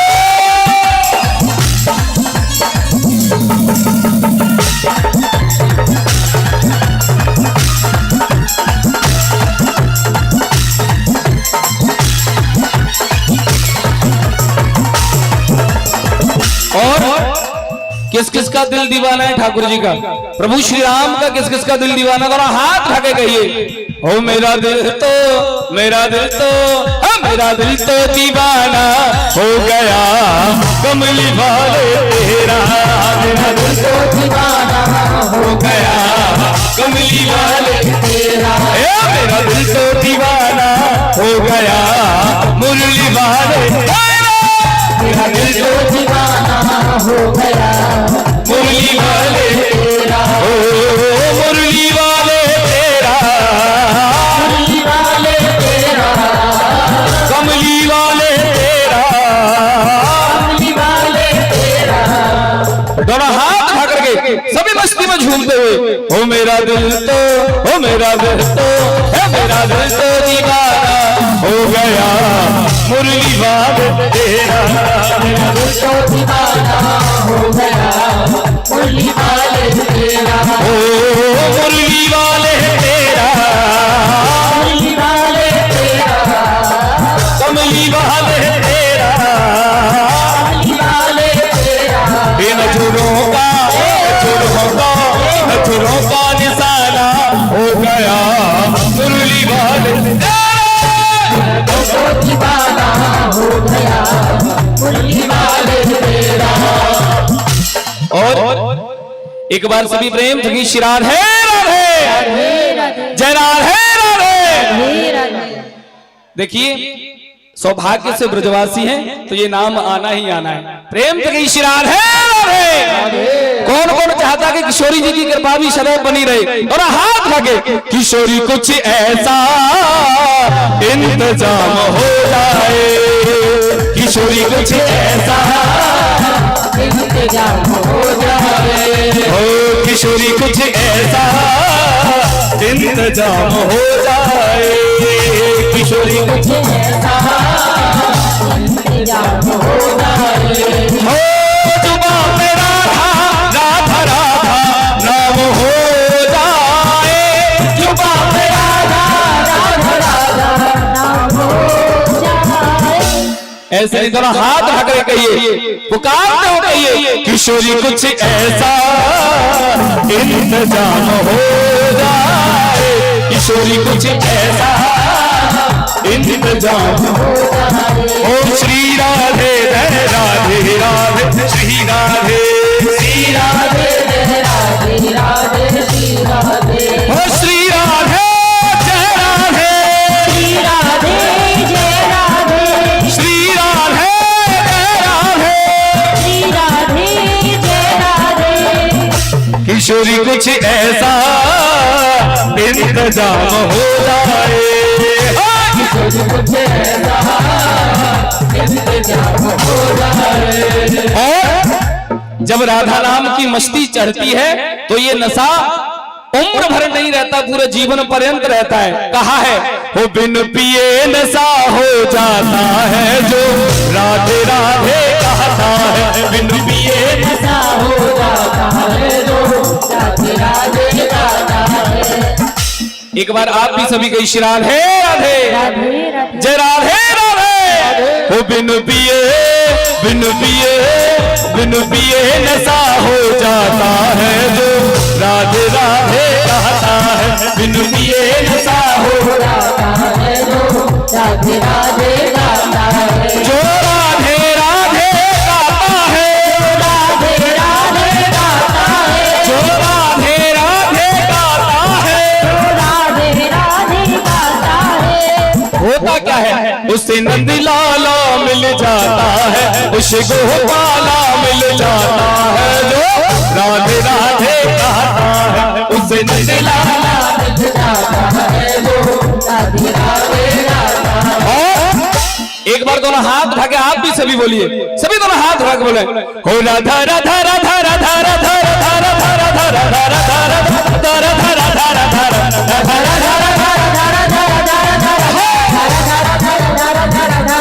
श्री राधा राधा राधा राधा राधा राधा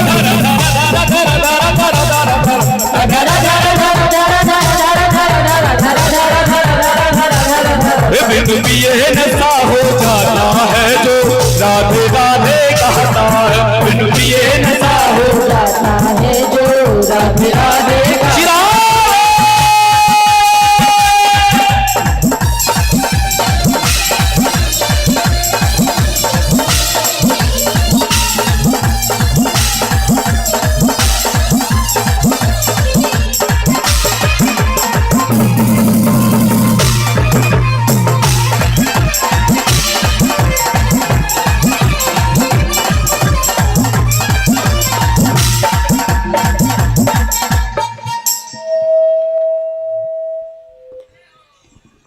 श्री राधे एक बार सभी प्रेम तो की श्री राधे राधे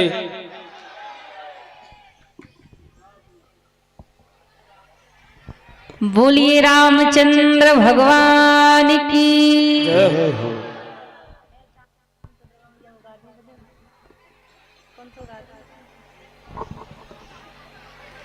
आइए, एक नवरात्रि का समय है, एक देवी जी का गीत छोटा सा कोई भी। बोलिए दुर्गा मैया की। नवरात्रि का ये सुंदर पर्व चल रहा है और कई भक्त नवरात्रि में माँ दुर्गा की भी आराधना कर रहे होंगे।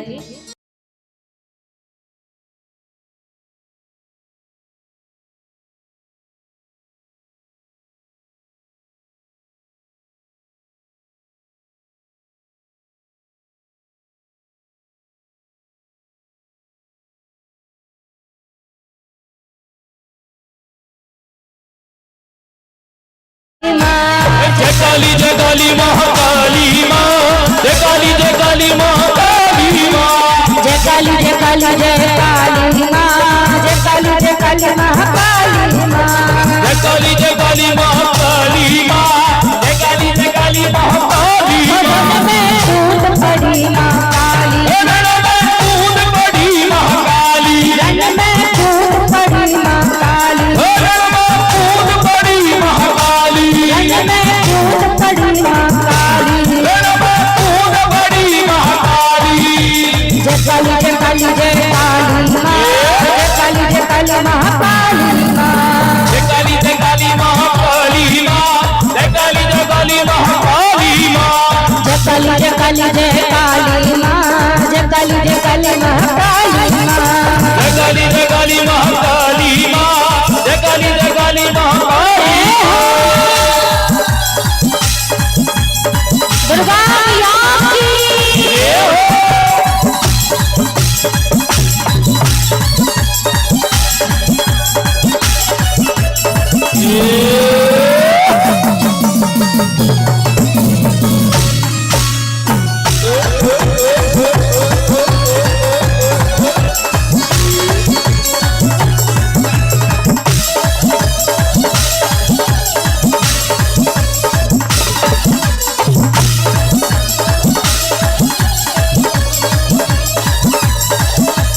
महिषासुर ने क्रोध बढ़ाया, महिषासुर ने क्रोध बढ़ाया, उठी देवता सबको डराया, उसी देवता सबको डराया, सेना लेकर लड़ने आया, सेना लेकर लड़ने आया, मारे दृष्टि डाली, रण में कूद पड़ी माँ काली, रण में कूद पड़ी महाकाली, रण में कूद पड़ी माँ काली। रण में कूद पड़ी महाकाली।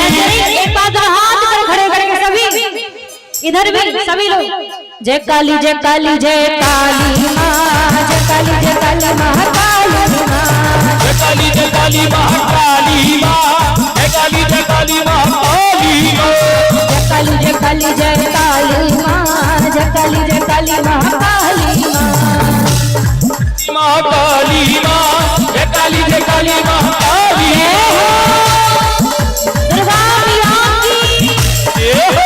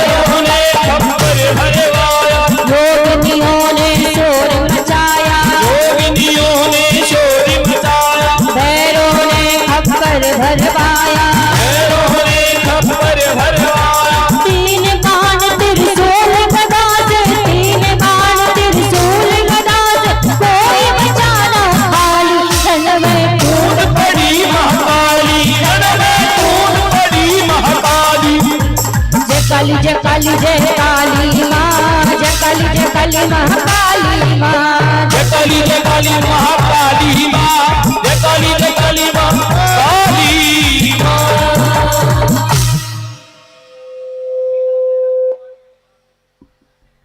बोलिए रामचंद्र भगवान की। एक बार सभी लोग दोनों हाथ ऊपर खड़े करेंगे, उसके बाद सभी आरती की ओर चलेंगे। अच्छा, हमारे दूल्हा सरकार किस किस को बढ़िया लग रहे हैं? किस किस को बढ़िया लग रहा है? सबको बढ़िया लग रहे हैं ना। जब जनकपुरी में मंडप में दूल्हा सरकार बैठे तो क्या हो गए, बार बार कोई यहाँ से आवे कोई यहाँ से आवे, तो सखियों को राम जी दिखे ना है। और जब राम जी सखियों को दिखे ना है तो सखियां और लोगों से कह रही हैं कि एक बार हमें दूल्हा सरकार को राम जी को नैन भर के देख लेने दो, क्योंकि जैसे हमारे पहुना है दुनिया में ऐसे कोई दूसरे ना है। तो एक बार दोनों हाथ ऊपर खड़े करेंगे और उसके बाद सभी आरती की ओर चलेंगे। सखी है दुल्हा के भरी आंख देख ले हो ना, सखी है पहुना के भरी आंख देख ले हो ना, हो जैसन जैसन दूल्हा हमार वैसन कतही के हो ना, हो जैसन पहुना हमार वैसन कतई के होना, जैसन पहुना हमार वैसन कतही के हो ना, जैसन पहुना हमार वैसन कतई के होना। सखी है दुल्हा के भरी आंख देख ले हो ना, सखी पहुना के भरे आँख देख ले, हो जैसन जैसन पाहुना हमार वैसन कतही के होना, हो जैसन पहुना हमार वैसन कतई के होना, जैसन पाहुना हमार वैसन कतही के होना, हो जैसन पहुना हमार वैसन कतई के होना। शीश मानी मोरी आँख डाले सोहे कनवा, शीश मानी मोरी शीश मानी मोरी आँख डाले सोहे कनवा, शीश मणि मोरिया कुंडल सोहे कनवा, बारी बारी कजरारी झुलमी नयनवा, काल काल गजरा रे चुलमी नयनवा, लाली चंदन सोहे इनकर हाल सखिया, लाले चंदन सोहे इनके हाल सखिया, हो जैसन नहीं, इधर हाथ पर खड़े करके सभी, उसके बाद आरती की ओर चलेंगे। हो जैसन पाहुना हमार वैसन कतही के होना, हो जैसन पहुना हमार वैसन कतई के होना, जैसन पाहुना हमार वैसन कतही के होना, हो जैसन पहुना हमार वैसन कतई के होना। सखी है दुल्हा के भरी आंख देख ले होना, सखिए दुल्हा के भरी आँख देख ले होना, ओ जैसन पाहुना हमार वैसन कतही के होना, हो जैसन पहुना हमार वैसन कतई के होना। आखिरी बार हम हाथ पर खड़े करेंगे, सभी भगवान का नाम गाते हुए आरती की ओर चलेंगे। और आरती के लिए सभी लोग मंच पर आ जाएंगे, जो शुरू में आरती के लिए आए थे, तो सभी लोग आरती के लिए मंच पर आ जाएं और इधर हाथ पर खड़े करेंगे सभी। आखिरी बार सीधे हाथ करके ओ बोलो श्री राम जय राम जय जय राम, बोलो श्री राम जय राम जय राम, बोलो श्री राम जय राम जय जय राम, बोलो श्री राम जय राम जय राम, बोलो श्री राम जय राम जय जय राम, बोलो श्री राम जय राम जय राम, बोलो श्री राम जय राम जय जय राम, बोलो श्री राम जय राम जय जय राम, बोलो श्री राम जय राम जय जय राम, बोलो श्री राम जय राम जय राम, बोलो श्री राम जय राम जय जय राम, बोलो श्री राम जय राम जय राम, बोलो श्री राम जय राम जय जय राम, बोलो श्री राम जय राम जय राम, बोलो श्री राम जय राम जय जय राम, बोलो श्री राम जय राम जय राम, बोलो श्री राम जय राम जय जय राम, बोलो श्री राम जय राम जय राम, बोलो श्री राम जय राम जय जय राम, बोलो श्री बोलिए रामचंद्र भगवान की जय हो। अब आरती के लिए मंच पर आ जाएं और सभी लोग आरती प्रसाद के बाद ही जाइए, 5 मिनट और सभी रुक जाएंगे। तो आरती के लिए मंच जिन्होंने पर आरती में भाग लिया था आज के आरती अनुष्ठान में, वो कृपया मंच पर चले आवे। आज के आरती अनुष्ठान में भाग लेने वाले जितने भी हमारे भाई बंधु हैं वो मंच पर चले आवे। हाँ हाँ, जो पहले आज आरती में थे वो लोग चले आवे मंच पर। और शांतिपूर्वक आरती में भी भाग लेना है और प्रसाद लेकर ही जाना है। आप सभी शीघ्र आ जाएं, इसकी आवाज बढ़ा दो भैया, आप तो आरती करनी है। श्रादे और ये मोहन साजी 50 रुपए भगवान के चरणों में अर्पण किए। आइए सभी आरती के लिए अपनी अपनी जगह खड़े हो जाएं।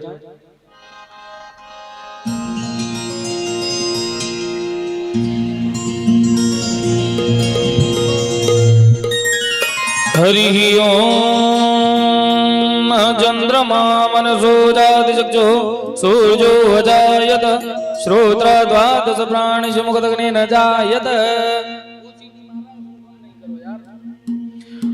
हे राजा राम तेरी आरती उतारो, हे राजा राम तेरी आरती उतारो। ओ हे राजा राम तेरी आरती उतारो, हे राजा राम तेरी आरती उतारो। ओ आरती उतारो तुमको बनाओ, आरती उतारो तुमको बनाओ। हे अवध बिहारी तेरी आरती उतारो, अवध बिहारी तेरी आरती उतारो। कनक सिंहासन राजत जोड़ी, सिंहासन राजत जोड़ी, कनक सिंहासन राजत जोड़ी, कनक सिंहासन राजत जोड़ी। दशरथ नंदन जनक किशोरी, दशरथ नंदन जनक किशोरी। ओ युगल छवि के दर्शन आओ, हे राजा राम तेरी आरती उतारो। ओ अवध बिहारी तेरी आरती उतारो, अवध बिहारी तेरी आरती उतारो। हे माम भाग शोभित जगजननी, भाग सोमत जगजननी, चरण विराजत है सुतोजनी, चरण विराजत है सुतंजनी। ओम चरणों को सदा पधारो, हे राजा राम तेरी आरती उतारो। आरती हनुमत के मन भाए, हनुमत के मन भाए, आरती हनुमत के मन भाए, हनुमत के मन भाए। राम कथा नित शिव जी गाए, राम कथा नित शिव जी गाए, ओ राम कथा नित शिव जी गाए, राम कथा नित शिव जी गाए। ओ राम कथा हृदय में उतारो, हे राजा राम तेरी आरती उतारो। ओ अवध बिहारी तेरी आरती उतारो, अवध बिहारी तेरी आरती उतारो। कर्पूर गौरम करुणावतारम संसारसारम भुजगेन्द्रहारम सदा वसंतम हृदयारविंदम तवं भवानी चैतन्यमानी, त्वमेव माता पिता त्वमेव, त्वमेव बन्धुः सदा त्वमेव, त्वमेव देवा त्वमेव, त्वमेव सर्वं त्वमेव देवा, त्वमेव सर्वं त्वमेव देव। त्वमेव सर्वं त्वमेव देवा। एक बार दोनों हाथ उठा के महामंत्र के साथ आज की पावन कथा विश्राम करेंगे। सभी दोनों हाथ उठाएं। ओ हरे कृष्णा कृष्णा कृष्णा हरे हरे, हरे राम हरे राम, राम राम हरे हरे। कृष्णा हरे कृष्णा कृष्णा कृष्णा हरे हरे, राम हरे राम, राम राम हरे हरे। हरे कृष्णा कृष्णा कृष्णा हरे हरे, हरे राम, राम राम, राम हरे। हरे कृष्णा हरे कृष्णा कृष्ण कृष्ण हरे हरे हरे राम राम राम हरे हरे।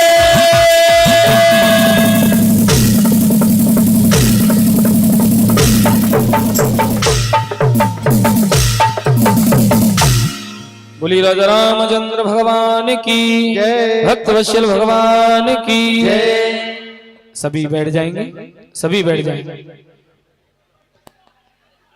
अवध बिहारी सरकार की